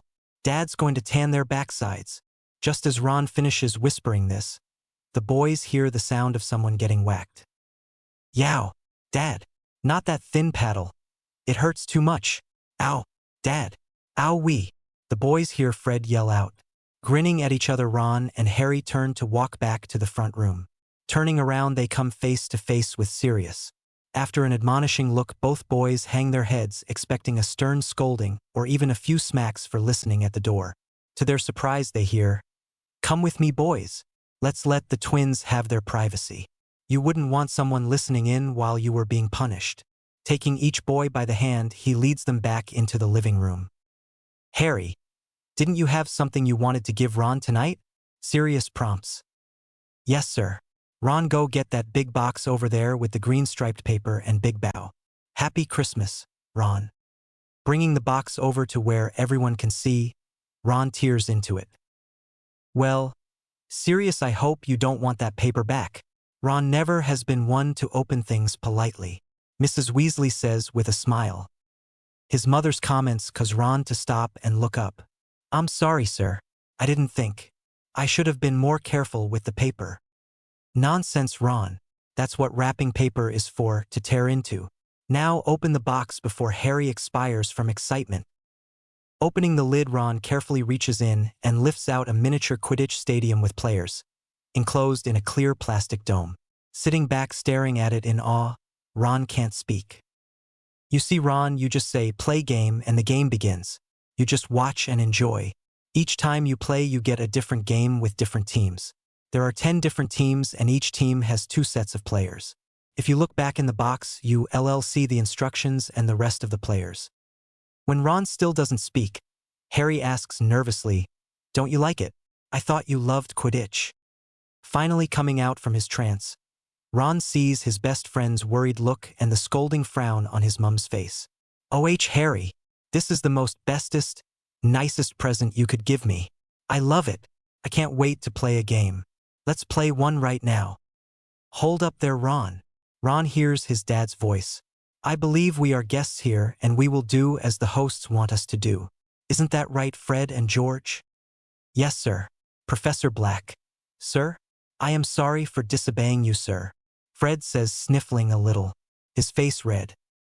Mr. Black, Professor, I apologize too. It was my idea, really. I shouldn't have done it. I'm sorry I caused everyone to be frightened too. George says, still wiping tears from his face. I appreciate your apologies, boys. Now how about we all go back in the dining room and get some dessert? I think I'm ready for some of that pudding your mum brought. I know the house elves fix special desserts for us tonight. I'm sure there's something everyone will like. I like all desserts, Professor, Ron says with a smile to Harry. After the Weasleys all flew home, Sirius turns to Harry. Well, pup, you had an exciting night. You were an especially good host for the children, and I thank you for that. I never did see what Ron's gift to you was. I must have been out of the room getting coffee. What did he give you? I'll show you. It's up in my room. As he starts to run off to go get the gift, Sirius catches him by the back of his pants. Hold up there, son. It's time to be getting ready for bed, so I'll come up with you. Do you think you can walk up the stairs with an old guy like me? I'm afraid I can't run the way you can, so you'll just have to put up with me walking, or... Scooping Harry up, he throws him over his shoulder. I'll haul you up. Giggling at the silliness of his dad, Harry says, I wouldn't have run, you know. I can walk. Maybe, but I think I'll hold on to you anyway. In Harry's room, Sirius tosses him down on the bed. Now, where's the newest treasure? Here, he gave me a book about the Quidditch game through the century. It has all the teams who won the World Cup and the history of the game.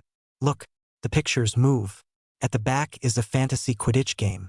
All you have to do is name 2 teams and the match is on. It's funny how we both gave presents with Quidditch games.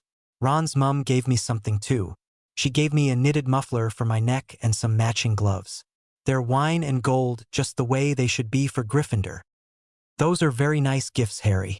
Ron really was thrilled with your gift, and I could tell the rest of the children liked it too. Our gift to their family was having a house elf services whenever they wanted. I just can't imagine how Mrs. Weasley can manage to run a house with 7 children and a husband without help. You alone. Run me rag trying to keep up with you, Sirius says, rubbing Harry's hair. Dad, I'm not that much trouble. Am I? No, I'm just teasing you. You are worth every bit of trouble just to have you with me. Now let's go to bed. It's getting late. You may look at your new book, but I want you to turn out the lights after 15 minutes. Sirius tells him as he tucks the blankets in under the mattress.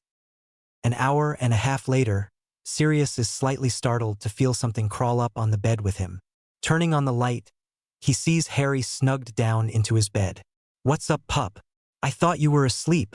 When I checked on you an hour ago you were. I have to tell you something and then maybe I can sleep. Dad? Promise you won't be mad. I can't tell you if you're going to get mad when I'm talking. Well, Harry, that's a hard promise to make when I don't know what it is you're going to tell me. I tell you what, I'll promise to listen to whatever it is all the way through before I say anything. Would that help? Nodding sleepily, Harry begins, Tonight. I knew the twins were going to go into the dark room and I didn't say anything. I wanted to come to you, but they said I had to let them do what they wanted. They said if I didn't I was being a bad host and they would tell you. Then they said if I didn't let them go they would come tell you I was being stingy with my toys. I was afraid you'd believe them and punish me. Are you mad? If they had come and told me you were being stingy, I wouldn't have believed them. I know you too well to ever believe you would not share your things, Harry. The boys were manipulating your feelings so they could do what they wanted. To answer your question, yes, I'm mad but not with you. It's a good thing Fred and George are not here. Their father had the right punishment after all. Harry smiled and yawned. I guess I can go back to sleep now. Would you walk me back? I have a better idea. Crawl down under these covers so you'll stop shivering and you can stay here with me tonight. We'll talk some more tomorrow about the boys' treatment of you. Right now I'm too tired to talk. Good night, pup. Not hearing anything from Harry, he looks down beside him. Harry has fallen asleep on top of the bed covers. Lifting the boy with one arm, Sirius pulls the covers out from under him and slides him underneath them. With a light kiss to the top of Harry's head, he turns out the light and gets back under the covers himself. Days later. The sky is cloudy and the air is cold. Harry has plans to take out his brand new Nimbus to practice some stunts. His dad has other ideas. Dad, come on, it's not really that cold out. I'll wear 2 jumpers, gloves, and my new muffler. Please? I haven't had a chance to fly on my new broom yet. I said no, Harry. The temperature in the air is 2.22 Celsius, 36 F, and that's too cold to be flying no matter what you have on. I want you to stay inside. You'll get a chance to fly the new broom soon. It's supposed to warm up in the next day or 2. Knowing he should just drop the subject but not listening to the voice inside of him telling him this, Harry argues back again. I don't want to wait. Other kids get to fly on their brooms when they want to. Why can't I do it too? What's the use of having a broom if I can't go fly it? I want to go flying, Harry says, stomping his foot in anger. I've been stuck inside for 3 whole days. I need to go out, he whines. Raising his eyebrow at the boy's tone and whining, Sirius says, It's beginning to sound as if you need a timeout, young man. You know better than to talk to me that way. Go to your room until you can speak to me without arguing and whining. I'm sorry, I'll be good. Please, Daddy. I don't want to go up to my room, Harry says, trying to change Sirius' mind. It's too late, go on, Harry. I'll come get you after an hour, and if you are in a mood to act respectfully, we'll do something fun together. Sirius says, wondering at the crankiness and the term, Daddy. It's unusual for Harry to act this way. Maybe he's tired out from the excitement of Christmas. Sirius thinks. Checking in on the boy an hour later, Sirius finds him curled up asleep on top of his bed. Looking closely, he sees tear streaks on Harry's cheeks and his face is flushed. Pulling his wand, Sirius waves it over the child, checking for temperature.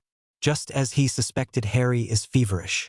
Harry often gets cranky when he's sick. Waving his wand, he transforms Harry's jeans and shirt to warm flannel pajamas, then lifting the child, he tucks him under the covers. Returning downstairs, he calls Severus. Prince Manor. Severus Snape, Sirius says distinctly as he throws flu powder into the fireplace. In moments, Severus is leaning out of the fireplace. You called? What's going on, Sirius? Is it Harry? Yes, would you step through, please? He's feverish and has been out of sorts all morning. I sent him up to his room earlier for a timeout. When I went to get him, I found him asleep but flushed. His temperature is 38.8, 102 F. I'll be right there. Just let me grab my potions kit first. Thank you, Severus. I didn't know whether to call you or Madame Pomfrey. He's never been this sick while I've had him. Sirius answers. Poppy is out of the country, Sirius. Remember? She's visiting her niece in Greece for the holidays. I'll be more than capable of handling this. Severus says a little haughtily as he steps through the fireplace to Sirius' home. Hiding his smirk, Sirius says, Of course, Severus. I know you're very capable. Come, let's go to Harry. I'm worried he's really ill. After running several wand scans over the child, Severus turns to Sirius. He's going to be fine, Dad. He has a case of wizard flu, but it will be over in a few days. I'll leave some potions to give him and keep him drinking juice or water when he'll take it. The potions will bring down the fever some, but we want him to have a slight fever so his body will fight off the infection. Who has he been in contact with the last few days? All of the Weasley children and their parents were here Christmas Eve for a party. He seemed just fine Christmas Day. It was only yesterday, now that I think back, that he seemed out of sorts a little. Then today he almost had a meltdown when I denied him the right to go for a fly. That's the reason I sent him to his room. He can get quite the attitude when he gets angry. Yes, I've seen the attitude in my classes occasionally, thus the several detentions he's served. I'll check in on the Weasleys to see if any of their children are sick. If you need me or need more potions, call me. Thank you, Severus. I'm indebted to you again for your help. Good day. Sirius says, watching Snape walk into the fireplace. Seconds later, he disappeared, leaving only a mist of green smoke. Harry woke up feeling an urge to go to the loo. Not feeling he had enough energy to move, he chooses to ignore it and try to sleep away the ache in his head, legs, and chest. Several minutes later, his urge is demanding he get up. Wiggling makes it worse, holding still doesn't help either. Realizing he has no choice now, he slowly sits up. Willing the room to stop spinning around and his bladder to cooperate, he tries to stand up and walk. Bad idea, Harry. Now the pain in my head has gone to my stomach. Just as this thought occurs, he feels his stomach lurch, and seconds later there's a puddle on the floor. There's also a mess all over the front of his pajama shirt. Harry's bedroom door opens and Sirius comes in to check on him. Seeing the boy standing next to the puddle and taking in the condition of his pajamas, Sirius knows what has happened. Noticing the tears running down the boy's face, he says, It's just an accident, pup. I'll help you get cleaned up and you'll be back in bed in no time. Come on. Step over and let's go get a warm bath. I'm really sorry. Are you mad at me? I tried to get to the loo on time, but I got sick first and it just happened. Of course not, pup. Even if you weren't sick, I wouldn't be mad at you for having an accident. That's all, this was an accident. Come on, let's get you in this tub. Waving his wand, the dirty pajamas are now dry but whisked to the laundry. Lifting Harry into the tub, he holds him as he settles into the warm, steamy water. A little later, Harry is tucked back in bed with his favorite stuffed dragon beside him. Sirius hands him the potion mixed with pumpkin juice. Drink it all now, Harry. It'll make you sleepy and help you feel better. Wrinkling his nose at the first sip, Harry downs it in one swallow. He can't help but stick out his tongue at the bitter taste. Chuckling, Sirius says, I'll add some sweetness the next time. I didn't realize it would taste so bad to you. You took it fine the first 2 times, yesterday and again last night. Now go to sleep, pup. I'll check in on you in a couple of hours. Then, conjuring a large brass dinner bell, he places it on Harry's bedside table. If you need anything before I come back, just touch the bell. It will ring itself and I'll hear it wherever I am. I'll come right away. Don't try to get up again unless I'm here. All right? Yes, Dad. I'll stay in bed and ring if I need something, Harry says as he rolls to his side, snuggling down into the bed. Harry woke 2 days later feeling much better. His aches are gone, and so is the irritability he's been feeling for several days. Feeling his stomach growl, he sits up and slowly stands up beside his bed. No spinning room this time. Moving slowly, he feels quite normal. No stiffness or fuzzy head either. Yeah, I'm not sick anymore. I can't wait to tell Dad, he thinks. Walking quickly, he goes downstairs to find his dad. There's no one downstairs even though it's 10 o'clock in the morning. Sirius is always up and downstairs by 8 every morning. Harry wonders where his dad went. Did he go off and leave me alone? He wonders. Deciding to check his dad's room to see if he can find a clue to where his dad went, he goes upstairs. Opening his dad's door, he's very surprised to find Sirius in bed. "Dad? Are you all right?" Harry whispers, coming to the side of the bed. One look is all it takes to show him his dad isn't all right. He's flushed and there's a basin at the side of the bed in which he's been sick. "I'll get you help, Dad. Stay here," Harry tells him, running from the room. Downstairs, he picks up the can of flu powder and grabs a fistful. Throwing it into the flue, he calls out, "The burrow." In seconds, he's stumbling out of Ron's fireplace, coughing from the powder smoke. "Harry, what are you doing here, child? It's great to see you, but where's your dad? Does he know you're here by yourself? We heard you were sick with wizard's flu. Ron and Ginny have been sick with it too. Ron had the worst of the two. He even had purple spots on him," Mrs. Weasley says. Not quite knowing how to answer all of this, Harry settles for, "Yes, ma'am. Dad is sick now. I need help to take care of him. Could you call Professor Snape for me? I don't know his flu address when he's not at school. He helped me get well, so he can help Dad too."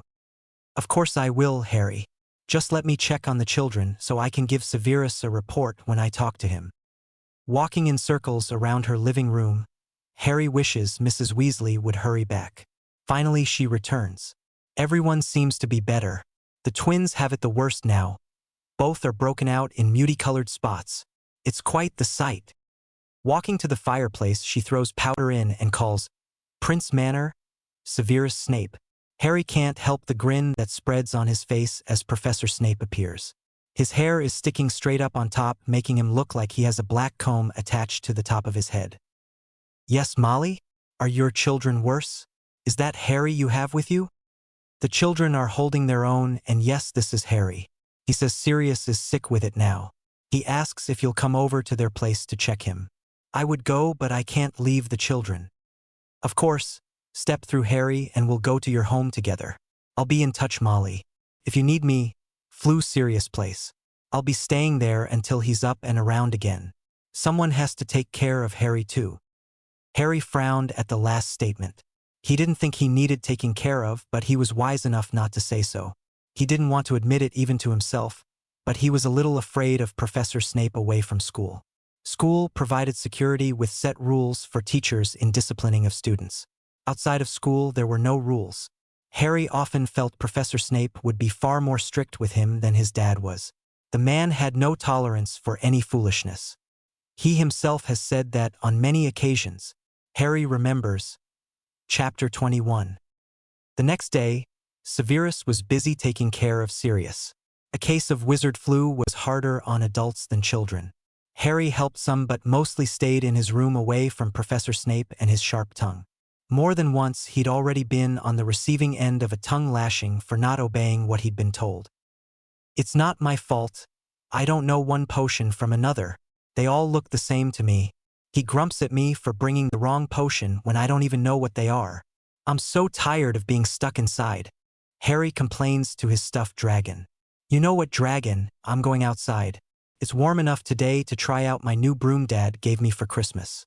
I'll fly just a little and be back before anyone knows I'm not here." With that, he takes his broom from the closet, opens his window and flies out into the sunshine. "Oh, this feels great. This broom is much faster than my old one. If I was a Quidditch player, I could really do well on this broom."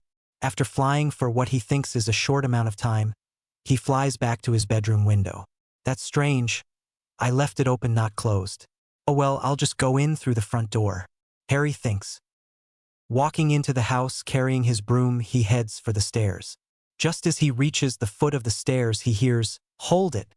Just where have you been, young man? You have been gone over 2 hours." Didn't it occur to you to ask permission for this? Surprised, Harry turns to see Professor Snape standing in the dining room. Dad's asleep again. I couldn't go in and wake him up now, could I? You told me to stay out of there anyway. How was I supposed to ask for permission? Harry snaps back. Why, you impertinent child? I'll teach you to speak to me that way. Snape takes 3 steps and grabs Harry by the arm, pulling him back into the dining room. Sitting in a chair, he drapes Harry face down over his lap. Realizing what position he's in and what usually happens in this position, Harry says quickly and "Oh, please, Professor. I'm sorry for what I said to you. I won't do it again. Please don't." That's all he gets out before he feels a steel hand smack down on the seat of his pants. In rapid succession, he feels 6 more smacks.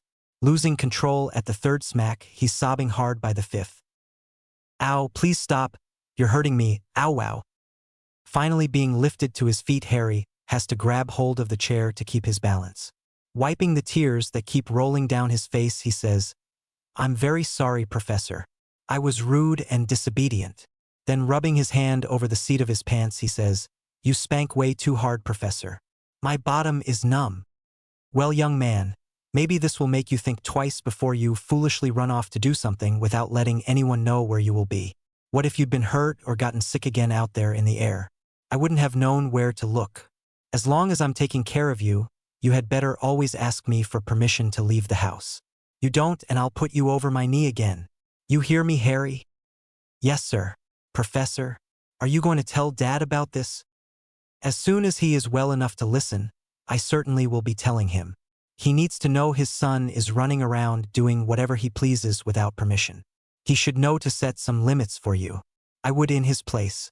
Speaking of limits, you will ask before leaving the house. You will do what I tell you at all times, and bedtime is 8 o'clock every night. Do you have anything to say? No, sir. Harry answers, wanting to go to his room. Good.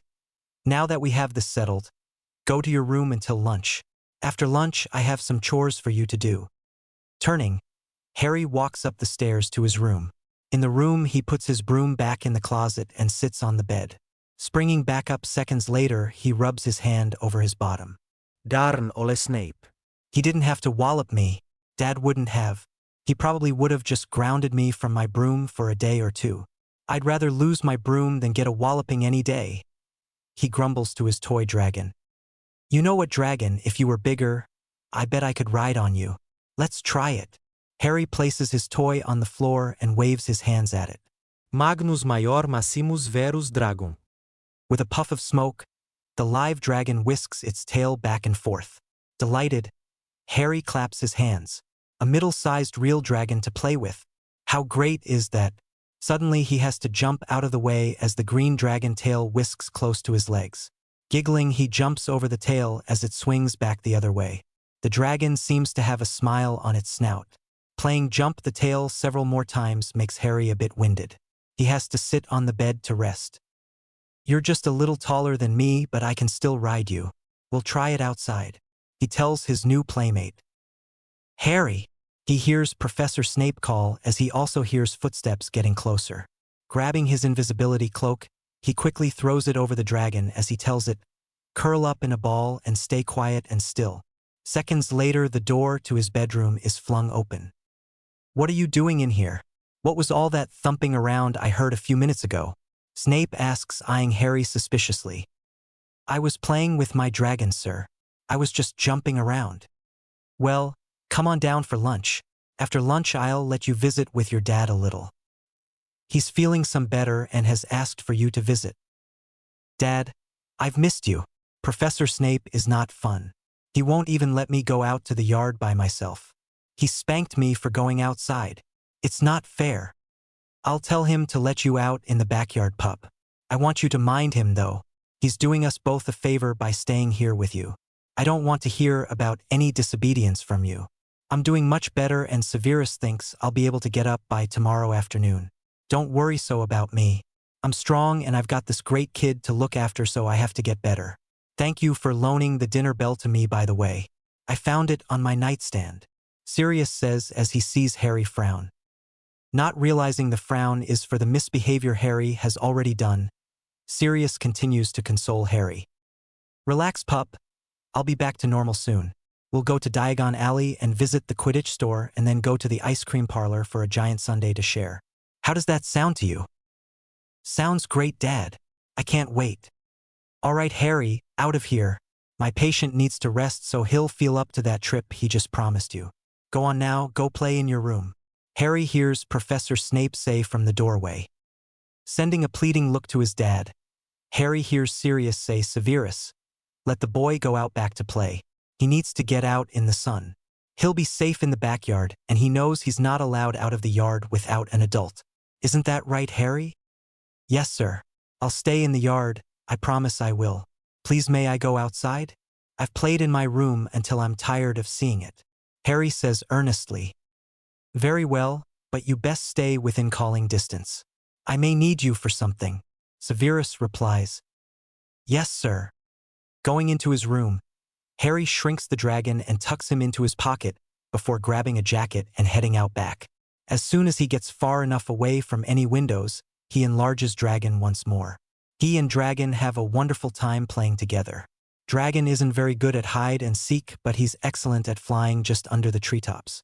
Harry is enjoying himself so much he doesn't notice he's gone out of bounds. So caught up in his game, he fails to hear Severus approaching. He whirls around in surprise when he hears, Why didn't you come when I asked that a dragon? Walking quickly, Severus grabs Harry and pulls him away from Dragon. Get away from it, foolish child. It's dangerous. What's a dragon doing here in the first place? It must be lost. It's not lost, it's my toy. I enlarged it to play with. I made him alive too. He's a lot of fun. So much fun that you can't hear me when I call you.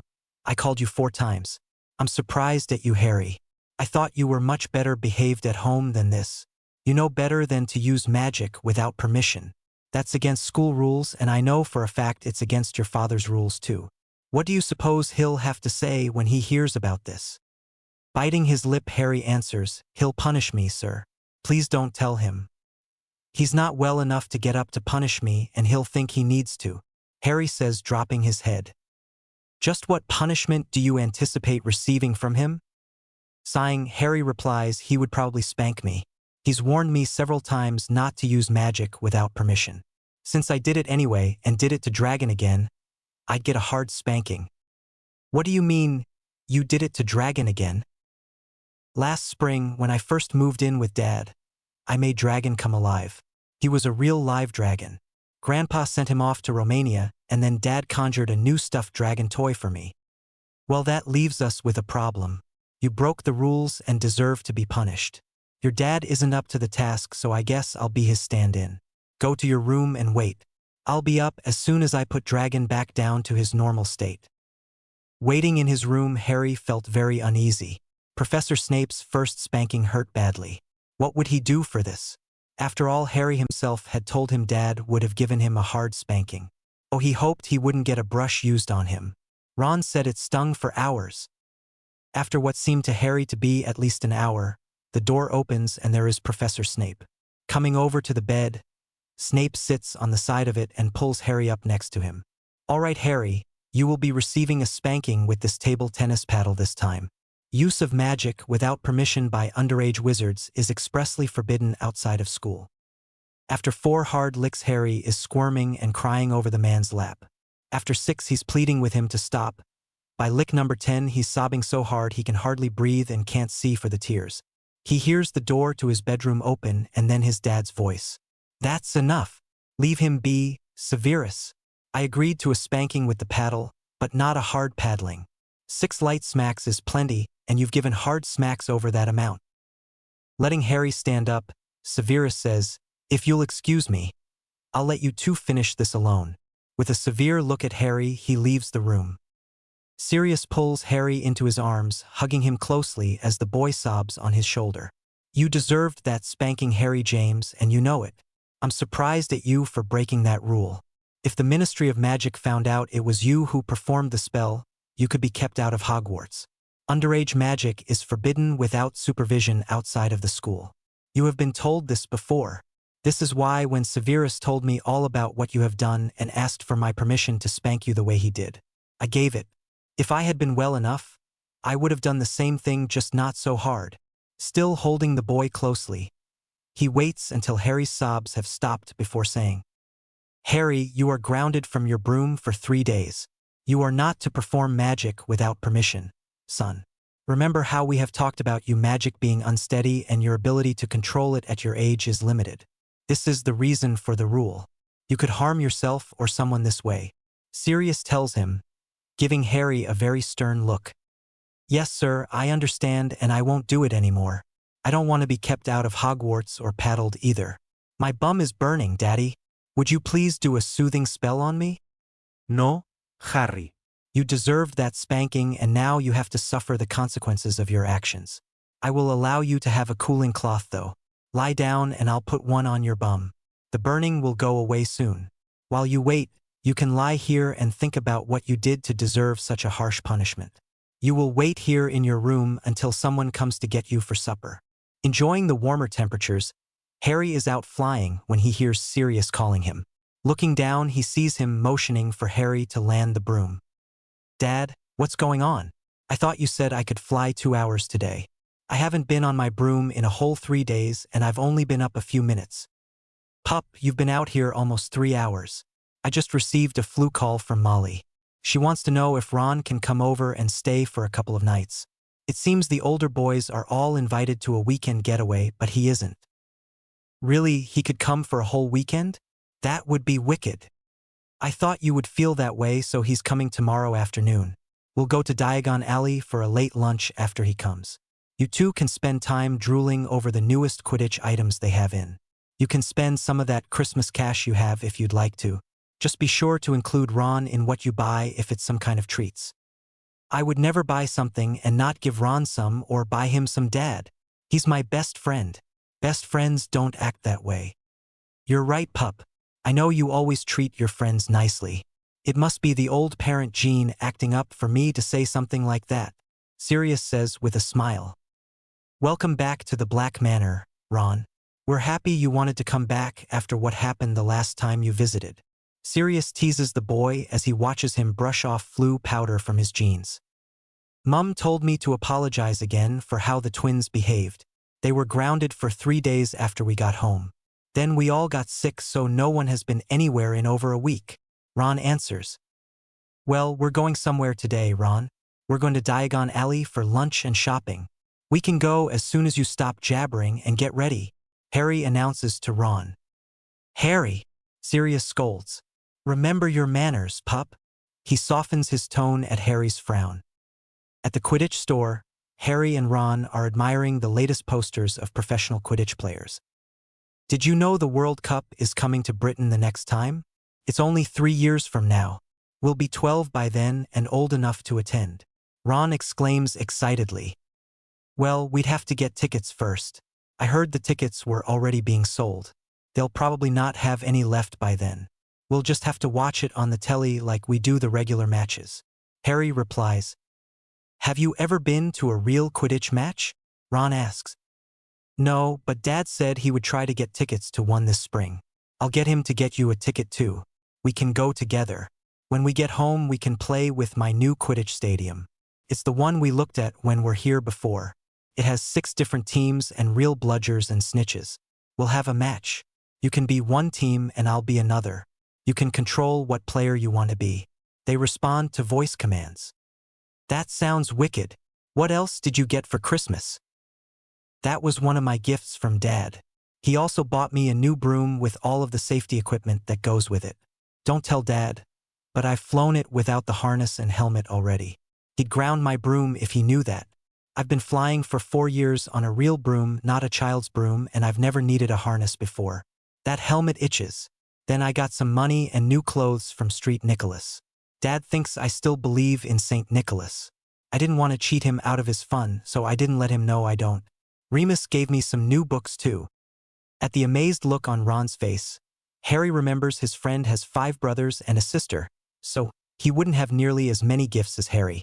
Realizing this, he doesn't ask what Ron received for Christmas. Harry, do you think it would be okay with your dad if we walked over to the joke shop? We wouldn't be there long. I just wanted to look at something the twins were talking about. Dad said to stay here, Ron. You heard him as well as I did. I know, but we could be back here before he even knew we'd left. Come on. Be a pal, Harry. I just wanna look. All right, but we have to be back here quick or we're gonna be in trouble. Look, fireworks. They shoot off but don't bang or fizzle like Muggle fireworks. It says here on the box, guaranteed to light up the night with no loud noises, just lots of brilliant colors and patterns. Oh, these would be great for your backyard. You have so much room. Come on, Harry, buy this. I can't, Ron. I'm not allowed to use matches or play with fireworks. Dad is very firm in that rule too. I'd get in big trouble if I disobeyed him. He had a brother who got burned badly from handling fireworks and doesn't let me have any.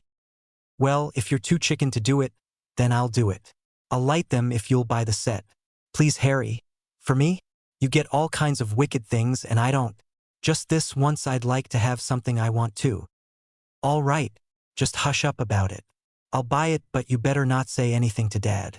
If we get caught, we'll both get our backsides warmed over this.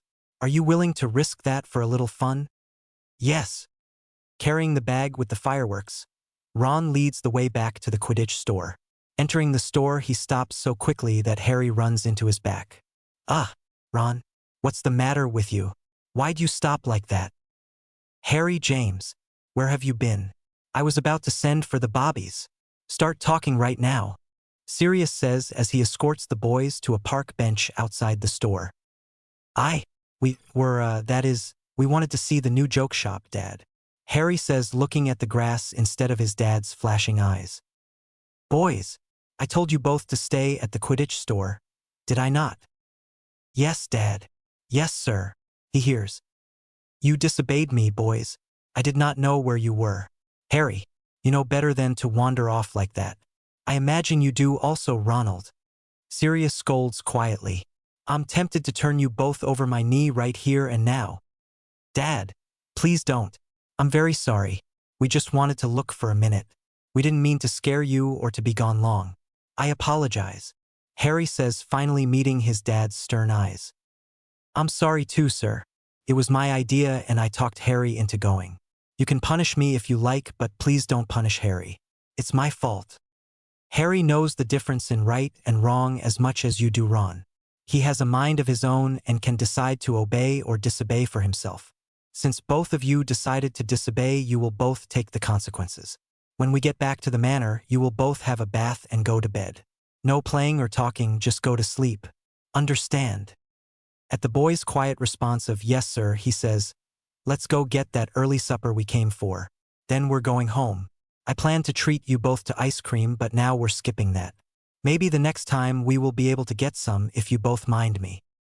Returning home, Sirius sends the boys up to take their baths. Baths then bed, boys. I'll be up in 20 minutes and I expect both of you to be in your beds by then. This is a punishment, not playtime, so I don't want to hear any playing going on. Ron, you have a bathroom to yourself in the guest room. It's the third door on the left as you come up the stairs. Harry will see you tomorrow. Yes, sir. Good night, sir. I'll be up in a few minutes to check on you, Ron.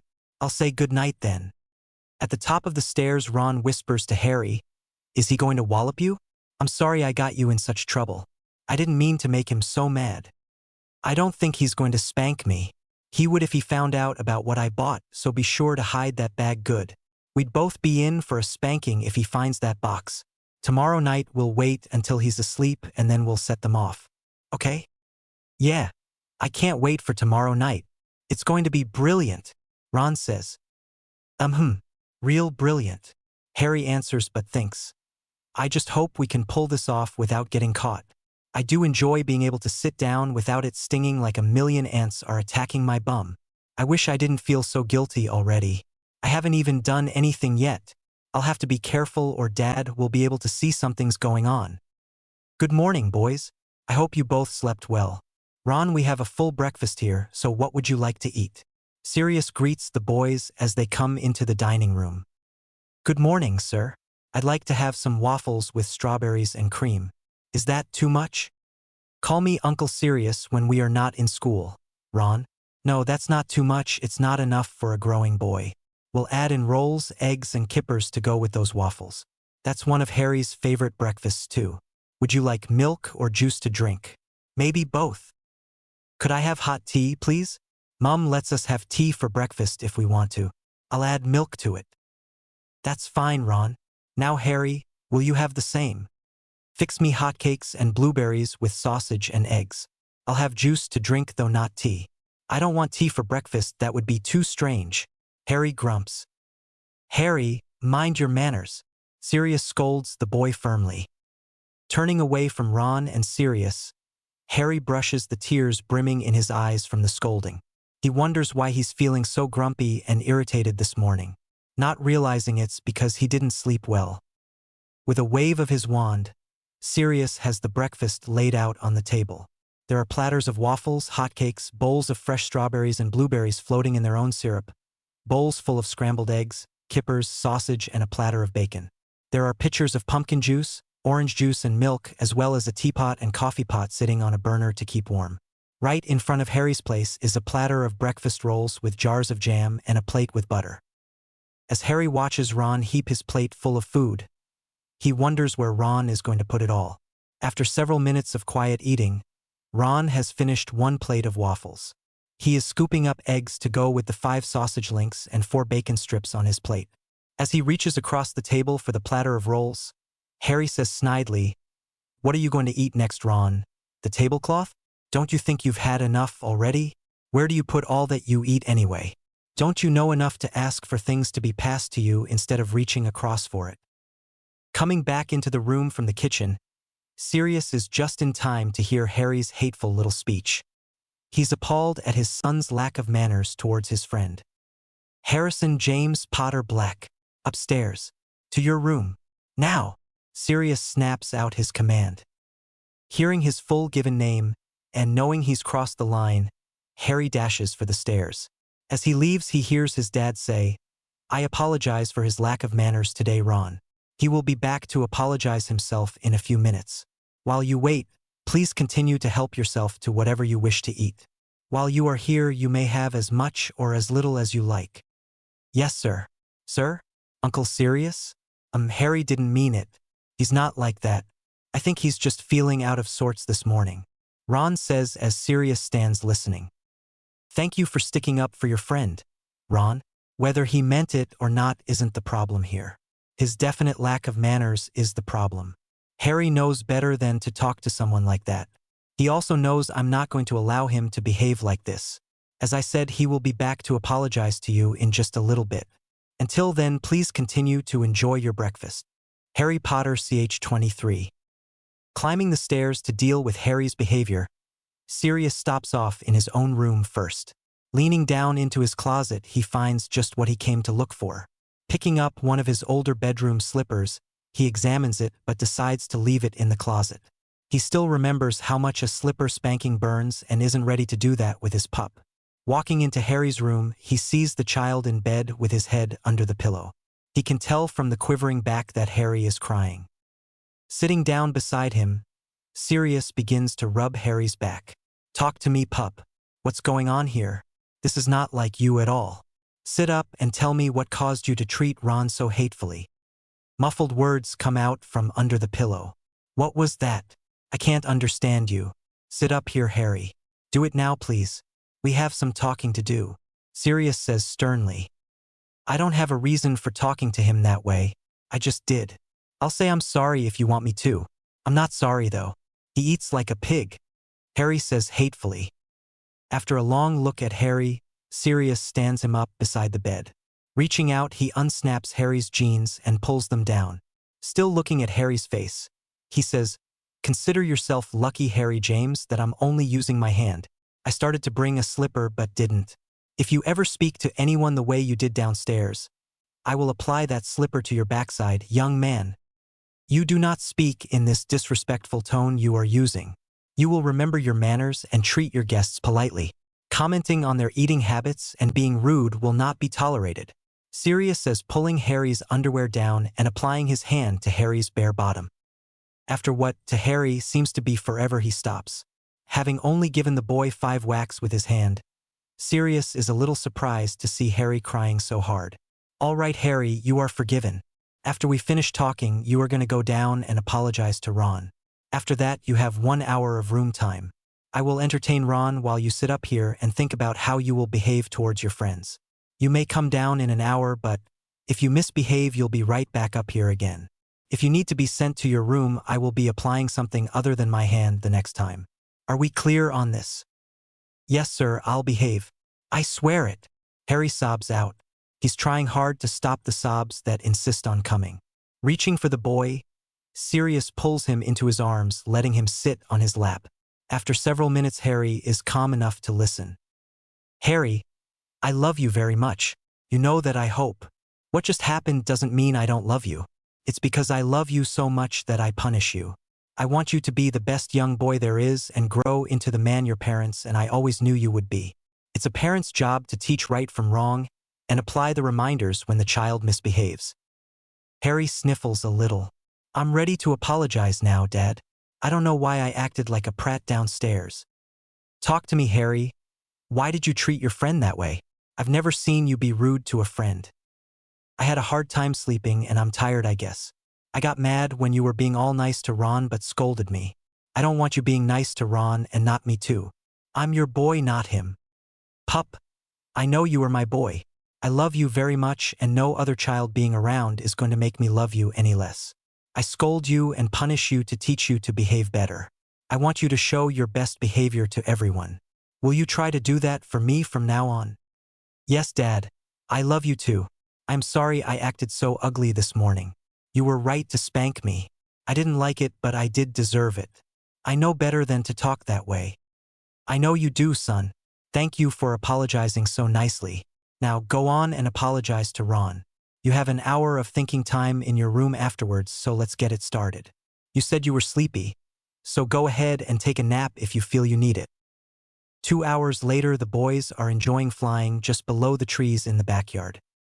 Harry, I'm sorry I got you in trouble. You were right, I was eating too much and not showing good manners. My mum would have been upset with me as well. No, Ron. I'm the one who's sorry. I was jealous because Dad was giving you all the attention. He was right when he said I was rude. I'm sorry again. Let's stop saying we're sorry and really fly these brooms. How fast does this new one go? Real fast, but you can't do it. Dad put a charm on it so it wouldn't go faster than 5 miles an hour. At Ron's grimace, he says, yeah, I know. It made me mad too. I didn't let Dad know or he would have locked up my broom. He's just all into being safe these days. He forgets that this being safe is causing me not to have any fun. I can't fly fast on the broom, slide down the banister, go into the woods to explore, or go into any of the rooms with the dark doors. After what happened to the twins, I don't want to go into any of the rooms with dark doors. Do you? Ron asks. No, not really. I would like to know what's in there, but not enough to risk a whipping. You think your dad would really whip you? With a belt? I've never gotten a whipping like the twins got. I don't want to either. They say it really burns and you hurt for days. I don't know about that. They like to try to scare me with made-up tales. Yes, Ron, I believe he would really whip me with his belt. That's what he said he would do if I ever went into one of those rooms. He doesn't ever say he will do something and then not do it. If he says he'd whip me, then he would. I'm not curious enough to test him on it. His hand hurts bad enough. Let's really play Quidditch. We can turn these branches into bats and the rock into a quaffle. Please, Harry, let's try it. It's too nice a day to stay inside. All right, but we can't go where Dad will see us or he'll ask about where the equipment came from. I'm under strict orders not to do magic without adult supervision. Selecting 2 sturdy limbs, Harry lays them side by side on the ground. Closing his eyes, he thinks Quidditch bats and mutters a transfiguration spell. Opening his eyes, he sees 2 professional-looking bats. Grinning, Ron says, "Great job. Now do the quaffle." Minutes later, the boys were happily batting the quaffle back and forth between them. After an hour, they hear Sirius calling them. Quick, drop the bat in the trees. I'll get rid of the quaffle and this bat. Hurry, Ron, Harry whispers. The boys had just enough time to stash the equipment and fly away from the woods before Sirius appeared. Time for lunch, boys. You've been out here 2 hours. It's time to come in and warm up. The temperature is dropping again today. I don't want either of you back outside today. It's too cold. Yes, Dad. We had already decided we were coming inside to play with my new game. We were headed in when you called us, sir, Ron says politely. Noticing the flushed cheeks and the inability to look him in the eye, Sirius suspects they have been up to some kind of mischief. After a quick scan of the area doesn't reveal anything wrong, he turns to follow the boys into the house. Well, Ron, we don't do a big spread for lunch. We just have soup and sandwiches. This time I'm cooking though, so what kind of soup would you like? We can have chicken with noodles, vegetable beef, or ham and bean soup. I didn't know you could cook, Professor, Ron blurts out in astonishment. Harry grins at his friend's shocked look. Dad usually does all the cooking here at the manor. This morning he didn't because he wanted us to have a full breakfast. He often fixes hotcakes or porridge for breakfast and sometimes waffles. He's a good cook, Ron. Even the nasty porridge is good. You know how much I adore hot porridge. Chuckling at that, Sirius says, Why thank you, pup. If I can get a rating of good for nasty porridge, then I know I'm a truly great chef. What'll it be, Ron? Name your soup. Let Harry choose this time. I like all 3 kinds you named, Ron says. At a nod from his dad, Harry says, I like the thick ham and bean soup. Could we have that and then hot ham and cheese sandwiches with it? You two go wash your hands, arms, and faces while I fix the soup. You can come back and help prepare the sandwiches for toasting. Harry will show you what to do, Ron. Don't look so concerned. Yes, sir. It's just at home Mum never lets me help in the kitchen. She says I'm a menace. Well, here it's just us guys, so we'll all do our best to fix lunch. Okay? Sirius reassures the boy. Upstairs, Ron says, You know what, Harry? You're lucky to have such a great dad. He takes up time with you and does things just for you, and best of all, you don't have to share him with 6 other kids. Not right now, I don't. At school, though, I have to share him with a lot more than 6 other kids. I can't get by with anything like you and the other guys can. I didn't get by with much either, Harry. I never told you, but I got called to your dad's office 2 times last semester. Both times he put me over his knee and walloped me, till I cried. Then you know about the time he came to the dorm and did the same thing. What had you done? Well, one of the times was for doing pranks with the twins. They also got a trip over his knee. The other time was for being out after curfew 3 times in a week.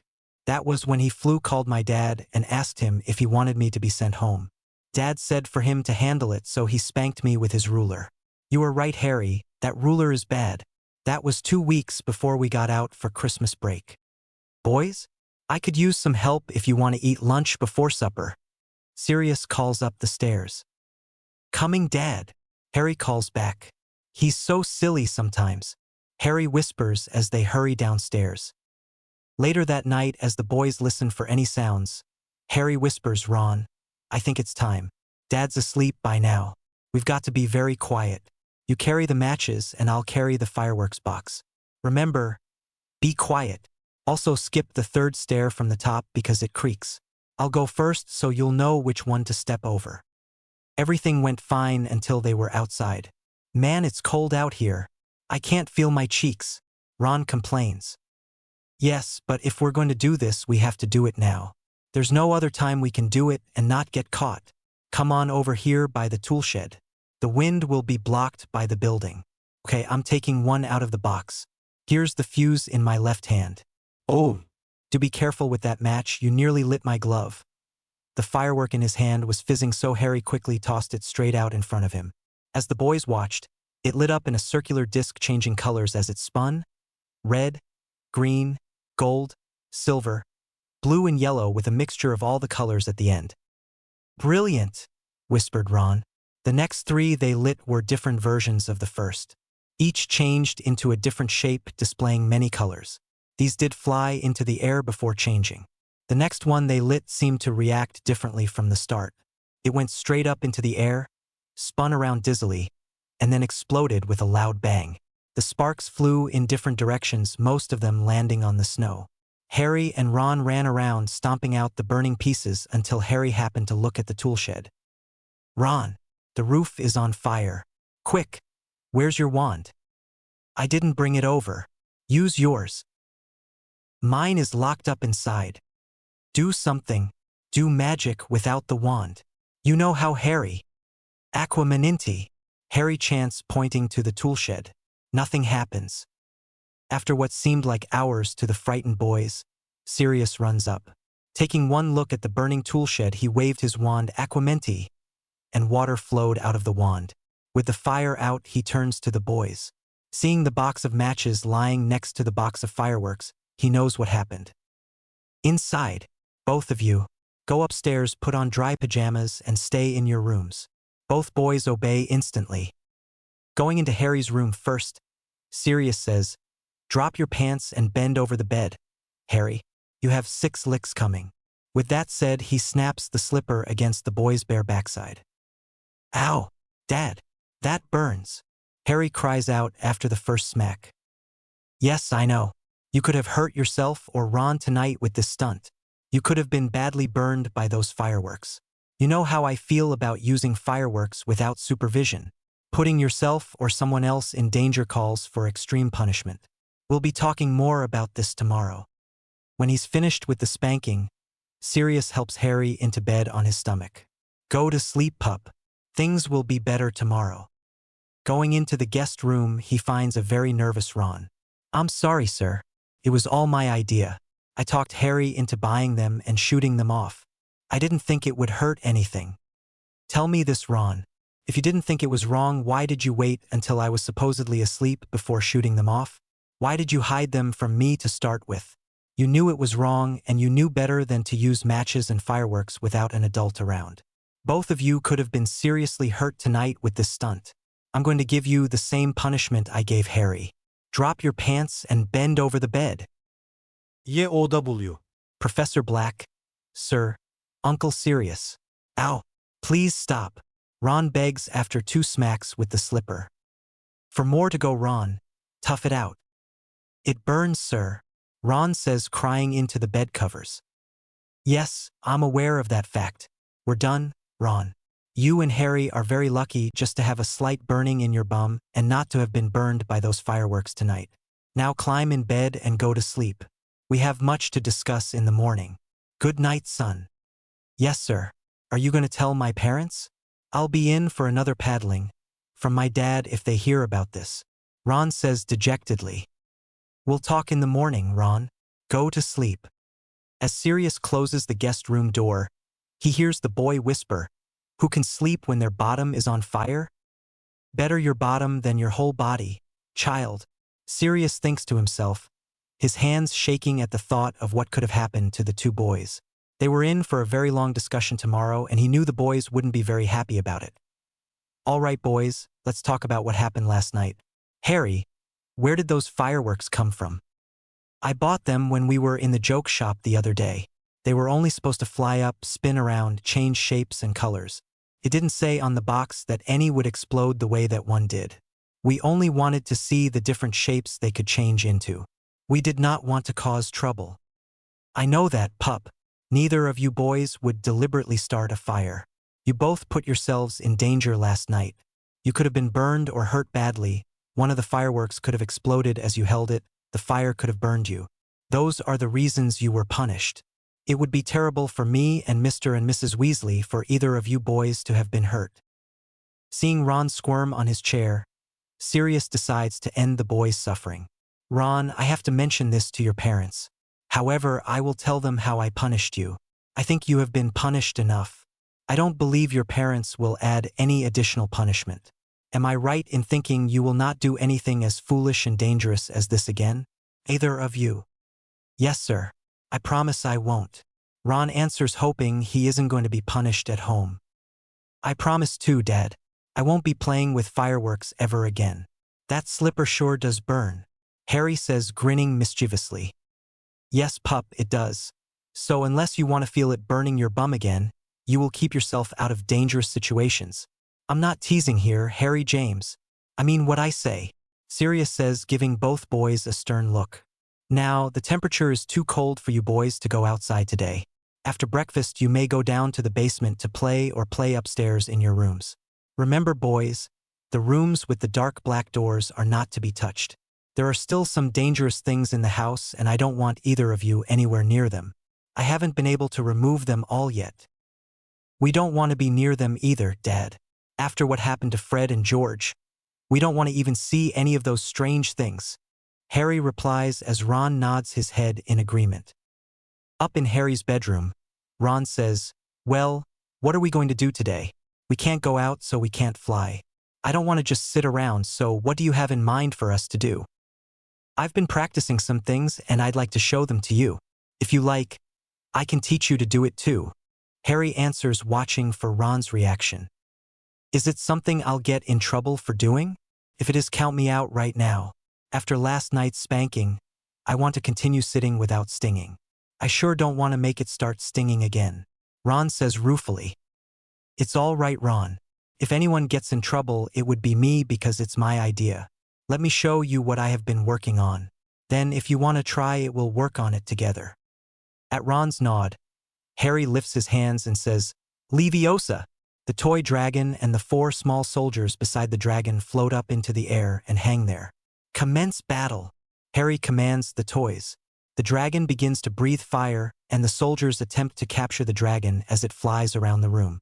After a serious battle, the soldiers finally capture the dragon.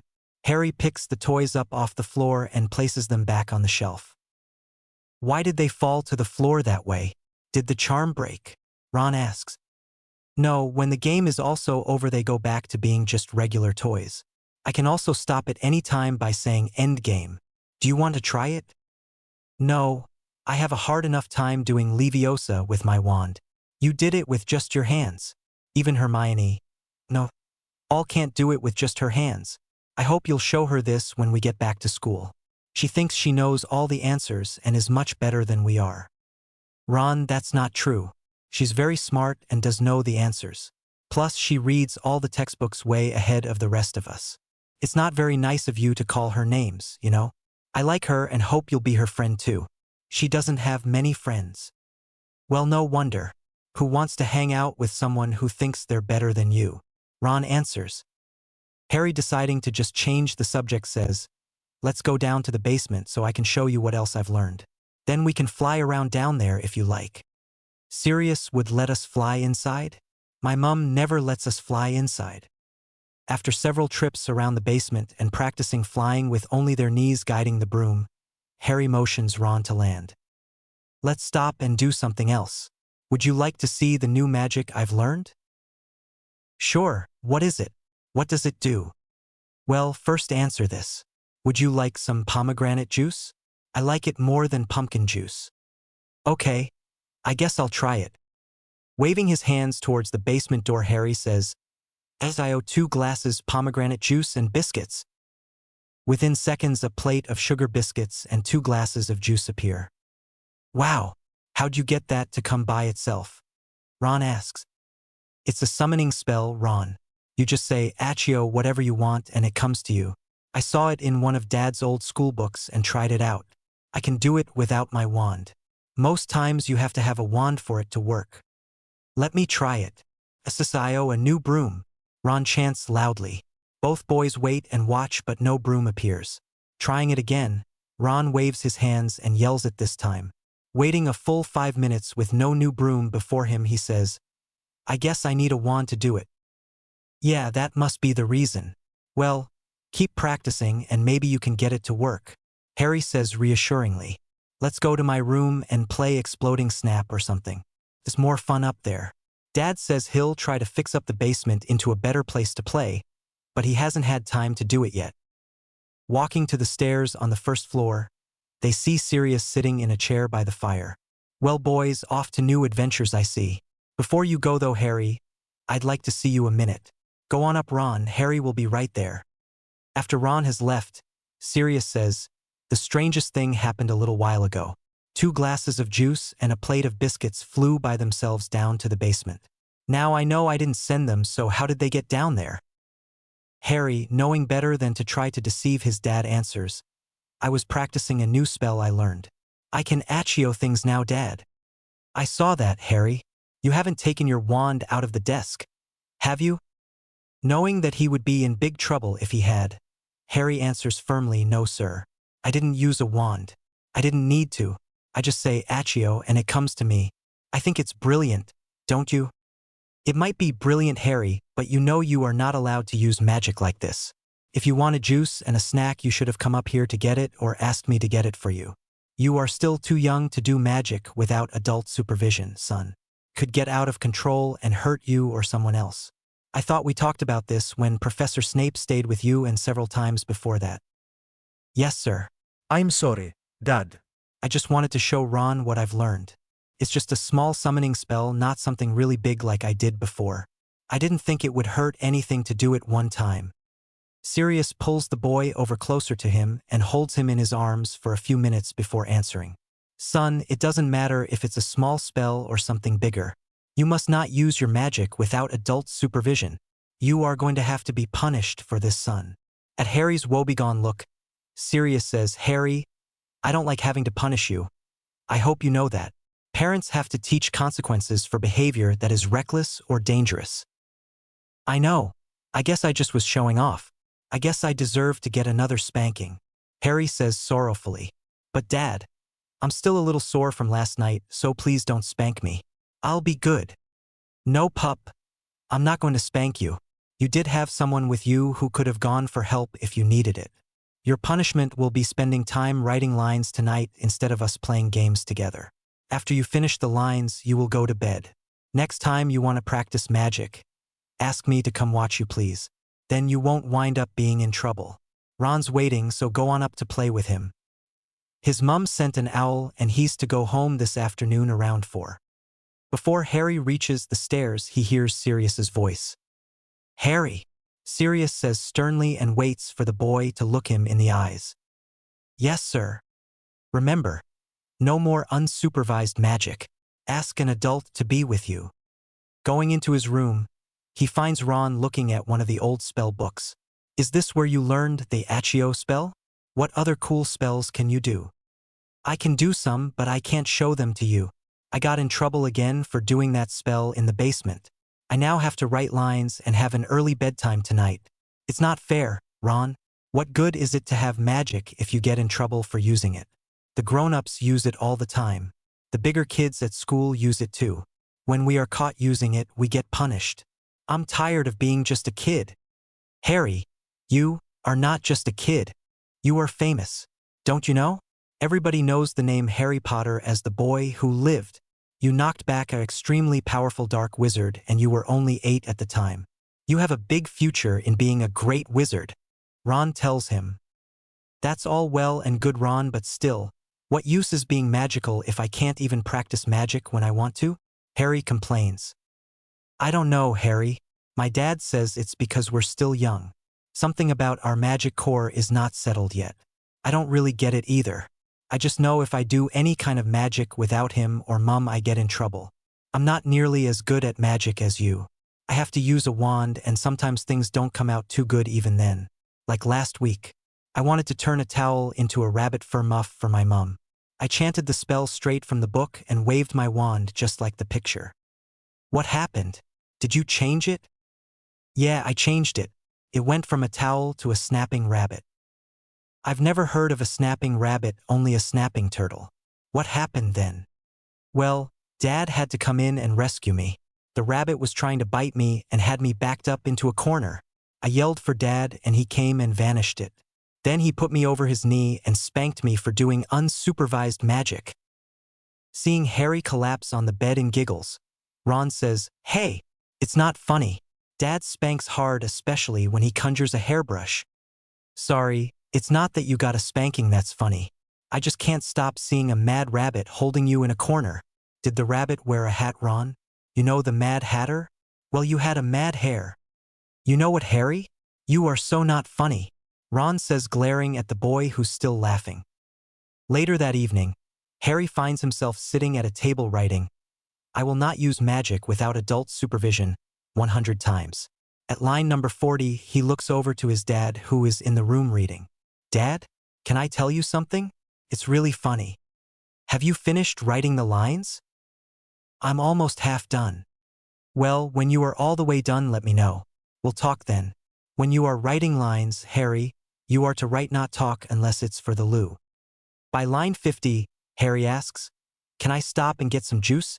Dad? I'll get you a glass. Continue and remember what I said.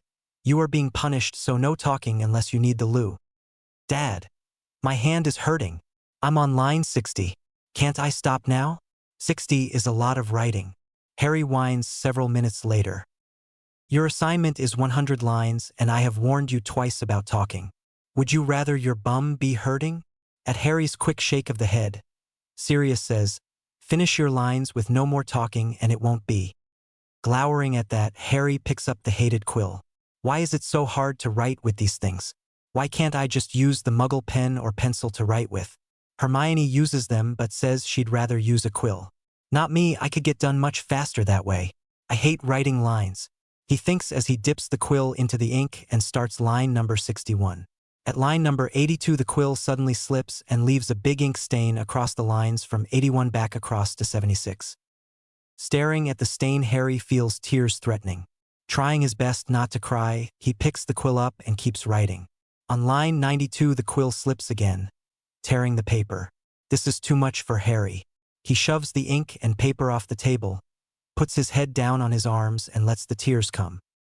Not hearing the quill scratch against the paper, Sirius looks up to see if Harry is finished. Surprised to see his pup sitting with his head on the table, he goes over to him. When he sees the boy's shoulders shaking, he asks, "What's wrong, pup? Are you all finished?" "I didn't mean it. Please don't make me start again. Please."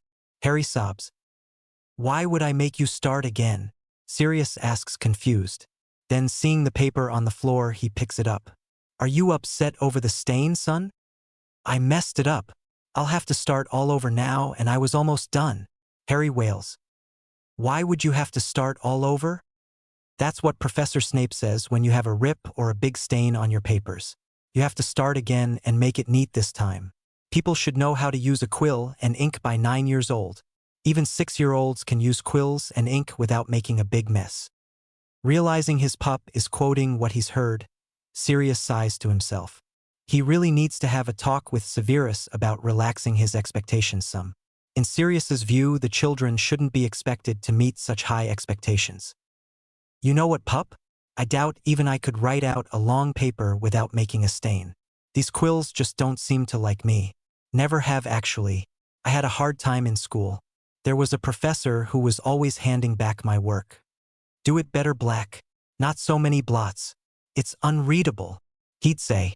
So you see, trouble with quills and ink happens to other people too, not just you. Let's go get you ready for bed and just forget about these hateful quills. What do you say?" Giggling now at his dad's words and silly face, Harry says, "I'm good to go, Dad." Up in his room, Harry tells Sirius about Ron's transfiguration trouble. He said the rabbit had him in the corner and was trying to bite him. Harry grins. "That is a funny story, pup. I somehow doubt Ron thinks so, though. Being attacked by a mad rabbit wouldn't be too funny if it happened to you. Good night, have good dreams, son," Sirius says, pulling the blanket up and giving the boy's hair a rub. Recently, Harry has decided he's too big for a goodnight kiss, so Sirius has to skip that part of the bedtime ritual. Rolling over on his side, Harry falls asleep thinking of bunnies with long, sharp teeth wearing big hats. The next morning, Harry bounds down the stairs to breakfast with great anticipation. "Dad, did you know that tomorrow is New Year's Eve?" he asks, sliding into his seat. Sirius mumbles from behind the latest edition of Wizards Worldly News. "Dad," Harry says, frowning now. "Dad, you got to listen to me. This is important." "Yes, young master. How may I be of service, sir?" "Your wish is my command," Sirius teases as he lowers the newspaper. Grinning now, Harry repeats his previous announcement.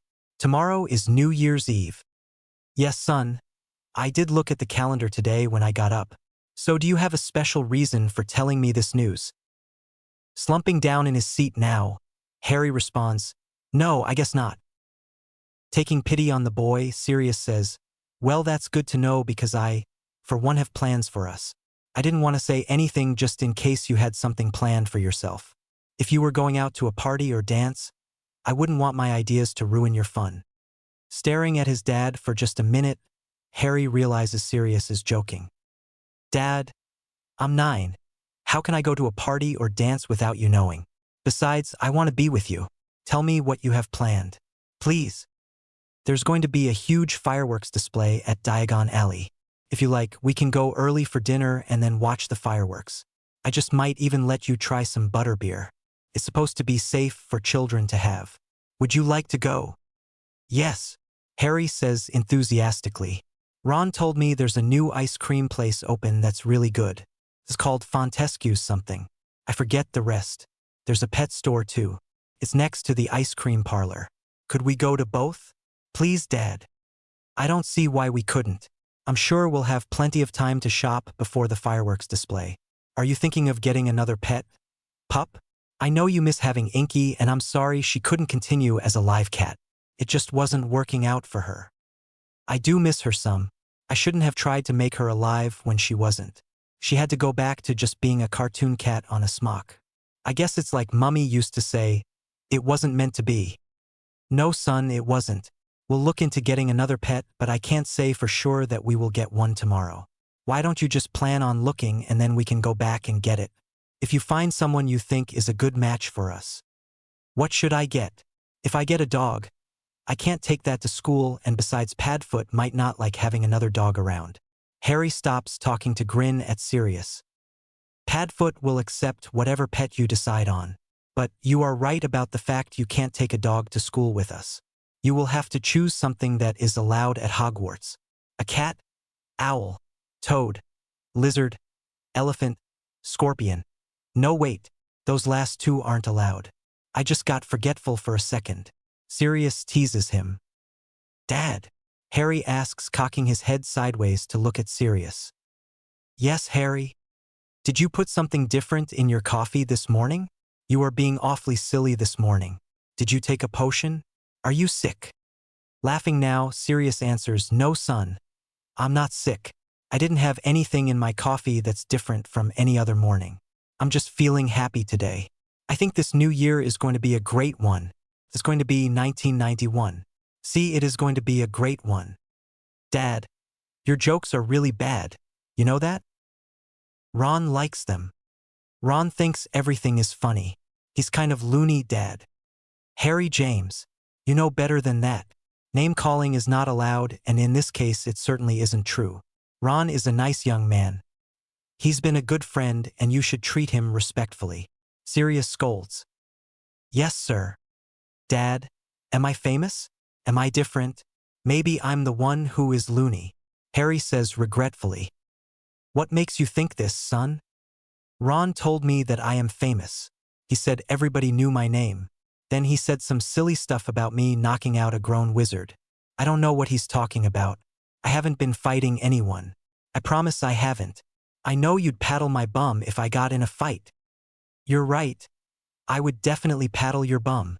We've talked about problem solving, so you know alternative ways to handle yourself other than fighting. Come sit with me on the couch and let's talk about all of your questions.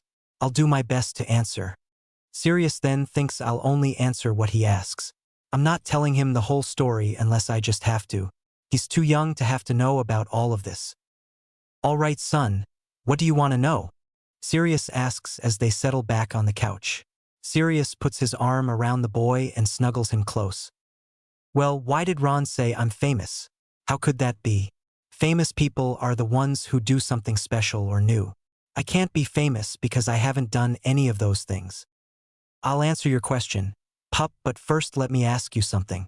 Can you tell me what you remember about the day your mum and dad died? I know this is something we don't talk about much, but it's important. Well, the night before that day, Daddy came home from work all upset. I remember he and Mummy were in the kitchen talking and they were loud. I didn't have my door closed and I heard some of what he told Mummy. He said, they say he's back. He's after boys born at the end of July and 1st of August. We've got to do something. I didn't hear more than that before they stopped being loud. Harry stops and looks up at Sirius. What else do you remember? Then later, Daddy came up to my room and had some kind of potion for me to drink. I didn't want to because it looked like blood. He said it was just some red juice and would make me strong like Superman, so I drank it. It made me sleepy, so I went to sleep. Then when I woke up, there was a lot of noise downstairs. I got out of bed and went downstairs. That's when I saw this man and he had a wand. He and Daddy were fighting with wands. Mummy was there too. She kept telling Daddy to stop him. When Harry stops talking, Sirius looks down at him to see tears in the boy's eyes. It's all right, pup. You don't have to tell me anymore. We'll talk about something else. No, Dad. I need to tell you the rest. Don't be mad at me though, please don't. I didn't mean to do it. Son, I will never be mad at you for something you couldn't help. What did you do? Mummy was crying and Daddy was still fighting that man. Then the man pointed his wand at Daddy and a green light came out of it. Daddy fell down and didn't move. Mummy was holding me behind her and she told me to run back upstairs. I started to go up and I heard Mummy call out, "No, not Harry. You can't have him. Take me." I came back downstairs and the man and Mummy were fighting with wands now, over by the windows. I got mad at that man for being mean to Mummy and hurting Daddy. I went over and picked up Daddy's wand and pointed it at the man. Mummy fell over when a green light hit her and then Daddy's wand blew up. The man disappeared and I was all by myself. I remember my head hurt and Harry stops there. "And you what? Go ahead, son. Finish what you were saying. I promise you I won't be mad at all." My head hurt really bad and then I wet my pants. I didn't even know I needed the loo. I went back upstairs and changed my pants and got a warm cloth for my head. Mummy always put warm cloths on me if I had an earache, so I thought maybe it would help. It wasn't but a few minutes later that you came running up the stairs and grabbed me. I remember you squeezing me in a hug so tight it hurt. "I'm sorry I hurt you, pup. You know I never meant to do that. I was just so thankful to see you and that you were not harmed." Which part of your story is where you think you'd done something wrong? When I picked up Daddy's wand and then when I wet my pants. I'm not allowed to play with Mummy or Daddy's wands. I got a spanking from Daddy when I did it before. I turned the kitchen table into a giant rooster when I was 7. Mummy laughed, but Daddy took me over his knee and spanked me. He said I was never to touch a wand until I was old enough to go to Hogwarts. Mummy used to put me in the corner if I wet my pants. I'd only done that a few times before. One time, when I was 4, I was outside playing and waited too late. Daddy wanted to spank me, but Mummy wouldn't let him. Another time I was playing with you as Padfoot and you made me laugh a lot. I wet my pants then too. Harry, you were just a little guy then. Sometimes when you are little you can't hold on as long, so you have an accident. Your mum knew this happens with small children. Your daddy probably was upset because you caused extra chores for your mum. You remember how she liked to do things the Muggle way. Your daddy never did get why she wanted to wash clothes and dishes by hand when magic is so much faster. I would just forget about those accidents. It happens and it's not a problem. So if I ever wet my pants, you won't spank me? What about if I played with a wand that wasn't mine? I would never punish you for having an accident. As for playing with a wand that isn't yours, I think you already know what would happen. Don't you? Sirius asks sternly. Yes, sir, you'd wallop my bum until I couldn't sit for a whole hour. You told me you would. You got that right, kiddo. Now as to what happened when you picked up your daddy's wand that day, well, that was an accident too. I already told you that you won't be punished for accidents. What happened when you picked up James's wand was that you used your inner magic and anger to banish the man who was hurting your family. You were only 8 and people were amazed that a child that young could use magic to make a powerful wizard vanish the way you did. That's why Ron says you are famous. Not many boys or girls can perform that level of magic at age 8. Do you have any questions? Pup? Why was it so dark outside? Why did that man hurt my mummy and daddy? Were they bad people? Am I bad too for making that man disappear? Oh, Harry, no, don't think that. Your mum and dad were wonderful people. Lily and James were my best friend and to me a brother. They were fighting a war against the evil wizard and his followers. They were winning people over to their side, which made the evil wizard angry, so he came and fought them. He used dark evil magic and that's what killed them. Was he going to kill me too? Why did the bright sunny day go dark as night that day? Harry, evil is dark. The evil that came to James and Lily's that day was so evil it blocked out the sun. I can't answer you about what the evil one planned to do. I wasn't there, but I wish I had been. No. If you had been there, he would have killed you too. Then I'd be all alone. Don't go looking for him. Promise me, Dad. I don't want to be all alone. I don't want to lose another daddy. Promise me, please. Harry says, breaking down in tears. Picking the child up and sitting him on his lap, Sirius wraps his arms around him. "SHH, it's all right. Go ahead and let it out." He just sits and holds the boy while Harry sobs into his chest. "I miss my mummy and daddy. Why did they go off and leave me? Why, Dad? You won't do it too, will you? I promise you, Harry James Potter Black, I will not leave you on purpose. I will never go off and leave you alone. You are safe with me. I hope you know your mom and dad did not want to leave you alone either. They would never have left if they could have had a choice. They love you very much and are still watching out for both of us. Do you still see them in your dreams, pup?" Sometimes they talk to me. Mummy tells me to behave myself and not keep getting in trouble so much.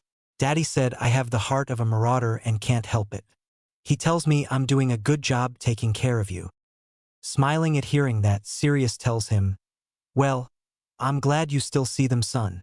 That's very special and you are lucky to be able to see them. Next time you do, will you say hello for me? Tell them I miss them too." "I'll tell them, Dad. Dad, I'm really sleepy now. Can I go take a nap? Maybe I can see Mummy and Daddy." "Sure, pup, go ahead. I'll come wake you for lunch." Sirius, sitting in the living room waiting for Harry to finish his nap, thinks back to all Harry told him about the day he vanished Voldemort.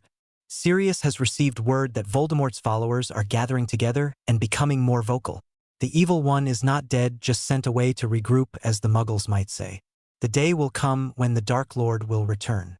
He just may seek revenge on the child who was able to make him vanish. Sirius decides to have Professor Dumbledore reinforce the wards around Hogwarts and this house as well. There are also some new rules going to be put into practice when school begins again after the winter holidays. Not just for Harry, but for all the students' safety. The rules are not going to be very well taken by his pup. Sirius can see the argument coming in the days ahead, but for now he hopes to finish out their holiday nicely. Tomorrow's outing will be something Harry will enjoy, and maybe the last one he has for months.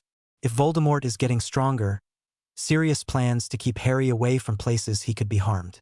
Unfortunately for Harry, that meant staying inside the castle or house. For his adventurous 9-year-old, this was going to be extremely difficult to endure. Harry loved being able to go outside to visit Hagrid and his menagerie or take a fly around the castle grounds. These things would have to stop for now. Sirius thought regretfully. He'd just have to talk Dumbledore into creating an indoor flying area as well as a place the children could run and climb or just be together. The idea of an indoor play area might make the new rules more acceptable to the younger children. Thinking more on this subject, Sirius decides to sketch out some ideas for this play area.